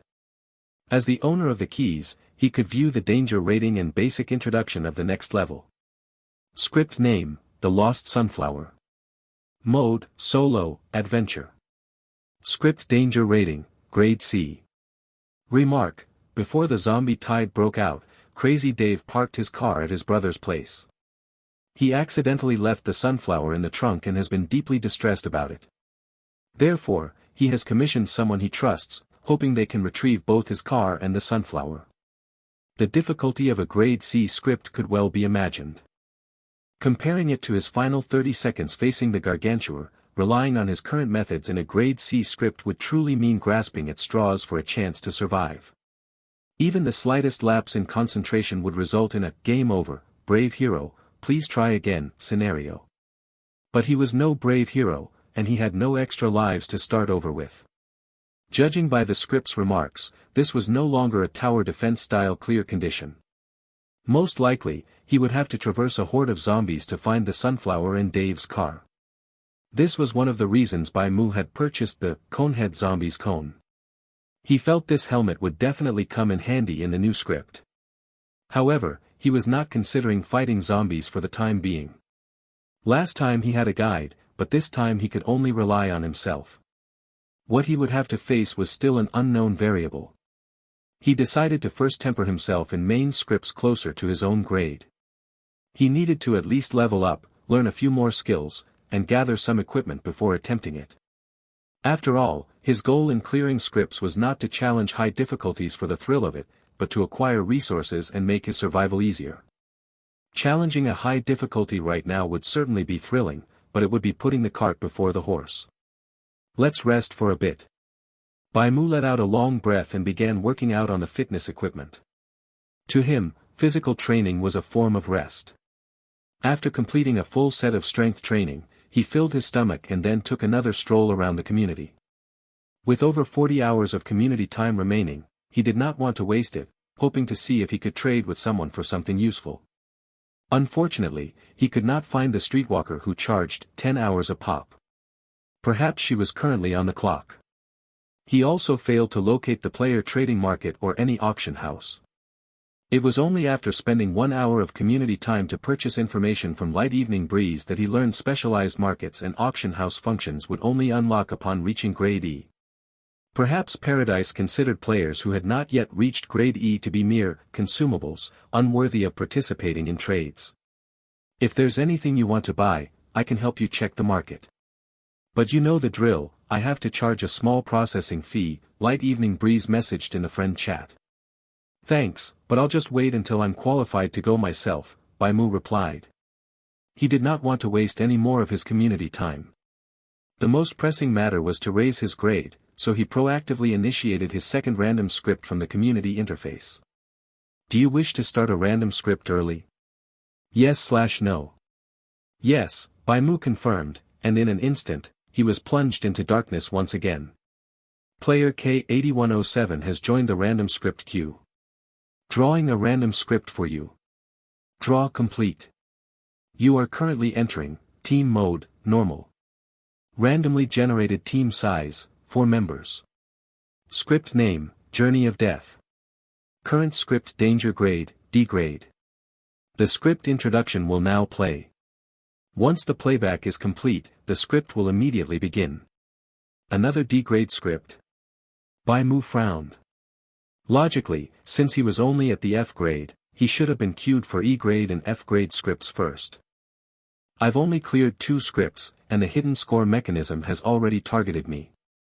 Do they think F grade and E grade scripts are too easy for me? Bai Mu thought to himself. He was somewhat prepared for this. After all, the previous script he cleared had a D-grade difficulty that ultimately escalated to a C grade. As a rookie who managed to obtain an S-grade rating under such circumstances, it was only natural for Paradise to single him out. However, going by his own guesses, he originally assumed Paradise would test him with 1 or 2 simple scripts like Deserted Island Survival before ramping up the intensity. Paradise is unexpectedly sensitive, he muttered. As he lamented this, a cinematic cut-scene materialized before Bai Mu's eyes. Unlike the feeling of floating in mid-air he experienced the previous 2 times, this time he felt as if he were sitting in a plush seat. He could make out the general surroundings. It was clearly a modern movie theater. Not far from him were 3 shadowy figures also seated, but the lighting was too dim to discern their faces or genders. Did they arrange a movie theater because this is a team mode? Bai Mu wondered. This was his first time participating in a team mode. According to Light Evening Breeze's intel, a normal team mode required players to cooperate to clear the stage, and the objective difficulty of the script would be higher than in solo mode. A D-grade danger rating in team mode was far more perilous than a D-grade in solo mode, though it didn't quite reach the level of a C grade. The specific subjective experience relied entirely on what kind of teammates you were matched with. The main quest for all 4 individuals would be identical. If you queued with a formidable teammate, you might just get carried to an easy victory by tagging along behind them. But if you met a useless deadweight, you would have to shoulder the burden and carry them forward. Beta S. Of course, you could also completely ignore the deadweight. The main quests in team mode never forced players to guarantee the survival of the entire team to clear the script. It seems those 3 are my teammates, Bai Mu concluded. He couldn't move his body freely or stand up from his seat to chat with his teammates. It seemed he had to wait until the script introduction finished before he could act on his own. I should focus on the backstory. Bai Mu directed his attention to the large screen. In 2009, a mutated rabies virus suddenly erupted in the eastern part of Country M, rapidly spreading and sweeping across the world. Accompanying the narration, a white building came into view. A red cross was displayed on its signboard. It was a hospital located in the city center. A rotting stray dog stood at the hospital entrance. Its intestines dragged across the ground, and its stark white ribs protruded from the decaying flesh. A zombie dog. Bai Mu couldn't be more familiar with this creature's characteristics. Under the influence of the virus, infected humans undergo physical mutations. They become extremely sensitive to light and sound, beginning to instinctively attack any living creature around them. The zombie dog snapped its head around, revealing hollow, pitch-black eye sockets. It bared its fangs, but with a loud bang, a gunshot rang out. The zombie dog's head was blown apart, splattering rotten blood all over the ground as it collapsed. The camera shifted to the front of the hospital doors, focusing on a police officer in uniform. The police cruiser flashed its lights with a wailing siren, and gun smoke drifted from the black muzzle of his firearm. The pale-faced Caucasian officer swallowed hard, his Adam's apple bobbing. Behind him were his colleagues, a whole row of armed detectives entering the hospital. He seemed to think the crisis had ended right then and there. But in the quiet environment, a flurry of chaotic footsteps echoed from inside the hospital. Bai Mu knew this man was dead meat. A tidal wave of people surged out of the hospital's main entrance. It wasn't just the doors, people were also jumping down from the rooftop and out of the windows. The gunshot had attracted the infected. Firing a weapon in a densely populated area like a hospital was akin to seeking death. Infected wearing nurse uniforms, patient gowns, and white lab coats swarmed crazily toward the police officers. Some infected leaped from the heights of the third or fourth floor, fracturing their bones upon impact, yet they continued to drag themselves forward with their hands, crawling toward the living humans outside. These scenes left too profound an impression on Bai Mu, instantly dragging him back to 10 years ago. The police fired continuously at the infected, but they soon realized the sheer number of enemies was overwhelming.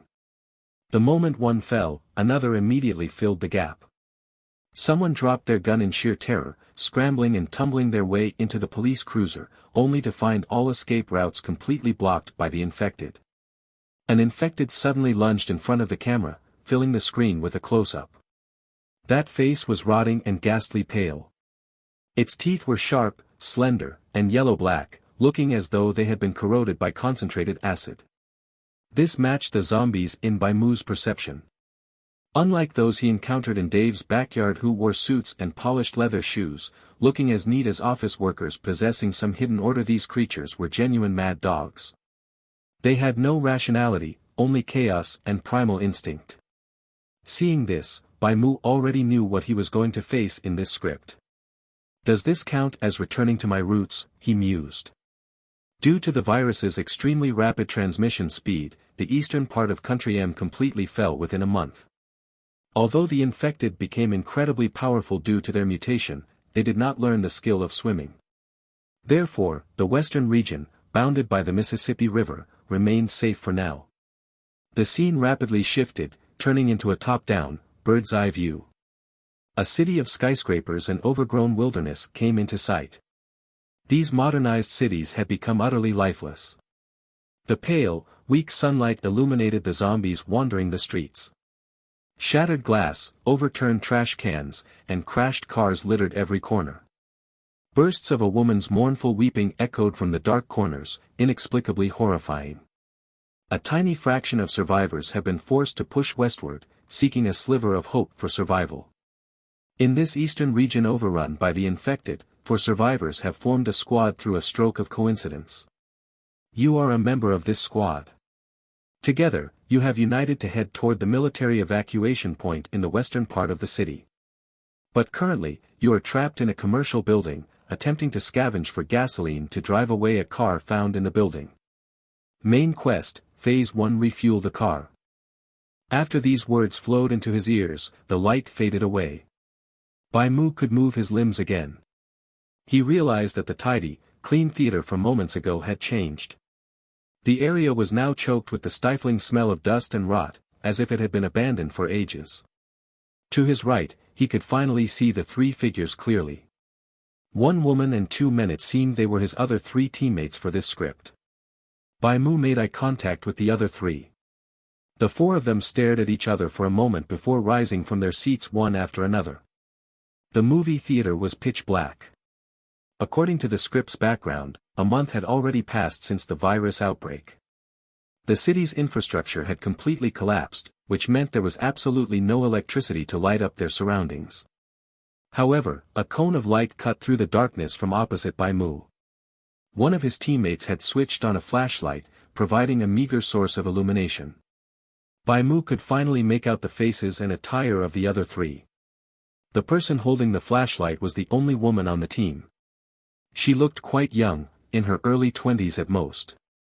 She wore a full nurse's uniform complete with a cap, and her long hair was tied back in a neat ponytail.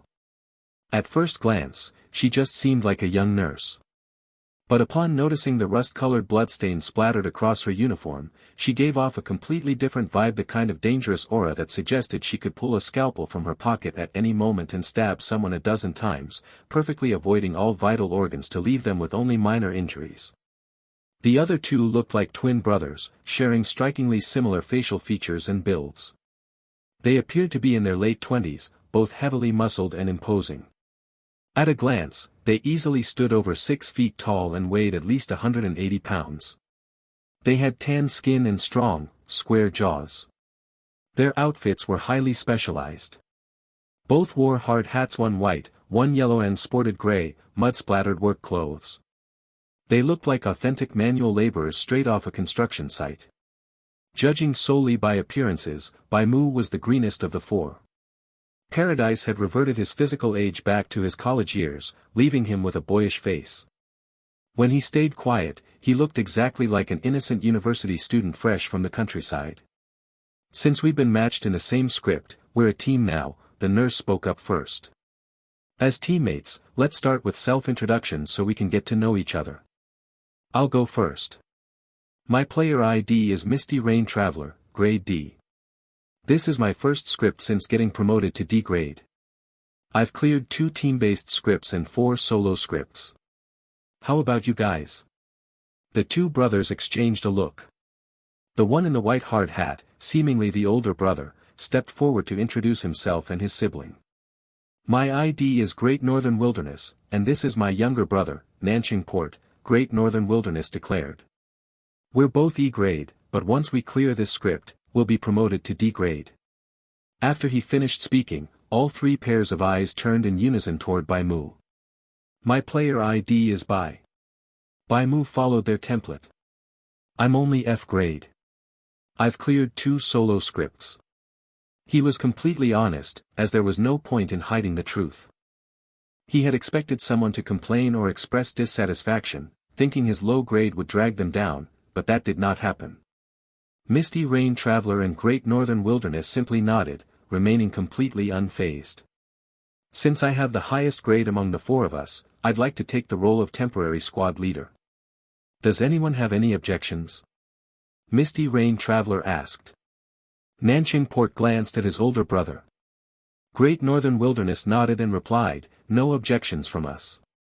Misty Rain Traveler then looked at Bai Mu. Since the other two had already agreed, he naturally had no reason to object as an inexperienced novice. "I'm fine with it too," he agreed. "Great. Let's hope for a pleasant cooperation and a smooth clear." Misty Rain Traveler nodded. "First, let's analyze our current situation. The script summary states that the 4 of us are playing the roles of survivors. Judging by this movie theater and the main quest, we should be in something like a department store or shopping mall." She lowered her voice. "The timeline is 1 month post-outbreak. That means aside from us 4, everything outside is likely an infected. Currently, we're in a temporary safe house provided by Paradise, but we still need to be extremely careful. You all know how terrifying the foot traffic in a department store can be. If we make even a little too much noise, the infected might swarm and drown us, just like in the background cinematic. Therefore, I want everyone to stay as quiet as possible from here on out. Especially once we leave this safe house, we must tread lightly. If you have something to communicate, don't speak. We can establish hand signals to exchange information. The three of them nodded. Misty Rain Traveler's analysis aligned perfectly with what Bai Mu had been thinking. It was spot on. Sure enough, none of the players who managed to survive in Paradise were simple-minded. While F-grade rookies might still include clueless novices, players who were already D-grade or on the verge of promoting to it were definitely not foolish deadweights. RN empty said yes. Surviving those deadly, perilous scripts time and time again was not something one could achieve without using their brain. Enduring 5 or 6 rounds of selection was more than enough to filter out anyone incapable of keeping their emotions in check. Bai Mu suddenly felt that this hidden matchmaking score system was actually quite useful. Looking on the bright side, it was an alternate way of filtering out deadweight teammates who would only hold him back. Players capable of participating in a D-grade script were all seasoned veterans. Bai Mu figured he might even be able to get carry to an easy win this time. Since this was his first team-based script, his primary goal should be to gain experience. He would listen to the leader and observe how veteran players collaborated. You've all seen the first phase of the main quest. We need to scavenge gasoline and secure a car. Our ultimate objective is to reach the evacuation point on the western side of the city. Arrive there safely, and we clear the script, Misty Rain Traveler continued. But from the looks of it, Paradise isn't going to provide us with a map or weapons. We'll have to find those ourselves. So, when we head out to search for gasoline in a moment, I want everyone to keep an eye out for anything that might be useful. Since we don't know how far the final destination is, try to gather as much food, water, and gasoline as possible, Misty Rain Traveler stated. That's all I have to say for now. If you guys have anything to add, speak up. Otherwise, let's start establishing our hand signals. Great Northern Wilderness raised a hand to interject. I have spare hard hats and durable work clothes in my inventory. If you need them, I can share their usage rights with you. As soon as he spoke, a new hard hat and set of work clothes materialized in his hands. Bai Mu focused his gaze, and several lines of text manifested before his eyes. Name, yellow hard hat. Type, head armor. Quality, common. Defense, low. Attributes, none. Equipment effect, 40% head damage resistance. Equipment requirements, none. Remark, an ordinary hard hat.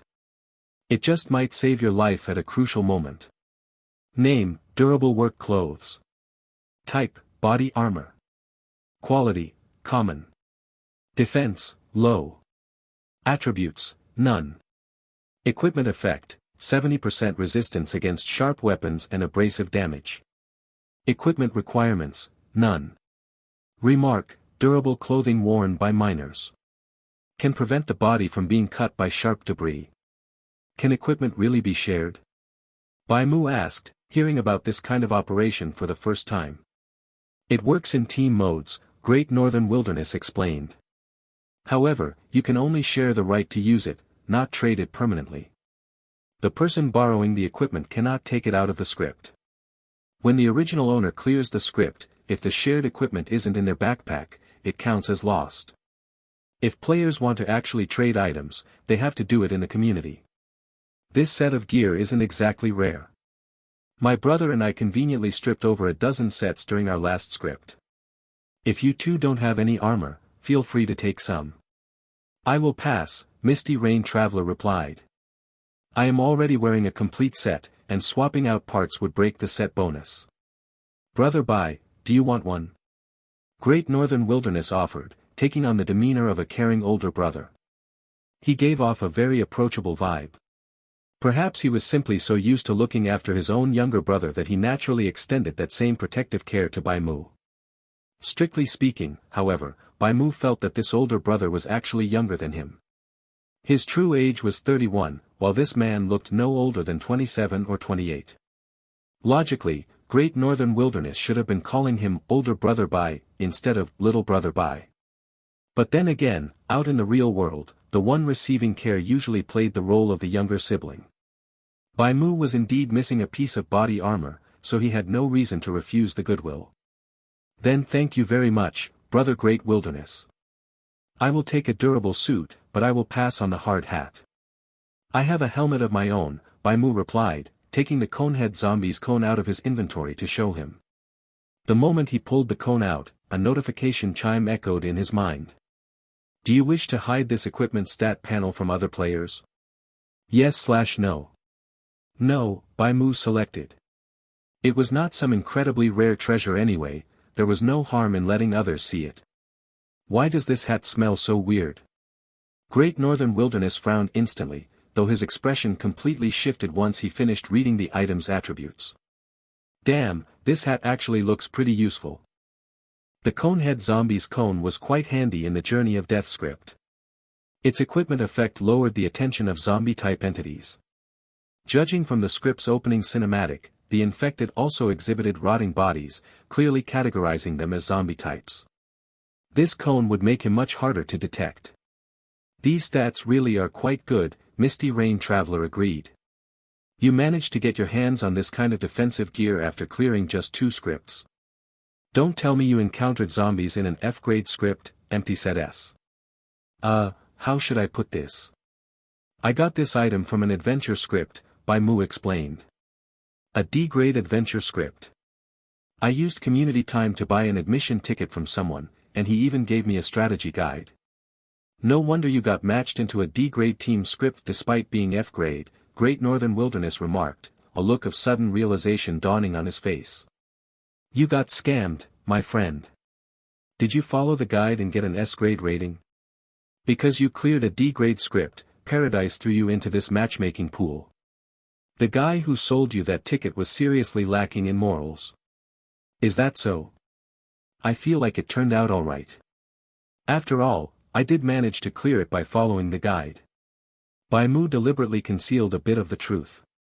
Great Northern Wilderness seemed to have an underlying meaning in his words, and Bai Mu wanted to hear exactly what he was getting at. Even veteran players like us do not dare buy admission tickets for such high-difficulty adventure scripts, Great Northern Wilderness stated, patting Bai Mu on the shoulder. Take some advice from your older brother. The higher your clearance rating, the harder your subsequent scripts will be. If you want to live a long life, it is better to lay low and play it safe. Newbies especially need to keep their heads down. Just look at me and my little brother, Great Northern Wilderness continued. Ever since our novice script ended, we have exclusively queued as a duo. In our last script, we were stuck working as miners in a pit. We had a hot-headed teammate who insisted on pushing for a high rating by trying to rescue the NPCs. In the end, he ended up buried alive in that mine right alongside them. That suit you are holding was stripped right off his corpse, Nanching Port interjected abruptly. This was the very first sentence Great Northern Wilderness's younger brother had spoken since entering the script, and it carried a thick layer of dark humor. Bai Mu scratched his head, looking down at the durable suit in his hands. So this thing had been looted from a dead man. No wonder Great Northern Wilderness had mentioned stripping over a dozen sets. He could practically picture the scene, in the dead of night, these two brothers panting heavily as they snuck into a morgue, pulling back the white sheets, and stripping hard hats and durable suits off the corpses. Ha ha ha, don't mind him, Brother Bai, Great Northern Wilderness chuckled awkwardly, hastily shooting his younger brother a warning glare. Do you want to swap it out for a different suit? This one seems to be in rather poor condition. It is nothing, Brother Great Wilderness, Bai Mu dismissed with a wave of his hand. Gear is gear, it is all the same. As long as it is usable, it is good equipment. He used things belonging to dead people every single day anyway.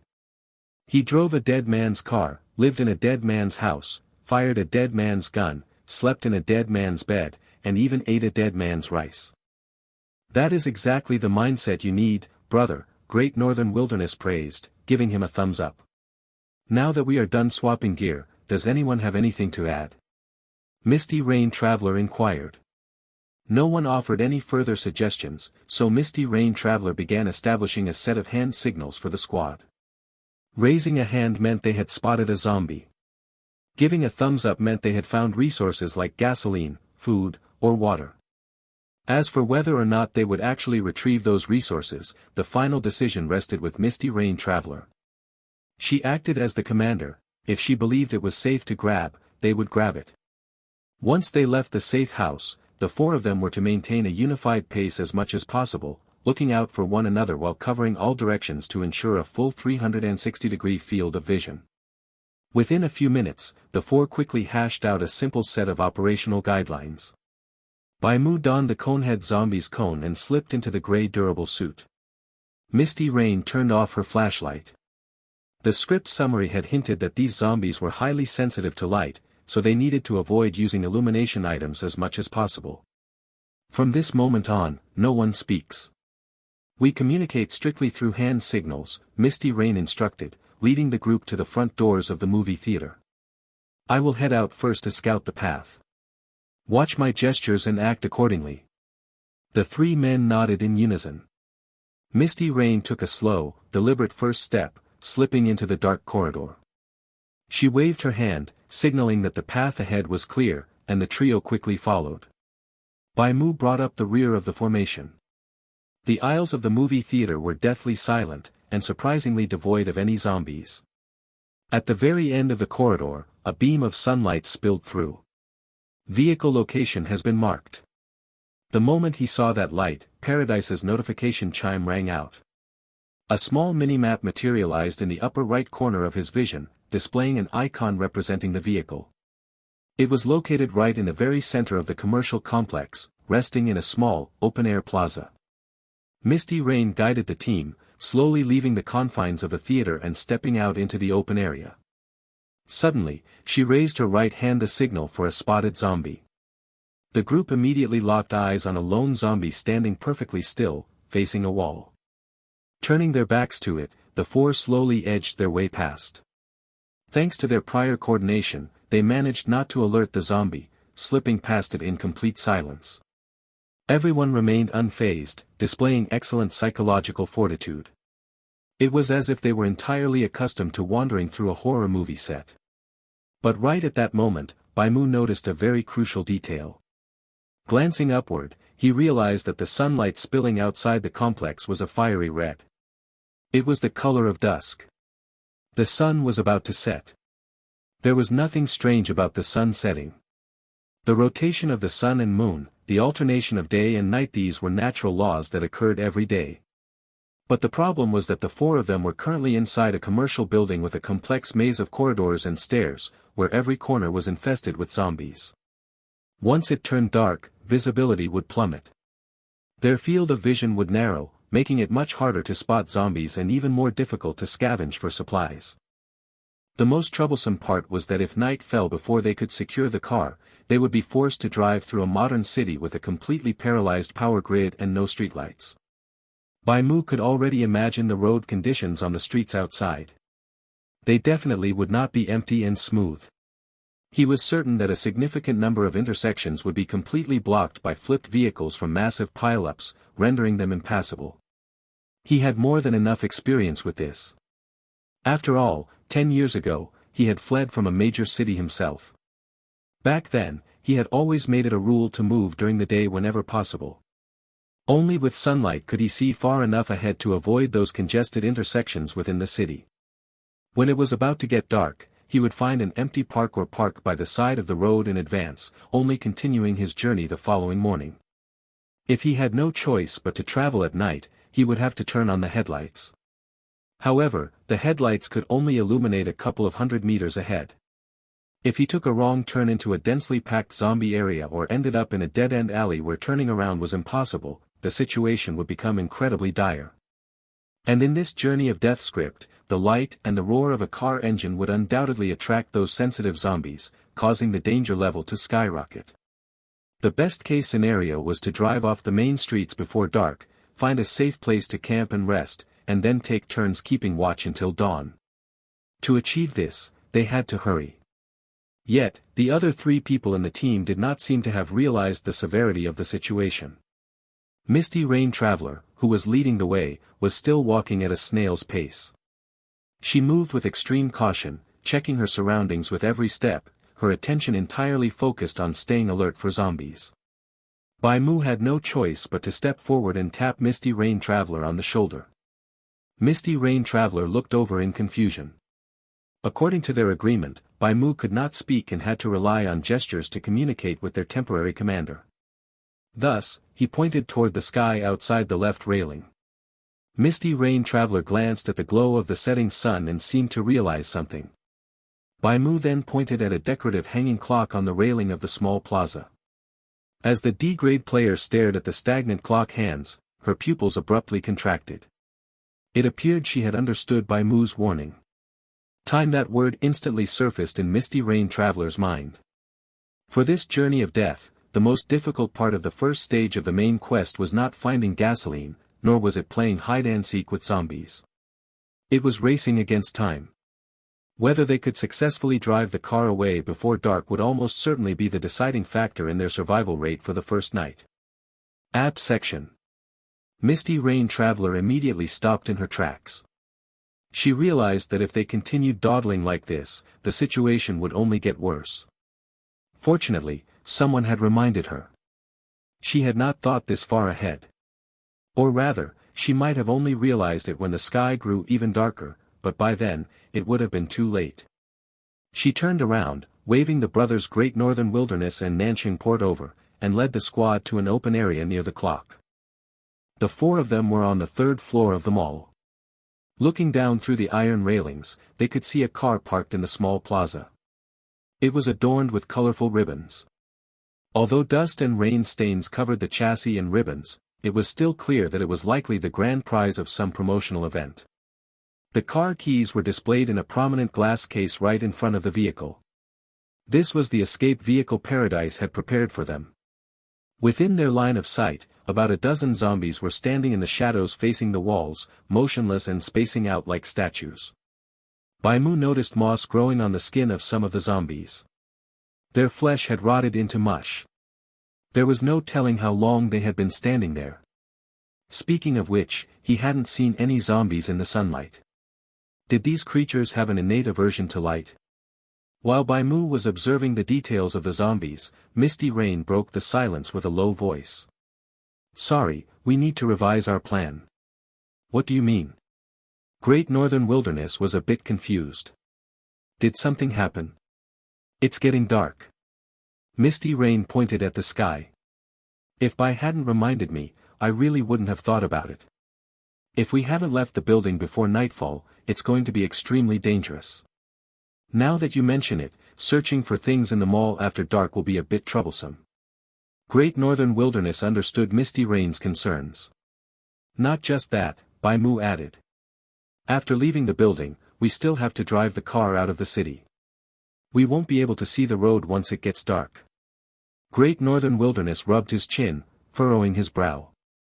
"I have an idea," Misty Rain suggested. "Let's split up into two groups." Misty Rain Traveler pointed to the left and right sides of the corridor. The cinema was located right in the center of the mall, with paths and staircases leading downstairs on both sides. "Let's lower the priority of everything other than gasoline and focus entirely on finding fuel. We'll make our way from the third floor down to the first, then regroup at the small plaza on the ground floor.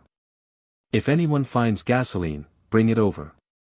If the gasoline is in a dangerous spot and two people aren't confident they can retrieve it safely, still head to the small plaza to meet up. Then, the four of us will gather and get it together." Great Northern Wilderness frowned tightly. After a few seconds, he agreed, "That works. My brother and I will form one group. We have good teamwork." "All right." Misty Rain nodded and looked at Bai Mu. "It works out perfectly. I have a high grade, so I'll team up with Bai, who has the lowest grade." "Who goes left, and who goes right?" Nanching Port suddenly asked. "Bro, it doesn't really matter, right?" Great Northern Wilderness replied. "Brother Wilderness, I think it actually does matter a bit." Bai Mu pointed downstairs. "Look at the zombies in the plaza. Aren't they all hiding in the shadows?" "You're right." Great Northern Wilderness leaned over to take a look. "I've been observing them since we left the cinema. Not a single zombie is standing in the sunlight. They likely possess an instinct to avoid sunlight or strong light sources.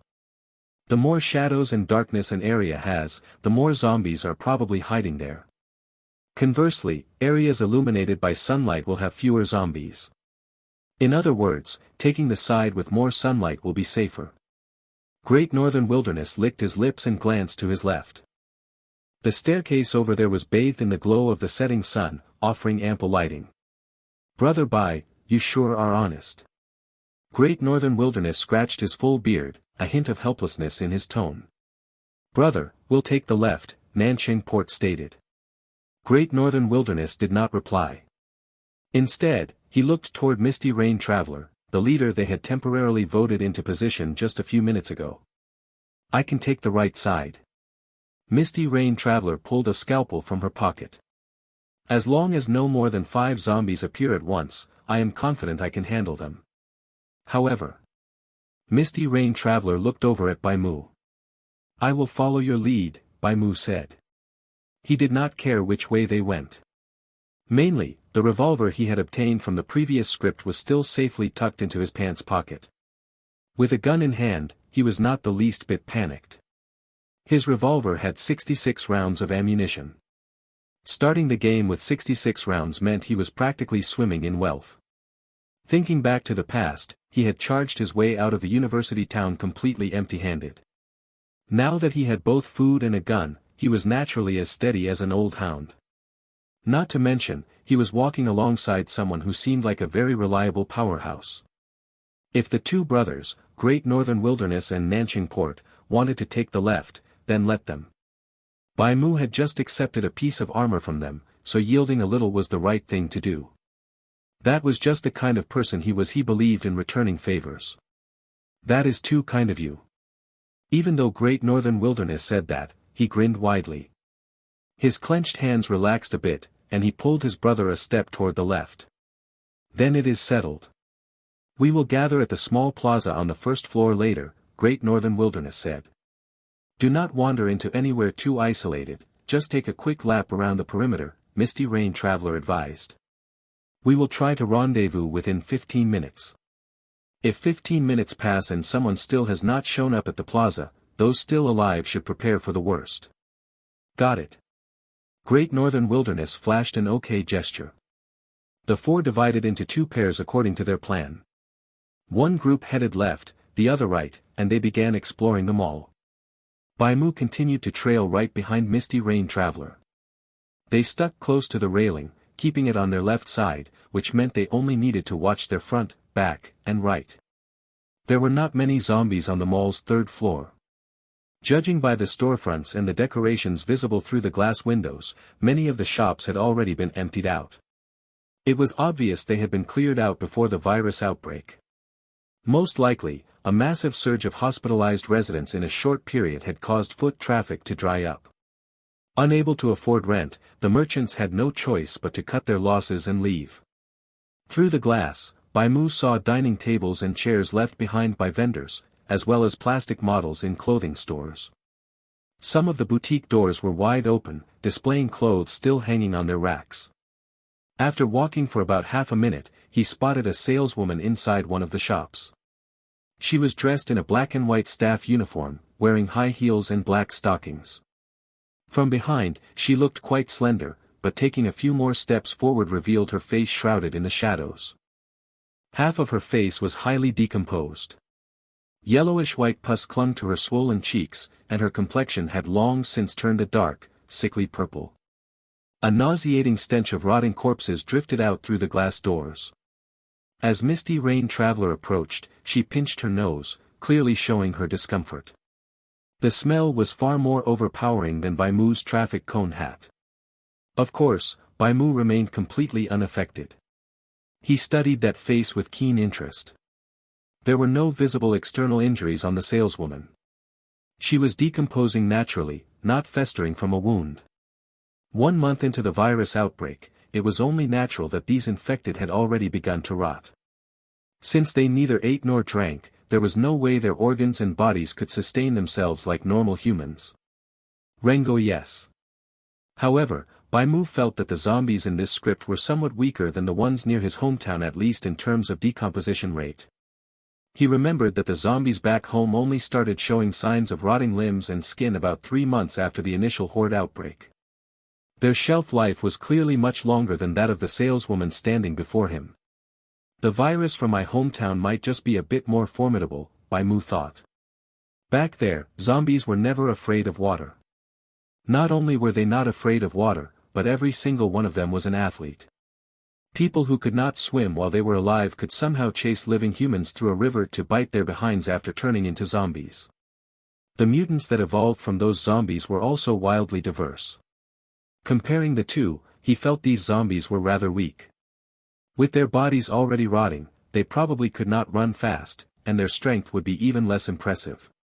Maybe we will not even need a car. We could probably leave them in the dust just by running on foot.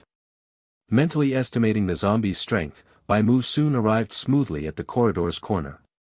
Before heading downstairs, Bai Mu raised his hand, gesturing for Misty Rain Traveler to wait for him a moment. He pointed to a box on the wall. It was a red fire extinguisher cabinet that had not yet been opened. Inside large shopping malls like this, these cabinets were typically equipped with a fire axe.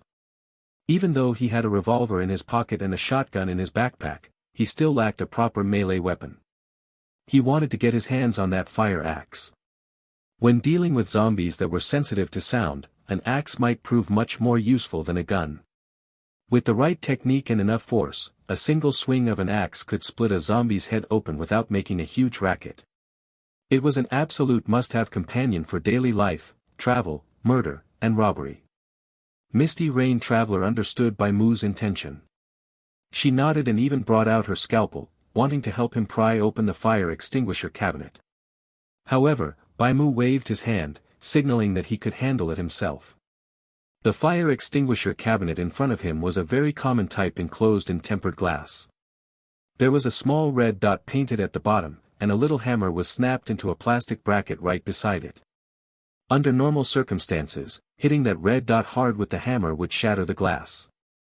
Even a child could manage it, because the impact points on this kind of glass were specially designed to be the weakest spot on the entire pane.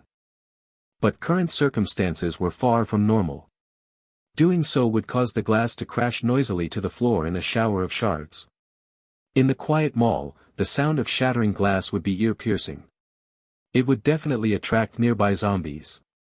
For instance, that quiet saleswoman zombie guarding the boutique was less than 50 meters away. She would absolutely come running to check out the commotion. Other zombies lurking out of sight would also be drawn in. Misty Rain Traveler watched Bai Mu's movements with a hint of concern. She worried he might make a loud noise, but considering how astutely he had noticed the time issue earlier, she refrained from stopping him. This F-grade novice, who had only cleared 2 scripts, gave Misty Rain Traveler a very strange feeling. He looked entirely too relaxed. Out of the 4 of them, he was the only one with this bizarre sense of ease. He spoke at a leisurely pace, walked with a calm stride, and remained completely nonchalant when faced with zombies and a stench that had nearly made her vomit. If he were a complete greenhorn, it would be understandable. One could just assume he was ignorant. An F-grade player who had only cleared 2 rounds was undeniably a pure novice in paradise. Yet, intuition told Misty Rain Traveler that Bai Mu was no beginner. This man simply seemed truly relaxed and calm. He showed 0 signs of nervousness, as if he were completely accustomed to this sort of dangerous environment.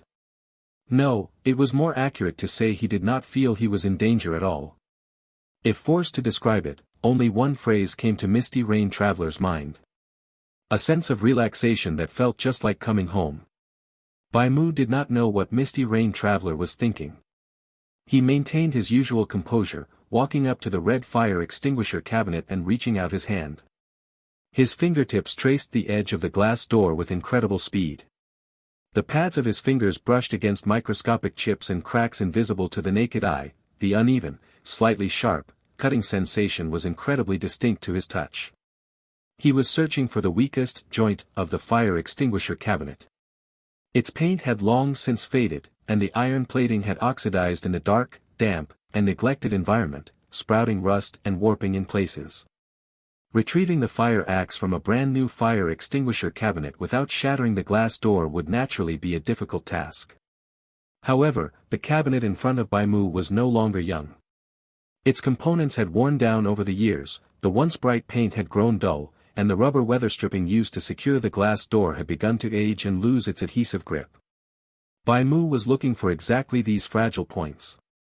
In his eyes, this fire extinguisher cabinet was not a single, solid object, but an assembly of individual part screws, iron plates, welded edges, rubber seals. He examined the fire extinguisher cabinet like a surgeon dissecting a human body. This was a habit cultivated over many years. In a resource-starved apocalypse, he had explored countless sealed locations in search of usable items. He had to unlock those sealed doors, pry open those warehouse crates, and smash through the glass blocking his path just to obtain the supplies necessary to survive.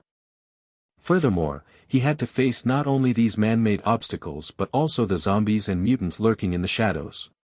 Merely staying alert and dealing with enemies consumed the vast majority of his stamina and time. Expending a massive amount of energy on picking locks would undoubtedly be a foolish and dangerous endeavor. Therefore, to speed up his scavenging efficiency, Bai Mu had honed a specific skill. It was a unique technique forced out of him by immense survival pressure. His passive skills provided an excellent summary of this ultimate technique. Passive name, Lockpicking Mastery, LV Max. Skill description, can use tools to open the vast majority of man-made and mechanical locks. Mastery effect, reverse engineering increases the success rate of dismantling mechanical structures barehanded. There is a well-known saying, do not use your hobby to challenge my profession. Applied to Bai Mu, this saying had to be taken a step further. Do not use your profession to challenge my survival instincts. It took Bai Mu only a few seconds to find the fire extinguisher cabinet's weak point. He saw right through the iron box, pressing his right thumb against the edge of the sealant while his left palm supported the cabinet to adjust the distribution of force. Then, his muscles contracted, and he gave it a gentle push. Click. Accompanied by a subtle sound resembling a latch popping open, the tempered glass peeled away from the sealant. In Misty Rain Traveler's eyes, she only saw Bai Mu run his hand around the cabinet and casually tap it, completely detaching the glass door along with its weather stripping. A with tilde up. Are fire extinguisher cabinets really this fragile? That was Misty Rain Traveler's first reaction, but she quickly realized that the cabinet wasn't fragile. Bai Mu had simply used some sort of lockpicking skill. Paradise was a miraculous place where one could witness far too many unimaginable things. Removing the glass of a fire extinguisher cabinet entirely barehanded would certainly be considered a masterclass skill in the real world, but in Paradise, it did not seem like a big deal at all. Thus, Misty Rain only felt a fleeting moment of surprise before returning to her usual calm. However, this also made her internal intuition increasingly apparent. This F-grade rookie was definitely not a simple character. Although he looked young on the outside, his very bones exuded a kind of tranquility that Misty Rain Traveler, Great Northern Wilderness, and Nanching Port all lacked. That unwavering inner peace, the ability to calmly analyze situations in a place swarming with zombies without displaying any signs of nervousness, had even managed to rub off on Misty Rain Traveler. Standing beside him, Misty Rain actually felt a little relaxed. Even she found it strange, though it certainly wasn't a bad thing. She watched Bai Mu gently place the dust-covered, blurry glass door on the floor, laying the interior of the fire extinguisher cabinet completely bare. The first thing to catch the eye was a woven red water supply hose, tightly coiled on a reel, with a hand-pressed fire nozzle attached to its tail end. The most conspicuous features were the red water valve and the emergency button. Pasted on the inside of the fire extinguisher cabinet was a detailed diagram of operational steps, guiding anyone who broke into the box on how to use the equipment.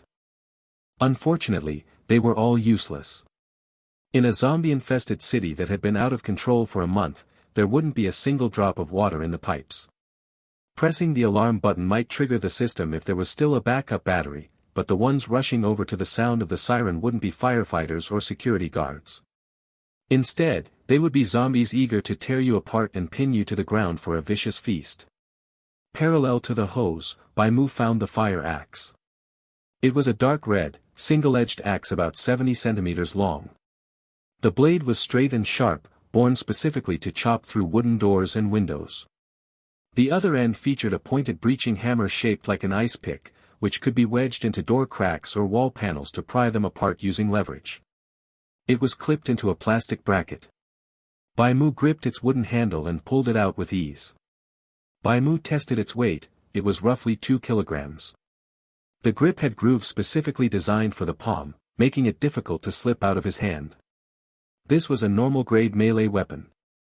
Compared to the garden shovel Bai Mu had briefly encountered during his last lottery draw, this was far more suitable as a weapon. After all, an axe was inherently made for chopping things. Name: Fire Axe. Type: Melee weapon. Quality: Normal. Lethality: Medium. Attributes: None. Equipment effect: each attack has a chance to knock back or stun the enemy. Equipment requirements: None. Remarks: a fire axe that has remained dormant for many years. Legend has it that if someone finds 2 axes and learns a master skill to repeatedly throw and catch them, their account will be credited with $50 every time they kill someone. Bai Mu weighed it in his hand a couple of times. The axe felt pretty good to wield. Aside from being a little light, there were no major issues. Carrying the axe, he gave an "okay" gesture. Misty Rain Traveler nodded and continued walking forward. Further ahead was the staircase. The corner of the stairs was shrouded in shadows, and a zombie stood on the steps, blocking their path. It was a corporate zombie dressed in a suit. Name: Common Infected. Type: Zombie. Level: Normal. Remarks: he wore a suit, tied his necktie, and styled his hair to look like a mature adult, eagerly anticipating a date with his girlfriend. But he waited a long time, and she never showed up. Bai Mu noticed a flower tucked into the pocket of the zombie's suit jacket. Its petals had long since withered, leaving behind only a yellowed, dried-out stem. Judging by the thorns on the stem, it must have been a rose, perhaps a rose meant for his girlfriend. 4 zombies stood on the staircase leading from the 3rd floor to the 2nd. If they wanted to continue their descent, a confrontation was unavoidable. The system panel informed the pair that these were ordinary zombies, the lowest-tier enemies in the script. They could be compared to the ordinary zombies encountered in Dave's backyard. The two were of the same tier, though even ordinary-level monsters varied in strength. If a zombie from the Journey of Death script was thrown into an octagon cage match with an ordinary zombie from Dave's backyard, Bai Mu felt that Dave's zombie would definitely win. The skin on these zombies did not look nearly as resilient. While the backyard zombies had tight, dry skin, the flesh of these undead resembled a grotesque mixture of waterlogged pork and Play-Doh. It was sagging and putrid. He got the feeling that a single grab would tear the skin and flesh right off their faces. Fighting them certainly would not be difficult. After a month of decay, their muscle structures had long since rotted away. After all, they were just low-level mobs in a D-grade script. As long as a normal adult could overcome their inner fear, taking down these zombies would not be too difficult. The real issue was the noise. They had to remain as quiet as possible to avoid triggering a zombie horde. Facing these 4 unavoidable zombies, Misty Rain Traveler raised her hand. Her gesture signaled for Bai Mu to hold his position and watch her work. Bai Mu nodded and stood obediently at the top of the stairs. He was incredibly curious to see how a D-grade player fought. Misty Rain Traveler retrieved a scalpel from her jacket. Instead of engaging the zombies in close quarters, she stood her ground and hurled the blade. As she threw it, Bai Mu caught a glimpse of a bloody crimson light flashing across the blade, likely the activation of a skill. The scalpel buried itself precisely into the zombie's temple. Then, originating from the point of impact, multiple deep lacerations rapidly spread outward, as if invisible wires were slicing through the creature's flesh. The cuts radiated from the entry wound to spiderweb across the zombie's entire face. The gashes were shallow, but undeniably lethal. Since the lacerations emanated from the tip of the embedded blade, the creature's skull was already riddled with fractures. She's practically superhuman, Bai Mu thought to himself. Misty Rain Traveler dispatched the remaining 3 zombies using the exact same method. Every time she threw a scalpel, she would seamlessly draw another from her bag. It was a terrifyingly effortless chain of instant kills. Given her slender frame, it was biologically impossible for her to generate that kind of physical force. However, the equipment and skills she had acquired from Paradise granted her enhancements that pushed her far beyond human limits. The sheer stopping power of those scalpels was greater than a bullet's, verging on the supernatural. It was completely silent, and the attack even triggered secondary damage upon impact. This combat skill was infinitely superior to Bai Mu's plant care. Watching her, he couldn't help but feel a twinge of envy. He couldn't help but wonder how effortlessly he would have survived back in his hometown if he had possessed such superpowers. Why bother rationing bullets? He could have just hoarded a truckload of fruit knives and called it a day. Unfortunately, there were no ifs in reality. He could only focus on the present. After clearing the obstacles, Misty Rain Traveler continued to lead the way. Watching her bend down to retrieve the scalpels one by one, Bai Mu recalled what she had told him earlier. As long as there are no more than 5 zombies at a time, I can handle them. Why exactly 5, and not 6? The answer was glaringly obvious. Misty Rain Traveler likely only carried 5 scalpels on her person. Facing 5 zombies simultaneously, she could eliminate them with 1 blade each. But if there were more than 5, she would run out of weapons for the 6th and be forced into hand-to-hand combat. However, since the thrown scalpels could be repeatedly recovered and reused, she could effortlessly dispatch scattered small clusters of 2 or 3 zombies without taking a scratch. Looking at it that way, if he ever needed to securely eliminate Misty Rain Traveler, his best strategy would be to bait out her scalpels first. She clearly had to aim before throwing, and each blade struck a slightly different spot, meaning her skill didn't have an auto-aim function. A well-timed feint could easily draw her fire and waste her weapons. Reino Thailand bot. Her accuracy, however, was impeccable. Every throw within 15 meters resulted in a clean headshot. Furthermore, that flimsy-looking nurse outfit definitely possessed better defensive stats than the durable tactical gear provided by Great Northern Wilderness. It might even provide a strength buff, or perhaps it shared some synergy with the scalpels. The safest approach would still be to strike preemptively with his handgun. She had already revealed her trump cards, whereas the revolver sitting in Bai Mu's pocket and the shotgun tucked into his backpack remained completely hidden. He also couldn't rule out the possibility that she had other hidden aces. Bai Mu firmly believed that any player capable of surviving 6 scripts had to be incredibly resourceful. But at the very beginning of the script, she had treaded with extreme caution. Was it because her physical defense was inherently low? Bai Mu mentally classified Misty Rain Traveler's build. She was a high-damage, low-health DPS class. She was devastatingly powerful while armed with her scalpels, but once she expended all 5 blades, her combat capabilities would likely plummet. In his mind's eye, Bai Mu treated Misty Rain Traveler as a hypothetical enemy. He continuously simulated combat scenarios against her, calculating the most efficient way to kill her if it came down to it. Of course, he only entertained these thoughts out of pure force of habit. Having survived 10 years of a post-apocalyptic wasteland, he had witnessed the absolute worst of human nature. The bitter memories of naively trusting others only to be brutally betrayed remained vividly seared into his mind. Because of that, he never paid attention to empty words. He judged people solely by their actions and where their underlying interests aligned, using those factors to determine whether someone was a friend or a foe. However, these calculations remained strictly theoretical. If they failed to clear the script, they would all die. Their goals, their enemies, and their interests perfectly aligned, making them natural allies. Deep down, he genuinely considered the other 3 players to be his comrades. After walking down the stairs for half a minute and rounding a corner, the pair finally reached the 2nd floor. The zombie population on the 2nd floor was noticeably denser than on the 3rd. A dozen or so creatures were lingering in the hallway alone, standing absolutely motionless in the shadows. Seeing this, Misty Rain Traveler's expression turned grim. She pursed her lips and tightened her grip on her scalpel, keeping herself in a perpetually loaded and ready stance. Even so, she maintained their original formation, with herself taking point and Bai Mu covering the rear. Perhaps she wanted to establish her authority as the team leader, or maybe she simply felt that Bai Mu walking in front would obstruct her line of sight. Regardless, she systematically cleared out the zombies along their path through a methodical, albeit slow, routine of throwing and retrieving her blades. Bai Mu benefited entirely from her protection and didn't have to lift a single finger. As they passed by a storefront, Bai Mu's nose twitched. It was the unmistakable scent of gasoline.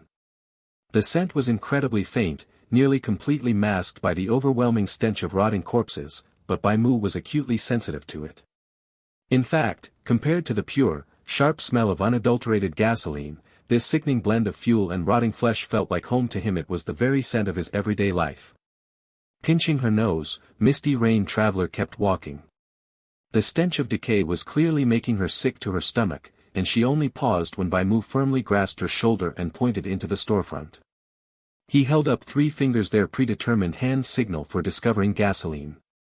Misty Rain Traveler looked up to see the neon sign for a children's park. The plastic billboard prominently featured colorful illustrations of a swimming pool, a trampoline, slides, and an indoor rock climbing wall. The moment the two of them stopped walking, the faint, haunting sound of sobbing drifted out from the children's park. The surrounding zombies remained completely indifferent, almost as if the weeping were nothing but an illusion. The two stopped in their tracks and looked into the pitch-black indoor space.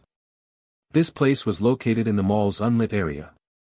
Although the sun hadn't set yet, there was only a dim sliver of light, just enough to keep them from going completely blind. Furry rabbit plushies stood at the entrance. They were over a meter tall and designed in an anthropomorphic style.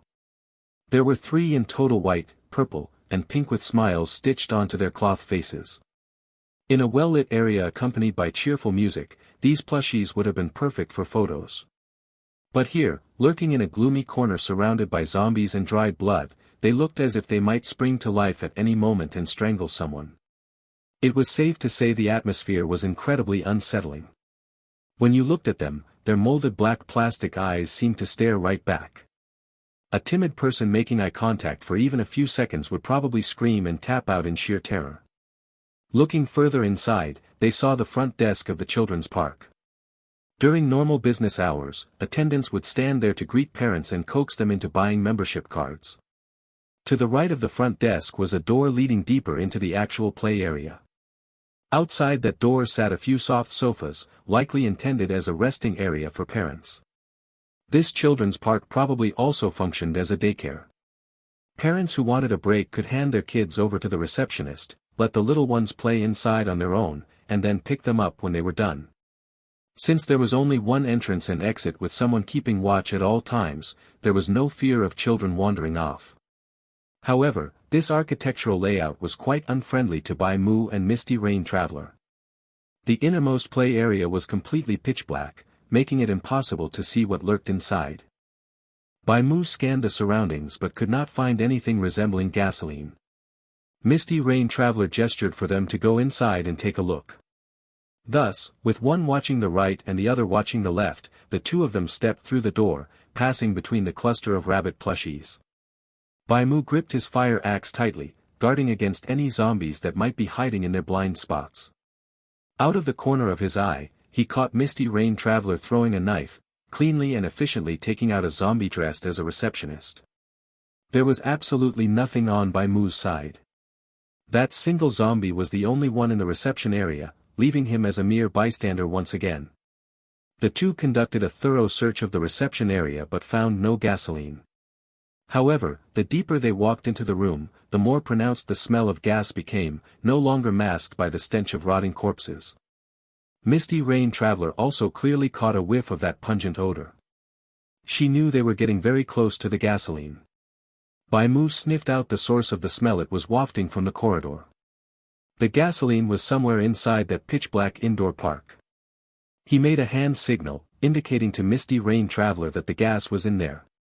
After what had just happened, Misty Rain Traveler realized that Bai Mu had a very sharp nose.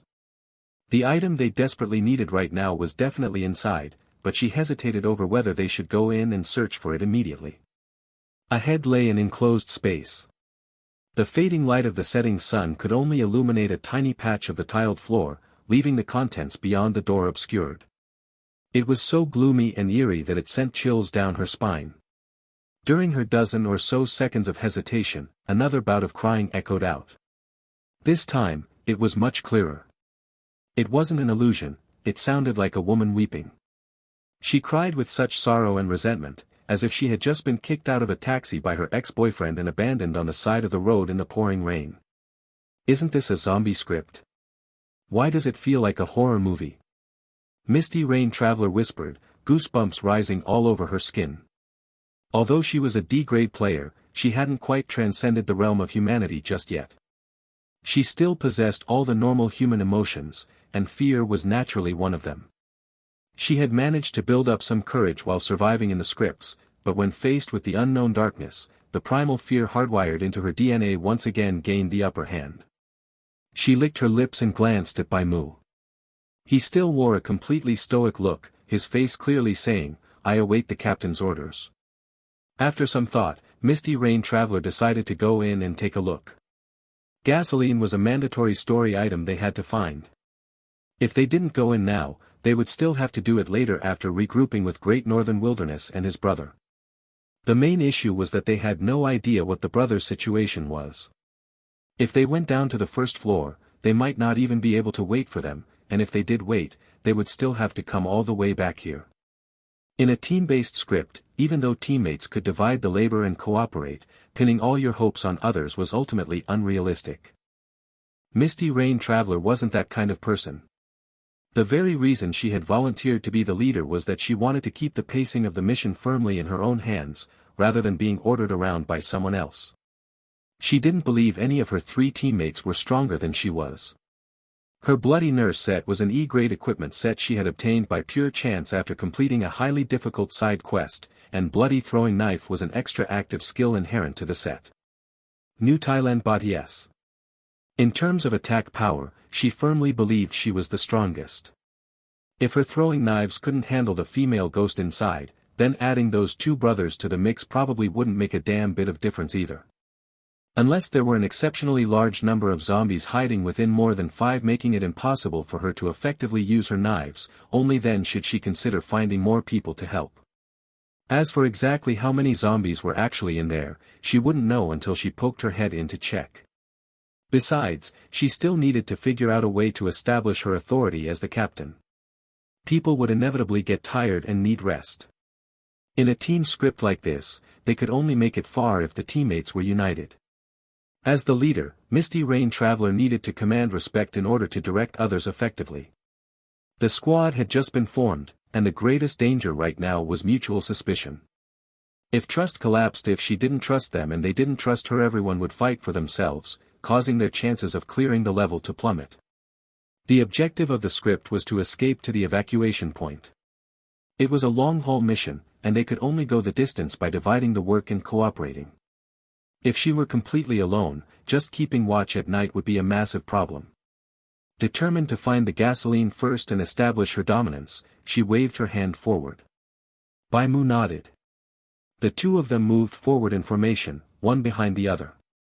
Misty Rain Traveler tightly gripped her throwing knife while Bai Mu silently readied his axe. To avoid getting separated in the dark or losing sight of his teammate, he placed a hand on her shoulder. Maintaining physical contact, they passed through the corridor and entered a sudden, wide-open space. It was so dark they could barely see their own fingers. Only a single faint ray of sunlight pierced through the closed windshields and iron grates from outside. Most of the area was shrouded in pitch-black darkness, making it impossible to spot any zombies. The only things they could make out were the silhouettes of equipment illuminated by the sliver of light, a rock-climbing wall, a playhouse filled with small rubber balls, a swimming pool for kids. This place was surprisingly massive. The crying became much more distinct after they stepped inside. It wasn't a continuous weeping, but rather a soft sob that echoed every few dozen seconds. Misty Rain Traveler's nerves were stretched taut. She took a step forward, and her body suddenly froze. She felt her foot step on something that felt like a pile of thick mud. The squishy texture triggered her reflexes, causing her to instantly hurl a throwing knife at her own feet while yanking her leg back. Bai Mu saw the scalpel tossed by Misty Rain. A bloody gleam flashed in the darkness, and he heard a wet, squelching sound. However, there were no signs of enemy movement around them. That crying sound was still some distance away from the two of them. Aside from the noise they made themselves, it was completely quiet in all directions. If the zombies had noticed them, it would be impossible for him not to hear their footsteps. From the moment he walked in, he had noticed a layer of soft foam mats covering the tiles in the children's playground, likely a safety measure to keep kids from getting hurt if they fell. Walking on these mats produced a fair amount of noise. If one moved quickly, they would hear the distinct squeak and squish of the foam compressing. But there was no such sound. Misty Rain had just experienced a stress reaction, spooked by something.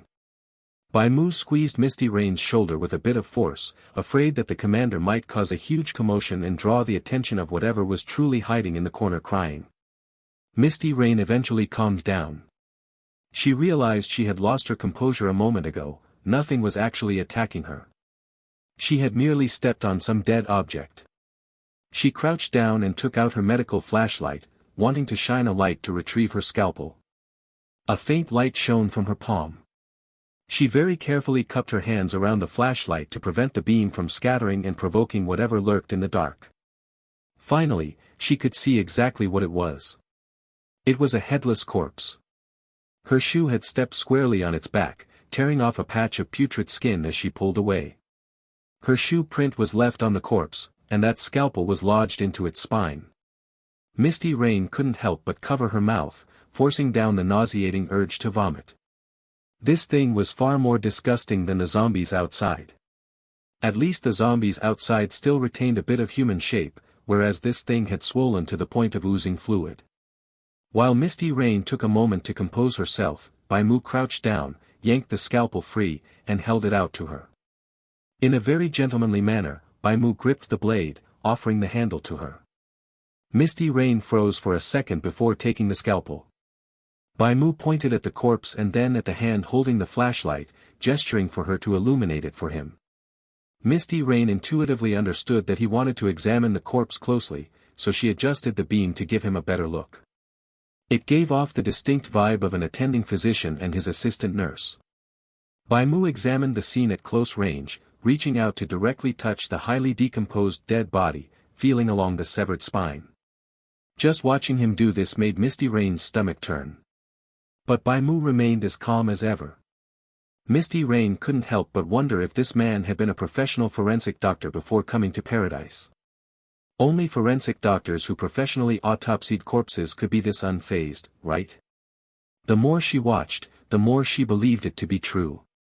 Feeling that Bai Mu might have noticed something, she became very cooperative in lighting the area for him. Bai Mu had indeed noticed something.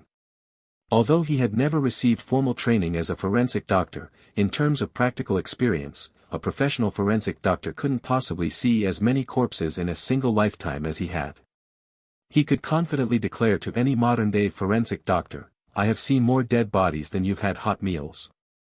The state of decomposition and the wounds on the corpse were silently speaking to Bai Mu. The fracture on the spine was incredibly jagged, it had been forcibly snapped by immense strength.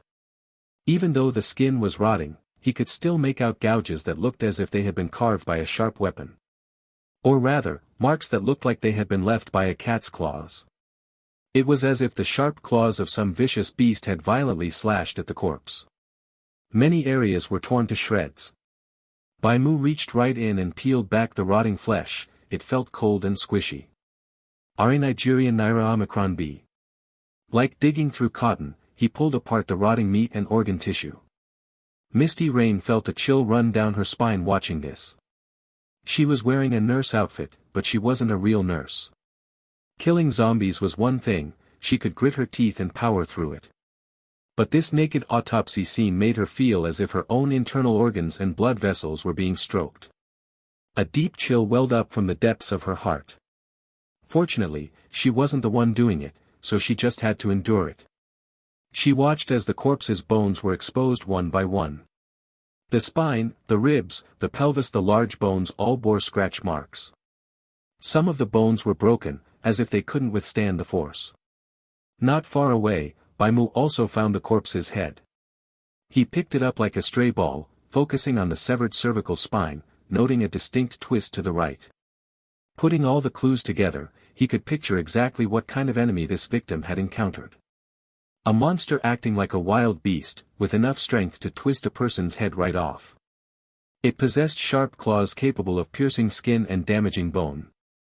Its method of attack was incredibly frenzied. Many of the wounds had been inflicted after the victim was already dead. The monster had a habit of mutilating corpses, twisting the victim's head off simply wasn't enough. It had crouched over the body, delivering flurry after flurry of claw strikes until the victim was completely mutilated into a puddle of mush before finally leaving. This gruesome sight filled Misty Rain with dread. The urge to retreat began to sprout in her mind. Lingering any longer in this enclosed, pitch-black space left her incredibly on edge. She made hand gestures, trying to signal Bai Mu to fall back. The two of them would head out together, first regrouping with the two brothers on the first floor to exchange information before considering their next move. But Bai Mu pointed toward a direction in the children's playground. He pressed down on Misty Rain's hand, using her fingers to turn off the flashlight. Even without the flashlight's beam, they could see what was walking over there, because a shaft of sunlight was illuminating the spot. A short, frail silhouette passed through the beam of light. Judging by its size, it was merely a young girl. They could clearly make out the outline of a dress. The girl stood with her back to the two of them, looking like a lost child unable to find her mother. However, her skin didn't look human in the slightest.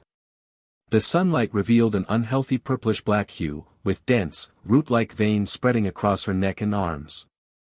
The most abnormal part was her arms, or rather, the nails growing out of her 10 fingers. Those razor-sharp nails were as long as iron spikes, gleaming with a metallic luster. Perhaps Misty Rain couldn't see it, but Bai Mu could spot the rotting flesh, bone fragments, and strands of hair wedged beneath her fingernails. A faint, eerie crying sound drifted from the girl. She was the one crying in the children's playground, weeping with such helplessness and sorrow. She was starkly different from the zombies outside.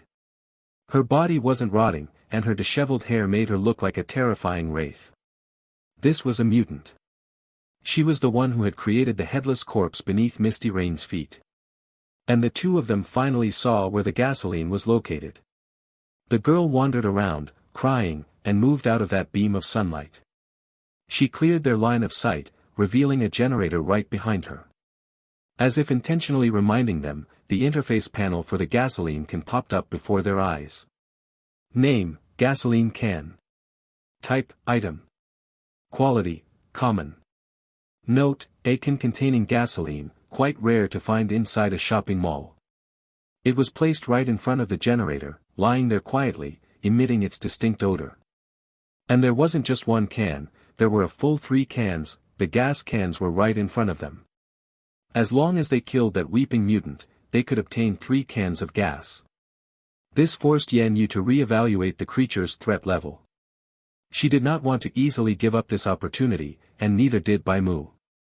No matter what, clearing the script was their top priority, and gasoline was a mandatory story item they needed to acquire. Bai Mu mentally assessed the mutant's threat level. Judging by the gruesome state of the corpse, her aggressiveness went without saying. However, her physique was very frail. Her skin and skeletal structure were still at the level of a normal human, and she had not grown any sort of animal-like keratin carapace. Aside from those iron-like claws, she did not display any other notable abnormalities. There was a very high probability that bullets would be effective against her.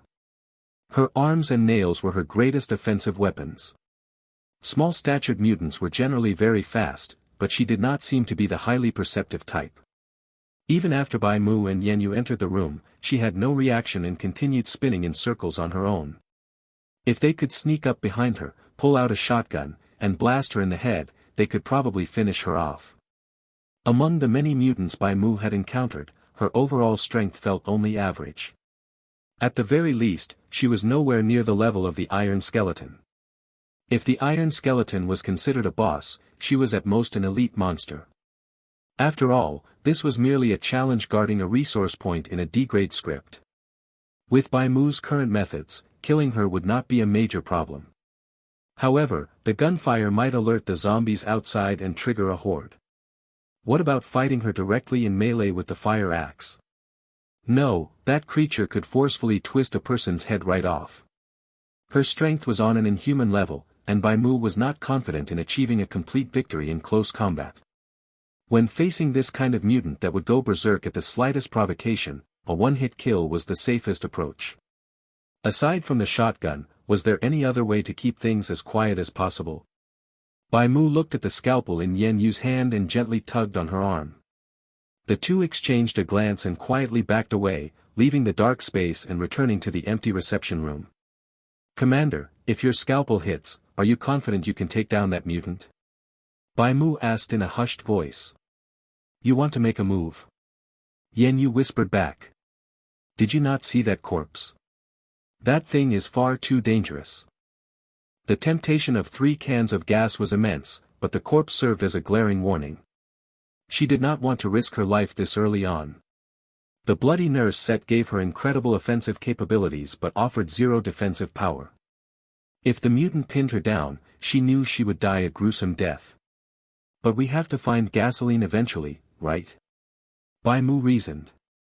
"That is just how Paradise arranges its scripts. Even if we found gas cans somewhere else, we probably would not be able to avoid fighting tougher enemies anyway." Yan Yu fell silent for a moment. Bai Mu was right. Their presence here was no accident, everything had been meticulously arranged. In a real apocalypse, maybe you could get lucky and scavenge a free meal, but this was Paradise, an abyssal realm that shared a name with heaven but was practically indistinguishable from hell. Giving up the 3 gas cans in the children's play area would give the players a temporary breather, but it would also waste precious time. It was a choice between risking time or risking combat. The former was completely out of their control. Finding gasoline elsewhere would rely entirely on luck, and they might end up having to turn back anyway. The latter, however, allowed them to determine their own victory or defeat. The rewards of victory were obviously massive. Those 3 cans of gas were enough to start a vehicle. By killing that mutant, they could smoothly head downstairs, start the car, blast right through the first hurdle, and save a significant amount of time. Should she leave the choice to luck or take it into her own hands? As a D-grade player, Yan Yu did not hesitate for long. Suppressing her fear, she spoke softly. "1 blade might not be enough. To inflict a fatal wound, the throwing knife would have to pierce her skull, but I am not sure about her physical endurance. The difference between her and those ordinary zombies is simply too vast." "Ah no. What if 2 blades hit the mark?" Bai Mu asked. Yan Yu pondered for a moment before replying. "The chances of killing her with 2 blades are very high. My skill is called Bloody Flying Knife. Upon a successful hit, it deals several randomized slashing attacks. If it fails to kill the enemy, it also triggers a bleeding effect. This bleeding damage can stack. If I land consecutive hits in a short amount of time, I can trigger a massive blood burst for explosive damage. Actually, I have a crowd control item." A block of butter, half wrapped in greaseproof paper, appeared in Bai Mu's palm. "I think we can give it a try. That mutant should be the only one inside. Any other zombies that heard her crying would have definitely been lured over, but when we went in, she was the only one crying. I do not think she considers zombies to be her own kind. She attacks whoever disturbs her. All the other zombies must have been cleared out by her, so she is the only one we need to deal with." Yan Yu looked down at the properties of the butter and asked with an odd expression on her face, "Are you sure you can throw it accurately?" "Right at her head. If I were not confident, I certainly would not have brought it up," Bai Mu replied. "We are on the same team here. If you cannot kill her, Commander, I will definitely die too. I would never gamble with my own life." In the end, Yan Yu was persuaded by Bai Mu. However, she also noticed that Bai Mu was different from ordinary people. It was as if he completely lacked the emotion of fear, remaining calm no matter what he encountered. "Are you really just an F-grade player?" Yan Yu could not help but ask. "I would not lie about that," Bai Mu stated. "If we clear this script, let us add each other as friends," Yan Yu said. "Sure, we can talk about it once we clear this," Bai Mu nodded. Getting back to business, the two decided to sneak into the children's play area once again. With Bai Mu holding the butter and Yan Yu gripping a throwing knife in each hand, the duo silently stepped into the pitch-black room. Sob, sob. Sob, sob. The sorrowful weeping echoed through the darkness as they slowly and silently approached the source of the sound. Last time, they had been too far away to clearly see the mutant's attributes. This time, as she wandered into the sunlight once again, the two finally saw her data. Name, witch. Type, zombie. Grade, rare. Note, she despises flickering lights and loud noises, but she fears darkness and loneliness even more. She weeps as she wanders in the dark because she cannot find her way home, and outside, there are only terrifying strangers. When those strangers disturb her, her body becomes consumed by fear, and she can only try to force her surroundings to be quiet. But once everything falls silent, she becomes even more afraid, endlessly crying in the hope that someone will hear her pleas for help and take her home.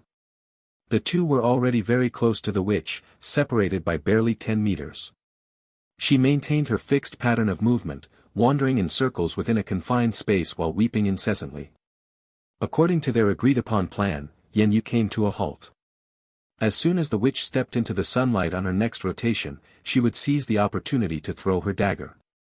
Bai Mu's butter would follow closely behind to stun the witch for a single second. If all went smoothly, Yan Yu's second dagger would finish the enemy off. That was how it was supposed to go, but the situation suddenly changed. From within the darkness, Bai Mu heard the gradual approach of footsteps. The witch had broken from her original trajectory. Instead of continuing her endless circles around the generator, it was as if something had caught her attention, drawing her directly toward Bai Mu and Yan Yu. Both Yan Yu and Bai Mu noticed her footsteps. The sound was impossible to miss as the foam mats covering the floor squelched under her weight. It was an incredibly eerie sensation. Even without seeing where the creature was, they knew she was coming for them. She approached at an agonizingly sluggish pace, moving far too slowly to be enraged. A sharp prickle of dread washed over Yan Yu, as if the tip of a blade were resting right between her eyebrows. Every hair on her body stood on end. This was entirely different from their plan. It was so pitch black that she could not even see where the witch was, making it impossible to aim her dagger. If she failed to land a headshot, the bloody dagger's damage would be extremely limited. Hitting the witch anywhere else without killing her would only send the creature into a blind rage. Yan Yu felt a surge of regret. To her ears, those approaching footsteps were the sound of impending doom, a cold, damp harbinger of death. The image of the headless corpse flashed violently in her mind. Her subconscious screamed at her to surrender to the fear and sprint away as fast as she could. But her rationality told her that doing so would only guarantee a much more gruesome death. The witch's profile had clearly stated her absolute hatred for flashing lights and loud noises. A flashlight beam or the sound of running footsteps would instantly trigger her aggression. If Yan Yu ran, she would become the prime target and be torn to absolute shreds. Yan Yu had no idea what factor had caused the witch's behavioral pattern to change. Her body began to tremble, seized by the illusion that she had been plunged into a freezing ice cellar, shivering uncontrollably. However, Bai Mu remained standing steadily in place. Unlike the completely bewildered Yan Yu, he had just heard a system prompt from paradise. Your scent has allowed the witch to detect the aura of her own kind. She is currently observing you. Side quest Lost Path has been triggered. A new side quest had been triggered. The only possible cause he could think of was the hat resting on his head. Conehead Zombies Cone. This headgear was steeped in the scent of zombies, and by a stroke of pure coincidence, that very aura had allowed Bai Mu to trigger this quest. The reason the witch was walking toward him was that she had been drawn in by the aura of her own kind. This was a completely unexpected deviation from their plan. Originally, he had only intended to team up with Yan Yu to kill this mutant. He never expected there to be a hidden side quest attached to her. If scent was the prerequisite for triggering the quest, then the cone hat likely wasn't the only way to activate it. Slaying zombies with melee weapons and getting splattered with enough infected blood to reach a certain threshold of stench would probably trigger it as well. Ends. The rewards for side quests were always quite generous. Dave's side quest had rewarded Bai Mu with the Anti-Zombie Marine Corps Medal of Honor. Compared to the roulette wheel, method of acquiring bonus items that relied entirely on sheer luck, side quests were far more manageable. After all, the rewards were fixed. There was no risk of completing a grueling, life-threatening mission only to be rewarded with a mundane flower pot. If an opportunity to unearth a side quest presented itself, Bai Mu naturally refused to let it slip through his fingers. However, Paradise had not provided him with any quest conditions or descriptions. He only knew the quest was active, leaving him entirely in the dark about how to proceed with the next step. Even so, while he didn't know exactly what he was supposed to do, he knew exactly what he shouldn't do. He could not make any loud noises, he could not turn on his flashlight, and he absolutely could not startle the witch. Since the witch was no longer following her original route toward the patch of sunlight, their carefully laid plans had to be entirely scrapped. He could pinpoint the witch's position purely by listening to her footsteps. Having already memorized her size and height through visual estimation, he was fully confident in his ability to land a clean headshot even in the pitch-black darkness. Yan Yu, however, lacked this capability. With things having escalated to this point, he could no longer afford to hang back and let others do the heavy lifting. As expected, when the crucial moment arrived, he could only rely on himself. To prevent Yan Yu from losing control in her panicked state, Bai Mu reached out and pressed down on her trembling hand. Gently, he guided her hand into her coat pocket, silently signaling her to release her grip on the dagger's hilt. The usually aloof and cold-hearted girl now resembled a frightened kitten with its tail tucked between its legs. Her body was rigid with terror, the oppressive darkness amplifying her dread. In past scripts, she might have triumphed over rare-grade monsters, but she had never faced a situation where she couldn't even locate the enemy lurking in the shadows. Bai Mu took a small step forward, shielding Yan Yu behind his back. The witch had already arrived right in front of them, her glowing, amber eyes faintly visible through the messy tangle of her hair. Her eyes shone in the gloom. Much like a feline's, they were likely reflecting the sparse traces of sunlight filtering into the children's playground, which meant she had perfect night vision. Using that faint glow, Bai Mu calmly observed her in return. Pale skin and withered hair. The witch's frame was frail and grotesquely deformed, resembling a shriveled mummy. Her tattered clothes were slathered in dried blood and chunks of rotting flesh. With razor-sharp claws extending from her fingers, she looked as hideous as she did lethal. Bai Mu wasn't the least bit intimidated by her horrific appearance. Since the witch held the key to a quest, it meant she was capable of interacting with players. Bai Mu stood perfectly still, maintaining his cardinal rule, absolutely do not startle this mutant, who had been weeping for God knows how long. Both sides remained locked in a tense standoff for quite some time. The witch's sobbing finally ceased. Yan Yu had been counting the seconds in her head, with each passing moment stretching out like an eternity. Having no idea what else to do, she simply stood there in dead silence. Right as Yan Yu counted to the 10th minute, the witch suddenly moved. She stepped closer to the pair, or more accurately, she stepped closer to Bai Mu. The emaciated shadow, standing barely over a meter tall, halted directly in front of him. Bai Mu had to cast his gaze downward to properly look at her. She was wearing a filthy little Western-style dress. Strangely enough, pinned into her disheveled hair was a cartoon rabbit hairpin. It was the exact same design as the stuffed rabbit dolls in the reception area, likely manufactured by the very same toy company. The witch slowly reached out her hand toward Bai Mu, a mummified hand tipped with razor-sharp claws. The witch has extended an invitation to you. Does she want to hold hands? Is she trying to lead me somewhere? Bai Mu pondered her intentions. In her eyes, he was probably considered one of her own kind, just a much taller and larger variant. Did she actually retain a fraction of her human mind and self-awareness? Does she still think of herself as a little girl, seeking out an adult for help? Suddenly, it all made perfect sense. He finally understood why she had slaughtered those zombies. The rotting corpses lacked the intellect to understand her gestures, they merely reacted to her crying by blindly attacking her. As a result, in her eyes, every single zombie she ripped apart was simply an unreliable adult. In contrast, he, an adult, who neither screamed nor attacked, patiently waiting for her to extend her invitation, was a reliable one. How should a reliable adult react when faced with a child seeking help? Naturally, they would hold the child's hand and soothe her anxieties. But the witch's hand was truly quite different from a normal person's. Imagine a hand as dry and withered as rotting wood, tipped with razor-sharp nails, reaching out to you from the darkness. It would be difficult not to scream in terror, especially when you were acutely aware that the owner of this hand could twist a person's head right off. The fact that she could wring a person's neck meant she was equally capable of violently tearing your arm off in a bloody mess. Although she showed no aggression for the moment, accepting her invitation was akin to walking a tightrope across a 30-story building without any safety gear. Regardless of whether you had the skill to reach the safe end, a single misstep or loss of balance would leave you smashed to pieces on the ground below.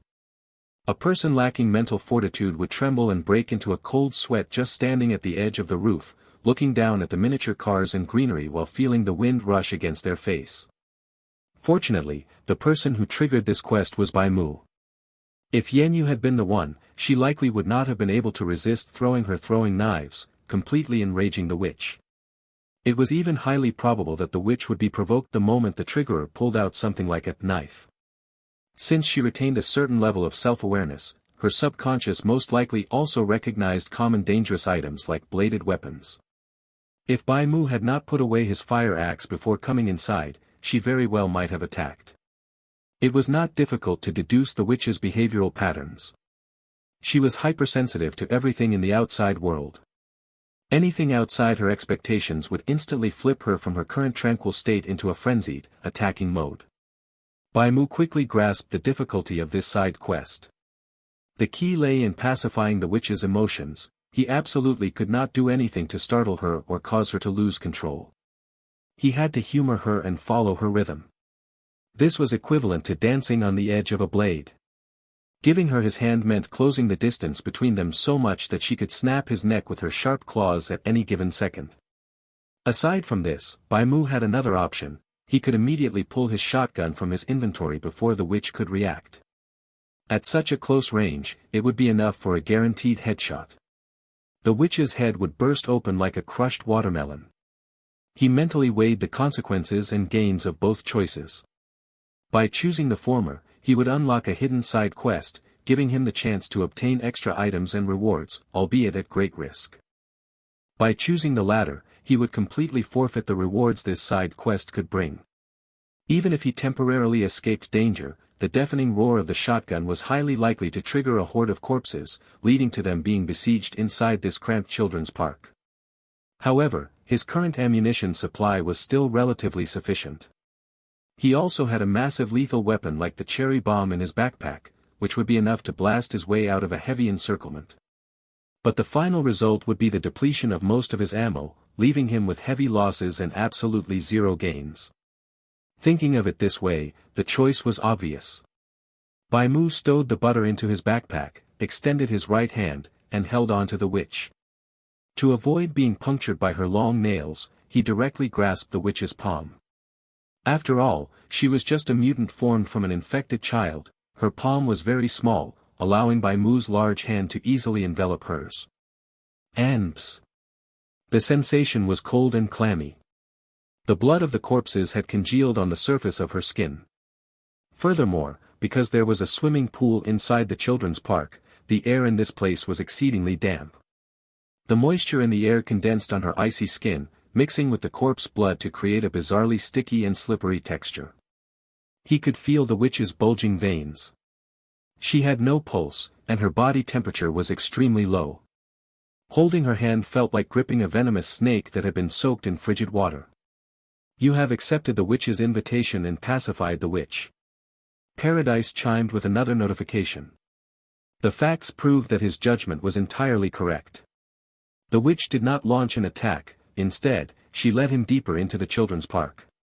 Bai Mu followed her footsteps, his shoes softly stepping against the foam floor mats. Standing behind Bai Mu, Yenyu heard the fading footsteps. She sensed that Bai Mu had left with the witch, and a sudden wave of relief washed over her.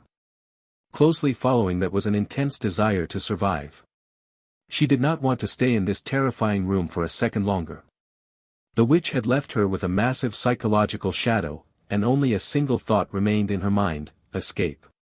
So, she backed away exactly the same way she came in, tiptoeing out of the indoor park until she reached the brightly lit reception area. At least, compared to the room from just now, this place could be considered bright. Once outside, she gasped for air, clutching her chest. Her heart was pounding furiously in her ribcage. The ecstasy of survival after disaster and the guilt of abandoning a teammate made her expression look rather complicated. Bai Mu was still left in that room, entirely alone with that terrifying mutant. The 15-minute gathering time she had previously agreed upon with Great Northern Wilderness and his brother had already passed. Being alone made her feel like there were needles pricking her back, and brushing shoulders with death was certainly not a pleasant feeling. Worse still, suffering such a heavy blow in the early stages of the script gave her a pessimistic outlook on what the future held. This damned endless paradise, how could this place be called a paradise? It was clearly an unceasing hell. But even in hell, one still had to struggle hard to survive. Helplessly, Yenyu gripped her own wrist, adjusting her breathing to steady her pulse. She stared intently at the sole entrance and exit, slowly retreating out of the children's park and into the mall corridor. I will wait another 5 minutes, she thought. She felt that Bai Mu's chances of survival were extremely slim. Even now, she did not fully understand what had just happened. She inwardly speculated that perhaps the witch possessed some sort of mind control ability and, finding Bai Mu tender and appetizing, was taking him back to her lair to meticulously tear him into strips of meat. As for the rest of the script, she feared that only she and the Great Northern Wilderness brothers would be left to continue. A 4-person script turning into a 3-person script meant losing a useful teammate. Naturally, the difficulty would spike. I can only go look for gasoline elsewhere. I wonder if I can escape the mall before dark. The more she thought about it, the more anxious she grew. The more anxious she became, the more she told herself to calm down, yet she could not calm down at all. However, an image suddenly surfaced in her mind, the sight of Bai Mu calmly peeling through the pile of corpses just moments ago. If it is that extraordinary man, maybe there is still a glimmer of hope. Her time spent with Bai Mu had been brief, yet without realizing it, she had developed a strange sense of expectation toward him. Because of this, she chose to wait another 5 minutes. In 5 minutes, whether he comes out or not, I must head to the first floor, Yenyu muttered to herself. Gripping her scalpel, she kept watch from afar by the corridor edge, simultaneously gazing downstairs in search of her other 2 teammates. Meanwhile, Bai Mu, who had remained inside the children's park, had already been led by the witch into the deepest recesses of the area, a pitch-black corner entirely untouched by sunlight. Suddenly, the witch halted her steps, and she began to weep once more. The witch feels uneasy and needs soothing. As the mournful cries echoed, the witch's hand began to slip from Bai Mu's grasp. She tried to pull her hand away, but there was little force behind the movement. Given her immense strength, if she truly wanted to break free, Bai Mu would not have been able to hold on to her at all. Bai Mu was well aware of this fact. After all, he had tested his own limits before.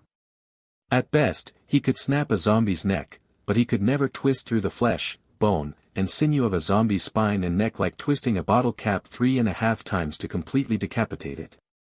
The witch's erratic behavior was not triggered by anything Bai Mu had done wrong. Her mental state was simply unstable to begin with, causing her to experience periodic bouts of anxiety.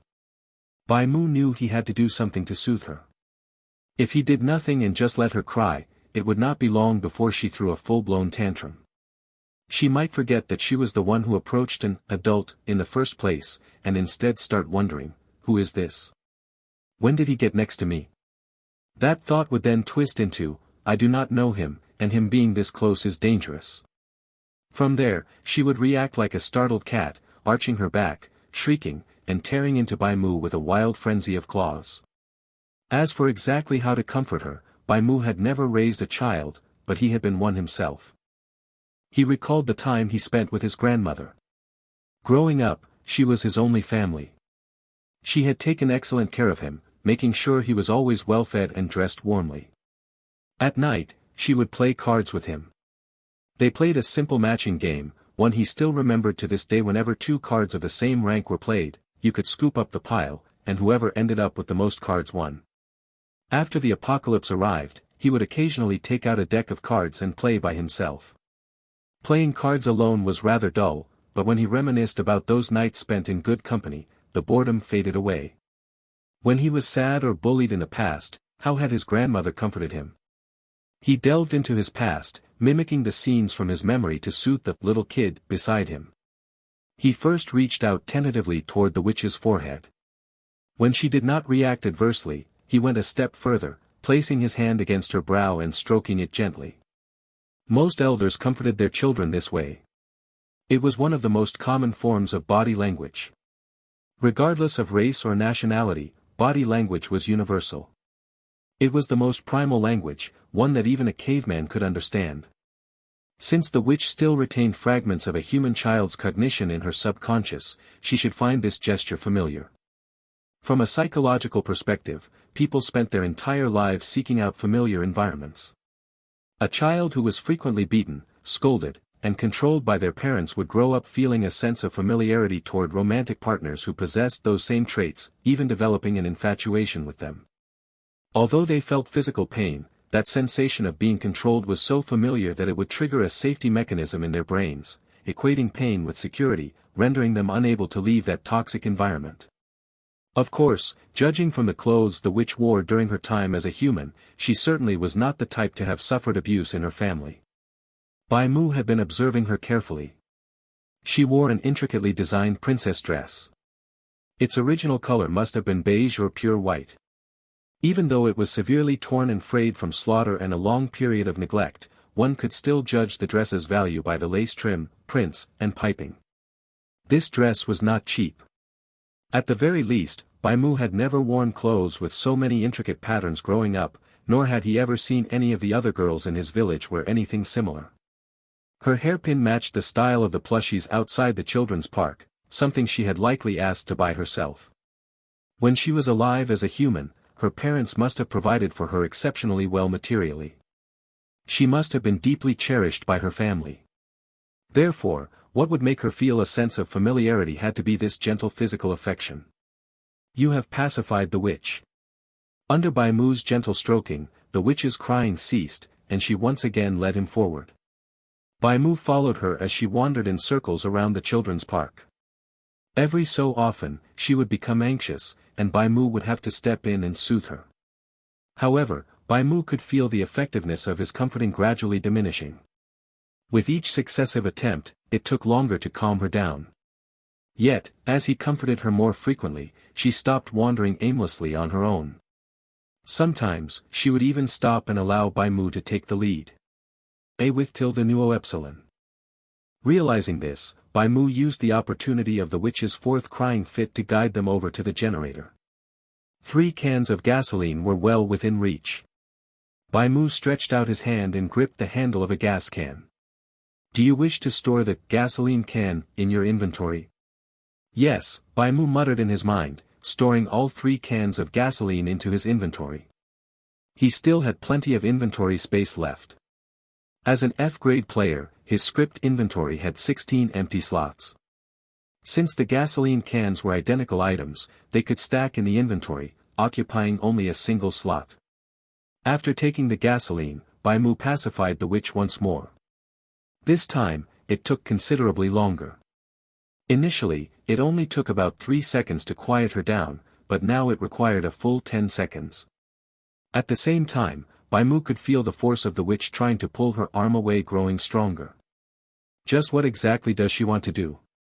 Bai Mu realized that his time was not infinite. If this continued, she would completely lose her mind sooner or later. He had at most 3 to 5 more chances to pacify the witch. Added together, the total time he had left would not exceed 3 minutes. Bai Mu pondered, summarizing the logic behind the witch's actions. Ever since she grabbed his hand, she had been circling an area near the generator. This matched the behavior he and Yen Yu had initially observed. The children's park was massive, yet even when undisturbed, she paced and cried within a relatively fixed area. It was not until she discovered a reliable adult like Bai Mu that she changed her pattern of behavior. Yet, even after holding Bai Mu's hand, she still led him to the vicinity of the generator, walking here and stopping there. She was not wandering aimlessly, it seemed like she was looking for something. In a children's park that functioned much like a daycare, there must have been staff dedicated to handling the children's needs. For example, if a child was hungry, they would provide snacks. If a fight broke out, they would step in to mediate and comfort. And if a child lost something, they would help find it. If she was asking him to help her find something, what could it be? An item a little girl would carry around constantly, a vanity mirror, a doll, a stuffed plushie. Various objects flashed rapidly through Bai Mu's mind. He had scavenged through many residential homes, so he had a relatively clear idea of what families with daughters would buy for them. He quickly searched for what the witch might have lost. His eyes had mostly adapted to the darkness, so even though the lighting was dim, he could see things fairly clearly. After pacifying the witch for the 6th time, he finally spotted it next to the swimming pool, a rabbit plushie floating atop the water and a pile of corpses. It was a stuffed plushie of the exact same design as the witch's hairpin and the rabbit mascot outside the children's park, only much smaller. The doll is submerged in a pool, where the water is murky and unclear, and the surface reflects sunlight in faint ripples. You can see a kind of gray-black mold growing along the pool's edge, with rotting corpses in the pool that feed the mold, turning this stagnant pool into a veritable dead sea, akin to the downstream of the mythical river of eternity. To obtain that doll, you inevitably have to step into this dead pool, which should count as part of the mission's trial. Bai Mu brings the witch to the pool's edge. When she approaches the doll, she shows a faint reaction, her struggling palm and glowing eyes fixed on the doll's location, but she faintly shows a tendency to retreat.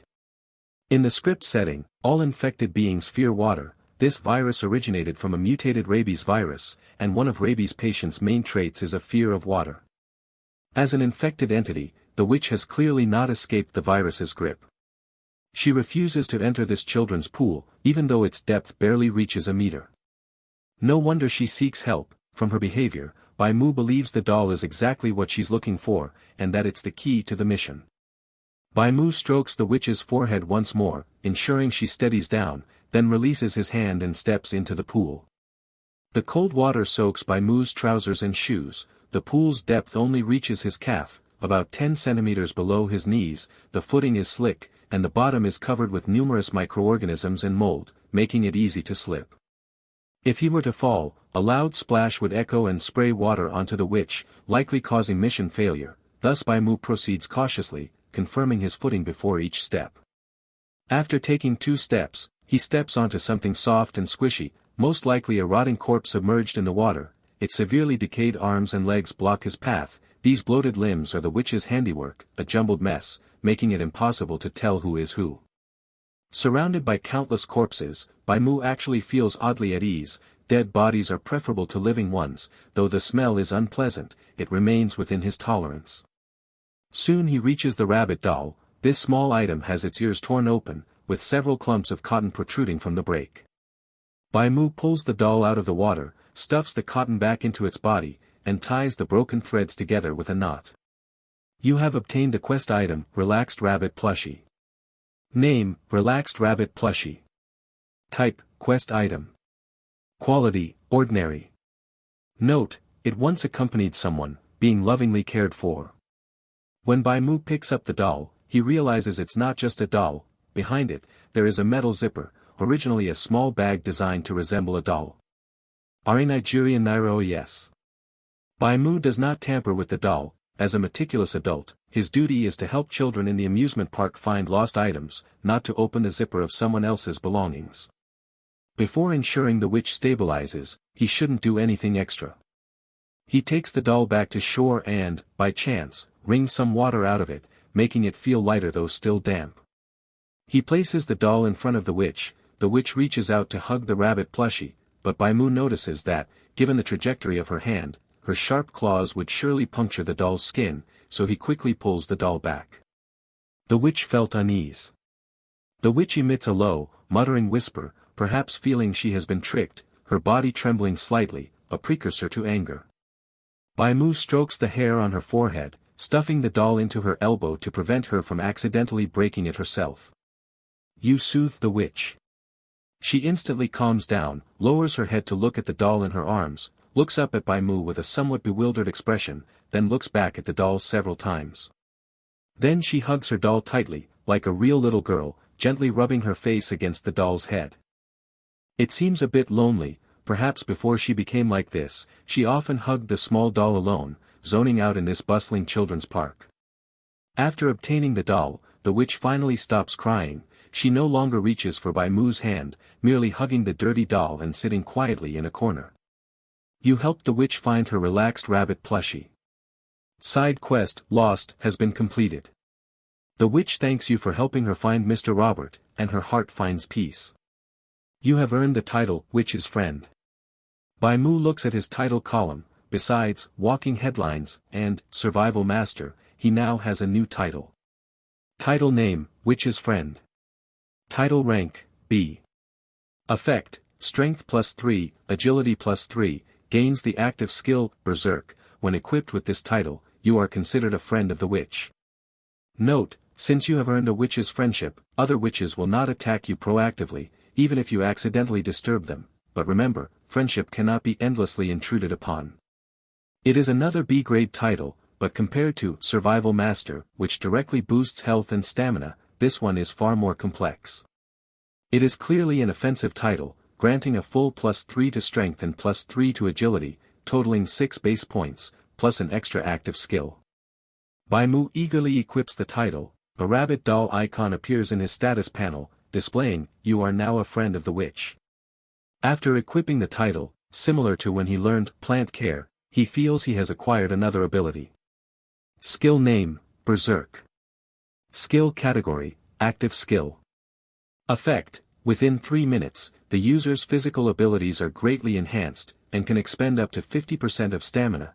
After the effect ends, the user enters a weakened state, the duration depending on the amount of stamina expended. Consumption, 30% of HP.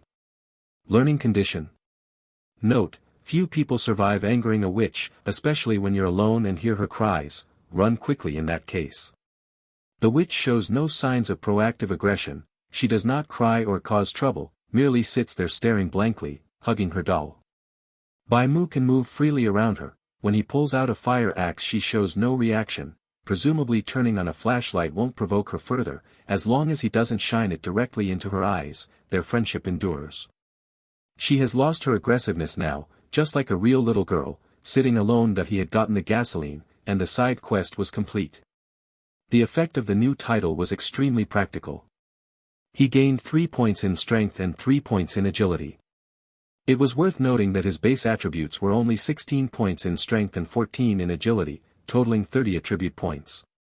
These were stats earned through years of persistent training, yet a single title boosted him by a full 6 points, equivalent to a fifth of his total base attributes. He could not underestimate this 1/5 increase. This was not just a numerical boost, there was a strict limit to how much attributes could be raised through mere physical training. It was like a normal person, no matter how much they pumped iron at the gym, their strength could never exceed the realm of human capability. A brown bear didn't need to work out at all. As long as it ate, drank, and reached adulthood smoothly, it could easily overturn objects weighing 300 to 400 kilograms.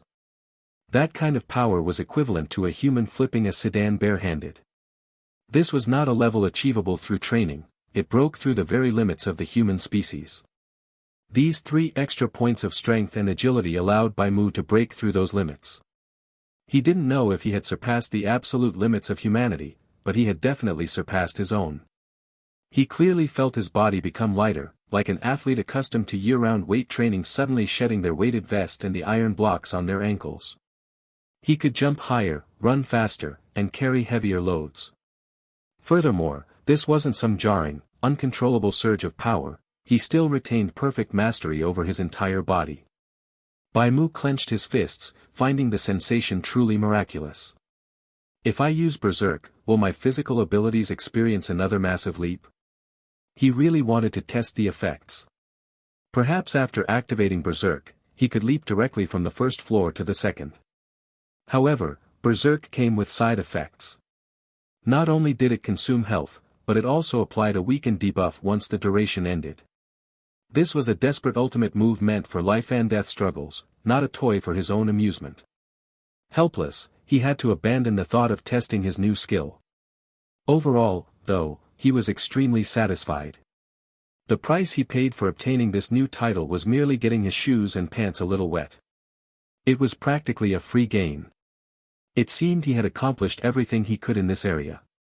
He wondered if Yenyu had abandoned him. He knew she had been terrified out of her wits when he triggered the side quest, to the point that when he was led away by the witch, she had immediately bolted outside the children's playground. It wasn't a big deal anyway.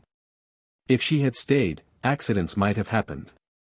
For example, she could have panicked and thrown a throwing knife at the witch, causing Bai Mu to fail his quest. "Time to go out and regroup with my teammates," Bai Mu muttered, glancing at the witch sitting in the corner. Once he left the children's playground, he would join his 3 teammates to refuel the car, start the engine, and drive away from the mall. He figured there would be no chance to ever return. The main quest was to reach the evacuation point. They could only move forward, turning back was impossible. The witch would be left in this place, lingering in solitude with her stuffed toy. Perhaps she wouldn't cry anymore, and no one would ever come to disturb her again. As a friend, I should at least say goodbye, Bai Mu thought. He hadn't been frightened by the witch's terrifying appearance in the slightest. In fact, she gave him a feeling that was far purer than humanity. Humans were complex, fickle animals. The process of pacifying the witch reminded Bai Mu of the big yellow dog he used to keep. Beneath that decaying shell lay a more primal, animalistic emotion, completely detached from any concepts of profit, good, or evil. That was a kind of connection virtually impossible to forge between people. If he could never see the witch again, it would actually be a bit of a shame. After all, Bai Mu had gone through a lot of trouble to earn her friendship. Bai Mu walked over to the witch's side and waved his hand at her. She had long forgotten human speech, but she still retained some reaction to physical gestures. She tilted her head up, blankly watching Bai Mu's waving hand. Suddenly, she reached out one of her own hands and waved back in response. For a moment, those razor-sharp claws didn't seem so terrifying after all. "Bye-bye," Bai Mu said in his heart. He didn't say, "see you later," because he felt they truly would never meet again. Just as Bai Mu shifted his right foot to head out of the children's playground, the witch seemed to remember something. She actually used her sharp claws to unzip the stuffed toy. From the toy's belly, she pulled out a key. Yes, it was a key attached to a metal ring. "The witch has issued a side quest to you, a feudal wait." Quest description: the witch has forgotten many things. She has forgotten who she is, and she has forgotten where she is. She has forgotten almost everything. Yet, your gesture vaguely reminded her of something. A long time ago, it seems someone also waved at her. She remembered that she was waiting here for that person to come and pick her up. Unfortunately, she has not seen them to this day. Therefore, she has decided to give this key to you, hoping that you can find that person. Quest requirement: take the witch's key and open the corresponding door. Quest reward. It was another new side quest. To think that this little one actually carried 2 side quests on her. If I hadn't come to say goodbye, would I have missed this quest? Bai Mu pursed his lips. Sure enough, friends really should say bye when parting ways. Bai Mu carefully plucked the key from the edge of the witch's claws. You have obtained a quest item, a house key to a certain residence. You have accepted the side quest, a feudal wait. Doing quests was his favorite activity. Completing quests brought rewards, so why wouldn't he be happy to do them?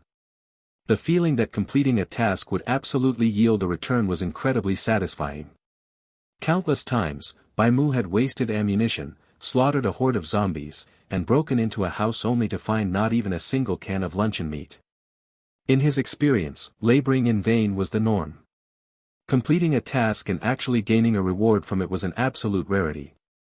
He slipped the key into his pocket and left the children's playground. The moment he stepped through the door, he spotted Yenyu standing out in the corridor, looking a bundle of nerves. She held a scalpel in each hand. When she saw Bai Mu walk out, she flinched, seemingly startled. Even after clearly making out Bai Mu's face, she did not calm down. Instead, her mouth dropped open in absolute shock, as if she had just seen a ghost. How are you completely fine? Should I not be? Bai Mu asked. Yan Yu was dumbstruck, suddenly unable to speak. She had been counting down the time in her head. There were only a dozen seconds left of the 5 minutes. She had originally assumed Bai Mu was dead as a doornail, only for him to casually stroll out of nowhere. Bai Mu shrugged and pulled the gas can out of his backpack. "Commander, I've secured all 3 cans of gas from inside. Let's head down and regroup with Brother De Huang." Staring at the gas can, Yan Yu's eyes widened even further. The gas, how did you, where's the witch?" Yan Yu stammered incoherently. "Let's talk about it later. Let's get the car moving first, and I'll fill you guys in on the ride." First floor of the mall. Bai Mu gripped the fire axe. Raising his hand for a heavy cleave, he smashed a zombie's head open from behind. The zombie, wearing a gray hoodie, dropped at the sound, splashing a pool of putrid blood across the floor. After dispatching this zombie, he conveniently stepped into the empty menswear and shoe stores next door, grabbed a new pair of pants and shoes, and quickly changed. He abandoned his original clothes, shoes, and socks in the store, as they had been completely soaked by the pool water. The main issue was the strong stench, coupled with a highly uncomfortable wet and sticky feeling. The water in that pool was simply far too filthy. To avoid infection, it was better to swap into fresh gear. Stepping into a new pair of air-cushioned sneakers, Bai Mu continued clearing out the zombies alongside Yan Yu. After grouping up, the two hurried down to the first floor. The zombies on the first floor were densely packed. Every dozen meters or so, one could spot clusters of them huddled in 2s and 3s. They were either staring at the walls like they were in a timeout or standing blankly in the shadows. With this kind of density, trying to bypass them was obviously unrealistic. Bai Mu and Yan Yu had no choice but to slowly clear the corridor and push forward. Because there were simply too many zombies, it was inevitable that a few alerted ones would rush over. Bai Mu took charge of providing cover, buying Yan Yu time to retrieve her throwing knives. The feeling of having 3 extra points of strength really is different, Bai Mu thought to himself. After equipping the title, Friend of the Witch, his strength had reached 19 points. With 19 points of strength, he only needed to use about 60% of his power to cleave cleanly through a zombie's skull. His efficiency at hacking down zombies was no slower than Yan Yu's. To save time, he simply wielded his axe and took the initiative to attack. This could be considered his old profession. Wherever he walked, the zombies fell to the ground like waves of wheat during the autumn harvest, crashing down one after another. After hacking his way through a full lap, he returned without a single drop of blood splattered on his body. Yan Yu watched in silence at Bai Mu's highly efficient attacks, which were as precise as a surgeon's scalpel. Bai Mu had hacked down over a dozen zombies, and each one only required a single swing of his axe. With a raise and a fall of the axe, a zombie would drop to the floor. His movements were incredibly practiced, without the slightest hesitation. Yan Yu silently put away her throwing knives and followed behind Bai Mu. She couldn't really muster the energy to kill zombies anymore because her mind was wandering. The main question she was pondering was what kind of profession this young man had before entering paradise. Why was he so incredibly skilled at killing zombies? He fought like a seasoned professional.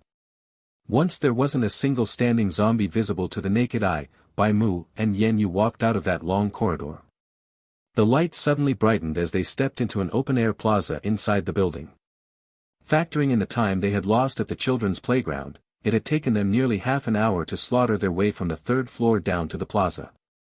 ANOB. Now, they had finally reached their destination. The dim orange sunset illuminated the mottled walls. Bai Mu heard a series of dull, rhythmic impacts thwack, thwack, thwack.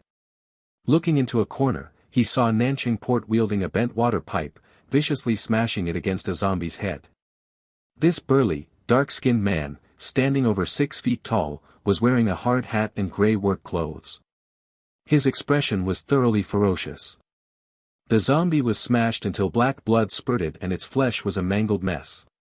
Nanching Port's sheer ruthlessness made it look as though he wasn't bludgeoning a zombie, but rather a scumbag contractor who had owed him a whole year's wages before absconding with the money. Great Northern Wilderness wasn't holding back either.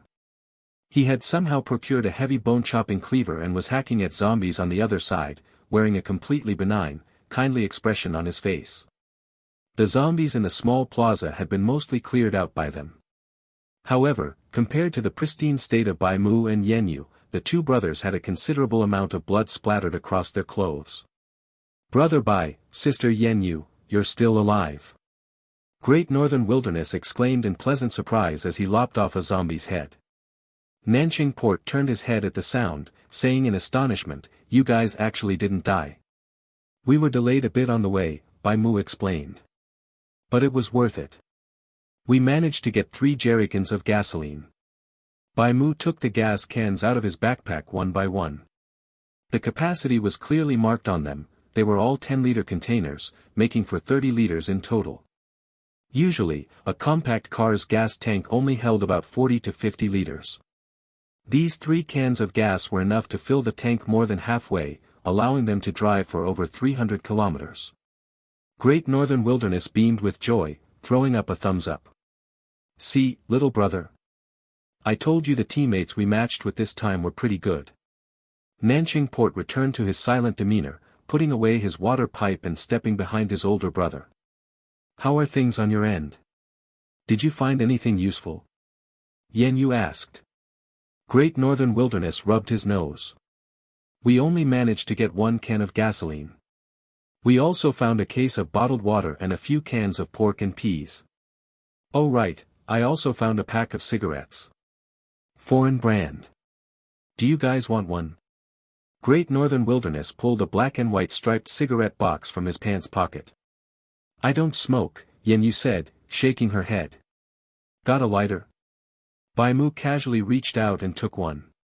"Of course." Smiling widely, Great Northern Wilderness lit the cigarette for Bai Mu. It seemed the 3 cans of gas Bai Mu and Yenyu brought back had left him extremely delighted, prompting him to offer a light so eagerly. After all, this was tremendous news. Their teammates were safe and sound, their 4-person squad remained fully intact, and they had even brought back the most desperately needed supplies for the current phase. This was the sheer advantage of a team. You didn't have to shoulder every burden alone. Bai Mu took a drag of the foreign cigarette. The taste was a bit harsh and fiery, but highly refreshing. Great Northern Wilderness also lit one for himself and his brother. The 3 of them puffed away, blowing clouds of smoke, looking exactly like old friends sharing a tacit understanding honed over many years. After a short rest that lasted the length of a cigarette, the 2 parties briefly exchanged information and refueled the car. Main Quest, Phase 1, Refuel the car, has been completed. Main Quest, Phase 2, triggered, proceed to the farm in the west of the city. The notification sound from Paradise rang out. Judging by the sun's position in the sky, there were still about 2 hours left until sunset. Their efficiency for the Phase 1 task was fantastic, securing them more than enough time to drive the car to a safe location. "Who's driving?" Nanching Port asked. "I'll do it," Great Northern Wilderness volunteered. "I have a heavy-duty commercial driver's license, and my driving skills are pretty good. I've already checked it out. Aside from the driver's seat being on the right, this foreign car isn't much different from the delivery trucks I used to drive." "Actually, let me do it," Bai Mu interjected. "The road conditions outside will likely be quite complicated. I used to drive these kinds of roads all the time." Great Northern Wilderness shot him a skeptical look. He couldn't really be blamed. Bai Mu simply looked far too young. He really didn't look like a veteran driver. "Sister Yenyu, why don't you decide?" Instead of voicing his doubts, Great Northern Wilderness handed the decision over to the team leader. Thanks to those 3 cans of gasoline, Yenyu's prestige as the team leader was temporarily preserved. They hadn't discussed the minute details just now, and Great Northern Wilderness naturally assumed the primary credit for bringing back the gasoline belonged to Yenyu. The squad's current atmosphere was highly positive. To ensure they smoothly cleared the script, he didn't want to ruin the vibe, so letting the leader make the call was the best approach. "Let Bai drive," Yenyu said, handing the driver's seat over to Bai Mu with almost zero hesitation. The 2 brothers had absolutely no idea what Bai Mu had accomplished, but she did. In just a short 30 minutes, Bai Mu's image in her mind had already transformed from a complete newbie into a hidden powerhouse. Yan Yu figured that if Bai Mu wanted to be the driver, he definitely had his reasons. After a brief discussion, Bai Mu and Misty Rain took the driver and passenger seats, respectively. Inside the vehicle, they found a tourist map marking a corn farm. Judging from the information on the map, this car appeared to be a sponsored prize from the farm's owner. The farm had partnered with a popcorn factory to promote their ready-to-eat butter-flavored popcorn. Anyone who bought the snacks had a chance to win a prize, and this car was the grand prize. And this very corn farm was the final destination for the second phase of their main quest. Looking at the map, there was a river next to the farm, a tributary of the Mississippi River. According to the script setting, the military's evacuation point should be on the opposite side of the river. The distance was not far, only a little over 50 kilometers. Misty Rain and the two brothers instantly breathed a sigh of relief. With such a short distance, if everything went smoothly, they would reach the farm tomorrow and complete the script. "Buckle your seatbelts," Bai Mu said, stepping on the gas pedal and starting the engine. The wheels spun, driving the chassis forward. A few zombies lurking in the corners of the first floor were attracted by the roaring engine, but there were not many. The four of them had already cleared out the surrounding zombies before getting into the car.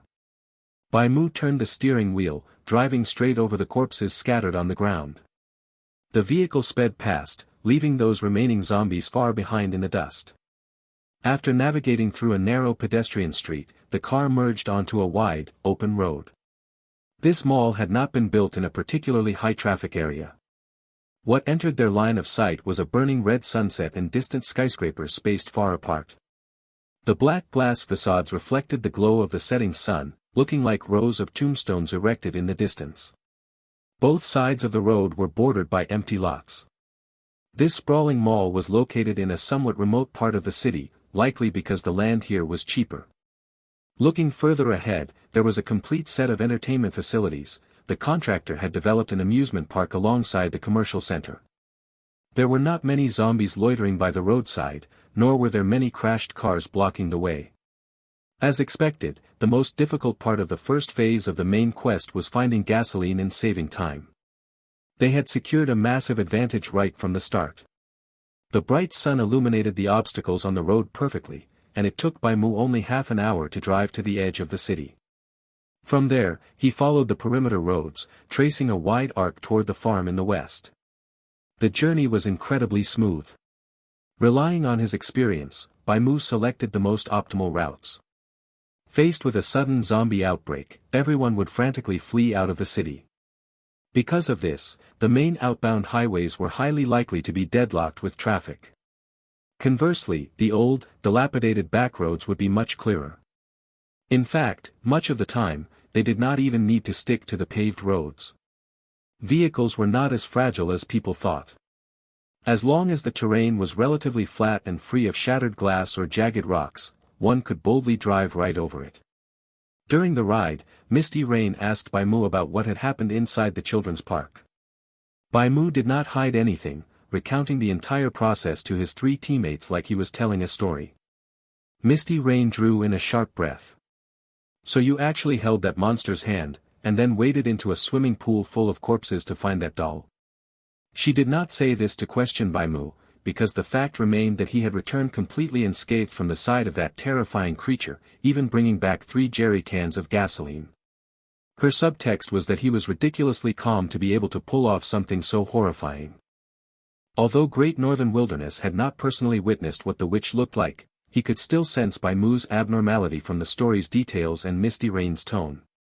After all, the can of gasoline he and his brother had acquired was not just handed to them. When they found it, they had encountered a mutant known as a jockey. AO Thailand Bot E section. It was a short, incredibly bouncy creature that dropped down from a ventilation shaft like a facehugger, latching firmly onto Great Northern Wilderness's hard hat. It was only thanks to a forceful swing from his brother that the creature was smashed to the floor. Then, between a hammer and a machete, the two of them butchered the jockey into a corpse. If he had faced the jockey alone, Great Northern Wilderness absolutely would not have survived. The thing had clamped onto his head in a death grip, completely obstructing his vision. Furthermore, its physical strength was astonishing.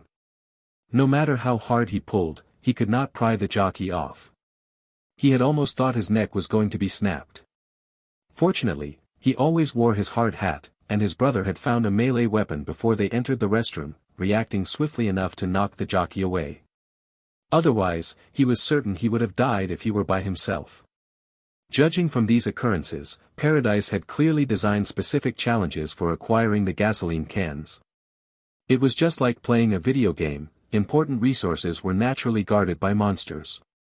If a single can of gasoline was protected by a dangerous mutant like a jockey, one could only imagine the strength of the mutant guarding 3 cans. Yet Bai Mu had not only secured the gasoline, but he had also completed a side quest related to that very mutant. This could not be explained away by mere luck. In such an environment, just maintaining one's composure required an incredibly strong state of mind. Initially, Great Northern Wilderness assumed that Misty Rain was the one who obtained the gasoline. After hearing what had actually transpired, he realized he was wrong. It turned out that the real heavy lifter of their group was this E-grade player. No wonder Misty Rain had decided to let Bai Mu drive without a second thought. After experiencing the 2-hour drive, Bai Mu's driving skills had also genuinely won over Great Northern Wilderness.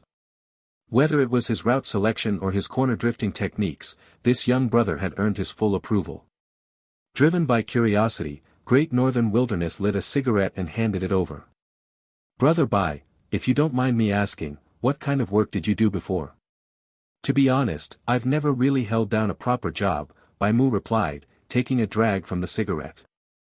"I had a lot of free time to myself and loved reading assorted books to pass the time, so I just happened to know a little more than the average person." This was the truth. He had never worked a standard 9-to-5 job. The only time he had ever earned a paycheck was working part-time at a fast food joint during college, scooping fries and frying chicken wings every night. Seeing that Bai Mu had no intention of elaborating, Great Northern Wilderness did not press the matter further. Players in Paradise all had their own secrets, so there was a tacit understanding among them to mind their own business. Aside from Bai Mu at the wheel, the other 3 relaxed and chatted idly in the car. When they got tired, they drank some water and took short naps. It completely lacked the tension of surviving in a zombie-infested world, it felt more like they were on a road trip. Before nightfall, Bai Mu smoothly drove them to a safe location. He had not been driving aimlessly. The key he obtained from the witch had an address labeled on it. It was likely that her parents had taped it to the key specifically because they were worried their child would forget. Brook District. "This is the place," Bai Mu said, looking up at the street sign by the road. He had driven into a sparsely populated suburb. The housing density here was very low, consisting entirely of single-family homes that occupied large lots but felt completely desolate. The door that the witch's key could open belonged to one of these houses. The sky was growing quite dark. They planned to find a house to rest in, as a good night's sleep was necessary to replenish their energy. They could also take the opportunity to see if they could scavenge any food. Bai Mu had driven here perfectly on purpose, setting himself up to complete the side quest he had accepted. The sky had grown quite dark by the time Bai Mu parked the car in front of a house. Outside the window lay a white wooden fence and a green lawn. It was a classic Western family home, complete with a yard and an attic. The site reminded Bai Mu of Dave's backyard. There was hardly any difference between the two. "Well, is this the place?" Great Northern Wilderness asked. Outside the house stood a green tin mailbox. Bai Mu pulled out Witch's key, compared it against the information on the mailbox, and nodded. "This is it." Great Northern Wilderness and Nanching Port exchanged a glance. "If you want to do your side quest, go right ahead, brother," Great Northern Wilderness said. "We'll wait for you in the car." The 2 brothers clearly had no intention of getting involved. After all, they wouldn't receive any rewards for completing the quest. The house looked rather eerie, and there was no telling what might be lurking inside. Their primary objective was to survive and clear the script, so naturally, they had no desire to take unnecessary risks. "All right," Bai Mu agreed. "I'll go inside and have a look around. If it's clear, we can spend the night here." With that said, Bai Mu opened the car door and stepped out onto the concrete pavement. Great Northern Wilderness gave a thumbs up. Brother Bai really has guts. If I had to enter a haunted house like that all by myself, I'd definitely hesitate, but he isn't scared in the slightest. Nanqing Port nodded, silently watching Bai Mu's retreating figure. Since Brother Bai is gone, I'll wait in the driver's seat, Great Northern Wilderness said, moving from the back to the front. That way, if any emergencies pop up, we'll be ready to react. What he really meant was that if Bai Mu stirred up trouble or vanished without a trace, he would drive off immediately. Bai Mu held no resentment toward Great Northern Wilderness for this pragmatic approach. It was perfectly normal, they were merely strangers brought together by chance, acting as temporary teammates for the sake of mutual benefit. Great Northern Wilderness had been consistent in his words and actions from the very beginning. His and Nanqing Port's stance was clear: as long as a task contributed to completing the main quest, they would lend a hand. Anything else was none of their business. This upfront and honest attitude was infinitely better than offering empty words of concern while ultimately providing no real help. Clear boundaries were a good thing. Bai Mu had never expected anyone to help him anyway. He was used to doing everything alone, and he figured this new side quest wouldn't pose much of a challenge. If anything, the most difficult part of the quest was simply reaching the house. After all, it wasn't on the direct path to the farm. To get here, players had to meticulously plan their own route and manage their time. He had driven non-stop without hitting any major obstacles or running into a zombie horde, yet he had only just managed to find the place before nightfall. And that was only because they hadn't wasted much time searching for gasoline. For any other team, safely reaching this residence would have been a monumental challenge. Bai Mu's intuition told him the house wouldn't be too dangerous. And even if a mutant was lying in wait inside, he had plenty of guns and ammunition on hand. He had more or less figured out the difficulty level of the Journey of Death script. Compared to the environment of his hometown, the danger here was significantly lower. Operating alone in a place like this was nothing more than an everyday routine for him. He walked straight toward the front door, firmly gripping his fire axe. Sitting in the passenger seat, Yenyu hesitated for a few seconds before unbuckling her seatbelt. "I'll go with you," Yenyu said, stepping out of the car. She pulled a scalpel from the pocket of her nurse's uniform. "It's about to get dark, and there's no way we can drive anywhere else tonight. It's best if we secure a sturdy house to rest in. This place looks pretty good to me. The doors and windows are intact, it has an iron fence, and there aren't any zombies wandering around. Besides, we built up some solid teamwork this afternoon. We can look out for each other." Yen Yu's reasoning was perfectly sound. However, her willingness to explore the house with Bai Mu went beyond the reasons she gave aloud. She still felt a pang of guilt for abandoning him at the children's amusement park earlier. Furthermore, she considered Bai Mu to be an asset worth investing in. Within their four-person squad, Great Northern Wilderness and Nanqing Port were blood brothers. They were a duo queue with an inseparable bond, whereas Bai Mu and Yen Yu had queued up solo. If push came to shove, the brothers would absolutely prioritize each other. Yen Yu couldn't rely on them, so she wanted to build a mutually beneficial partnership with Bai Mu. As the saying went, helping others was helping oneself. Teamwork was an indispensable factor in humanity's rise to the top of the food chain. Bai Mu didn't refuse. He simply nodded. "I'll take the lead this time. Good thing I have my axe." "All right," Yen Yu agreed. "Let's stick to hand signals like we did in the mall," Bai Mu suggested. "Works for me," Yen Yu replied. "I'll keep my flashlight off for now. While there's still a bit of daylight left, let's hurry up and sweep the place." The two walked in single file up the cobblestone path and arrived at the front door.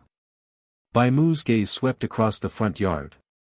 There was a children's swing set and several flower beds, though the plants had grown wild and unkempt due to a lack of maintenance. A rubber ball lay abandoned next to the swing. It was completely flat, having lost its air a long time ago. The doors and windows of the house were tightly shut, seemingly locked on purpose by the owners before they left. All signs pointed to this being an abandoned property. Bai Mu pulled out the key and slid it into the lock. Click. The deadbolt turned. Bai Mu gently pushed the door open, and a wave of dusty air wafted out to greet him. He gave it a careful sniff. The air inside the house was surprisingly clean, completely devoid of the foul stench of rotting corpses. Side quest, Feudal Waiting, has been updated. Task objective updated, search the residence. Bai Mu stepped lightly as he crossed the threshold into the house. The first thing that caught his eye was a dining table covered with a red checkered tablecloth. A vase sat in the center of the table, though the flowers inside had long since withered. To his right was a shoe rack holding a pair of women's shoes and a pair of tiny girls' shoes. There were no men's shoes to be found. Bai Mu picked up the shoes to inspect them. The sizes for each type of shoe were uniform, suggesting that only 2 people had lived in this house. The interior decor was incredibly cozy. The walls were decorated with little bear stickers and cartoon wallpaper. Behind the dining table stood a refrigerator, its door completely covered in cute magnets. Bai Mu motioned with his hand, and the 2 pressed forward, their footsteps lightly creaking against the wooden floorboards. The 2-story house wasn't actually that large. It didn't take long for the duo to sweep both the first and second floors. Everything was neat and tidy. They found no zombies, no survivors, and certainly no corpses. Bai Mu felt as if he and Yen Yu were a pair of cat burglars breaking into a private home. Everything inside was entirely mundane, so profoundly ordinary that it almost felt alien. He found a master bedroom and a guest bedroom on the second floor. In the master bedroom, he discovered a photograph of a brown-haired woman and a young girl. They looked like mother and daughter. In the picture, the mother was crouched down with a bright smile, flashing a peace sign alongside her daughter in front of a water fountain. Clipped to the daughter's hair was that familiar rabbit hairpin. This young girl had to be witch before she mutated. Judging by its dimensions, the photograph had clearly been cropped. Resting on the girl's left shoulder, Bai Mu spotted a man's hand. But that was all that remained of him. The rest of his body had been deliberately cut out of the frame. Was the person cut from the photo the girl's father? Bai Mu held the group picture, speculating about the story behind it. Only the mother and daughter's shoes remained in the house, and the father's image had been deliberately cropped out of the photos. It looked as though the couple had divorced, and the court had awarded custody of the child to the woman. Before the divorce, the conflict between the couple must have been severe. Otherwise, it would not have escalated to cutting the man out of their family portraits. Their relationship had clearly fractured beyond repair. Despite the absence of a man, the home's furniture and decor remained impeccably arranged. Bai Mu had already searched the secondary bedroom, which belonged to the girl. Inside her wardrobe were plenty of clothes, short sleeves and skirts for summer, woolen coats and down jackets for winter, ribbon hats, and more.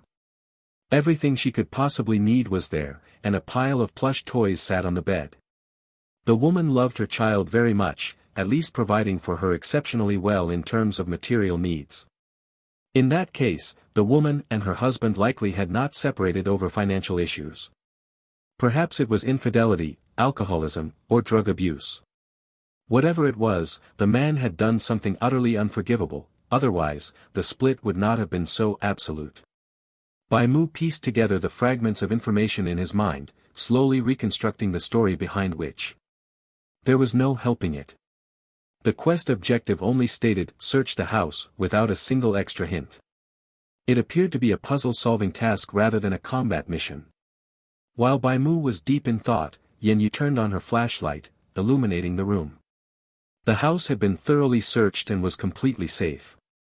She finally relaxed and switched on her light. How is it? Any luck? Yen Yu asked as she stowed away her scalpel, feeling much more at ease. She figured she could get a good night's sleep tonight. She really liked this large bed. Even though it had been abandoned for a month, the doors and windows were tightly sealed, and the owners had thoroughly cleaned the house before leaving. As a result, everything remained neat and tidy. Nothing yet, Bai Mu replied. It is fine, I will keep looking around on my own. Why don't you go tell Brother Great Wilderness and the others to pull the car in? There is a garage in the backyard, which is perfect for parking. We will rest inside the house tonight. Alright, Yen Yu nodded. I just found some boxed tomato spaghetti and a frozen pizza in the fridge. They should still be edible. I will go find them and break down a stool for firewood so we can cook our dinner. Borrow this flashlight for now. Yenyu tossed the flashlight onto the bed. After speaking, she happily headed downstairs to get the others. She felt that victory in this script was already in the bag, putting her in a fantastic mood. As for that side quest, if Bai Mu could solve the puzzle, that was his own skill. If he could not, it did not matter. It had little to do with her anyway.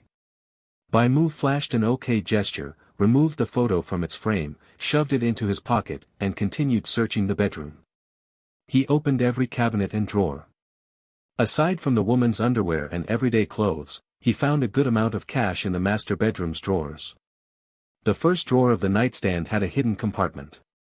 He initially thought he had hit the jackpot, but upon prying it open, he found an indescribable adult toy, leaving him greatly disappointed. In the second drawer, he discovered some receipts, the house deed, auto loan documents, and a thick photo album. The album was filled entirely with photos of the girl, documenting her life from infancy as she grew up. A number marked each passing year. It seemed the girl was 9 years old and in the middle of losing her baby teeth. In the final photo, a canine tooth was conspicuously missing from her beaming smile. N-beta-S. A single name was written on the album's cover, Lucy. It had to be the girl's name. Bai Mu spent quite a while turning the master bedroom upside down, but unfortunately, he found nothing of real value. In a world where order had collapsed, cash was just scrap paper that could not buy a single thing. As for the props and miscellaneous items in the script, his experience from completing 2 previous scripts told him that the vast majority could not be taken away. Anything that could be brought back would have a special prompt. For instance, when he completed Dave's side quest, the reward prompt specifically told him he could choose 3 items from the secret arsenal to take out of the script. Because of this, he had absolutely zero interest in useless junk. I should check the secondary bedroom, Bai Mu thought. Since Witch, or rather Lucy, was the actual quest giver, the crucial information was much more likely to be hidden in her room. Just as he was relocating, the rumble of an engine echoed outside. Bai Mu looked out the window and saw Great Northern Wilderness driving the car into the garage. It was a garage with a rolling shutter door. Likely to prevent any zombies from wandering inside during the night, Great Northern Wilderness and his brother worked together to pull the metal shutter down. Afterward, the 2 brothers and Yenyu entered through the front door, using the key to lock it securely from the inside. Brother Bai, lend me your axe for a bit. We need to chop some wood for a fire and whip up some food. Walking through the door, Great Northern Wilderness spotted Bai Mu in the second-floor hallway and headed up the stairs.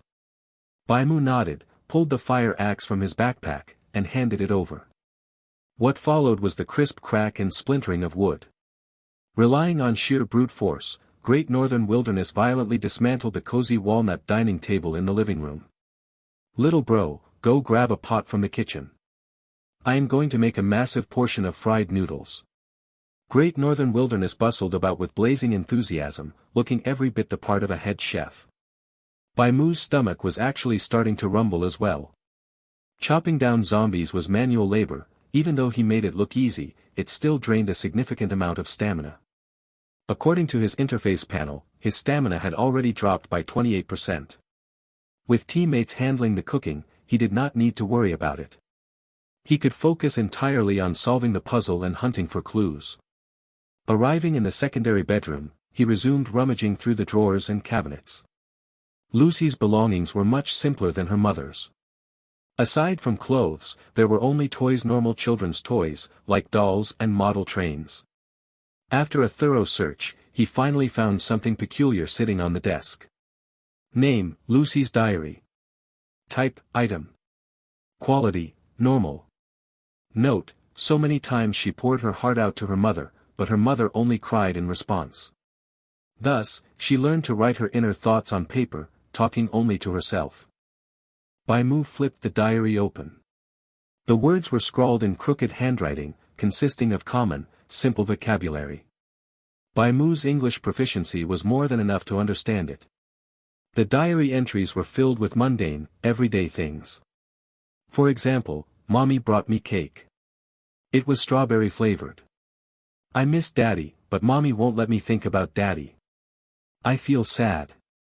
Mommy said she can't play with me tomorrow, but she will take me to the amusement park. A little girl's inner world was not complex.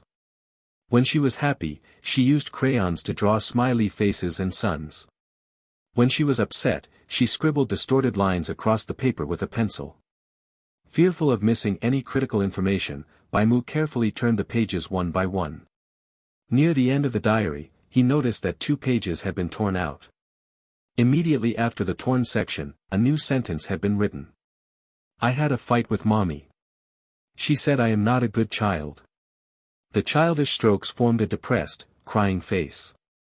Several spots on the paper were crinkled, the telltale signs of water that had soaked in and dried. It was highly likely that the girl's tears had fallen onto the page. On the page following the crying face, a mess of chaotic, tangled lines was drawn. When Bai Mu flipped to the diary's final page, the notification from Paradise chimed once more. Side quest, fruitless waiting, has been updated. Quest objective changed, solve the puzzle in the diary. Hello everyone! As we wrap up this video, I want to share a quick note. I have a Patreon account. If you'd like to support me and enjoy on-demand audiobooks, you can become a Patreon member.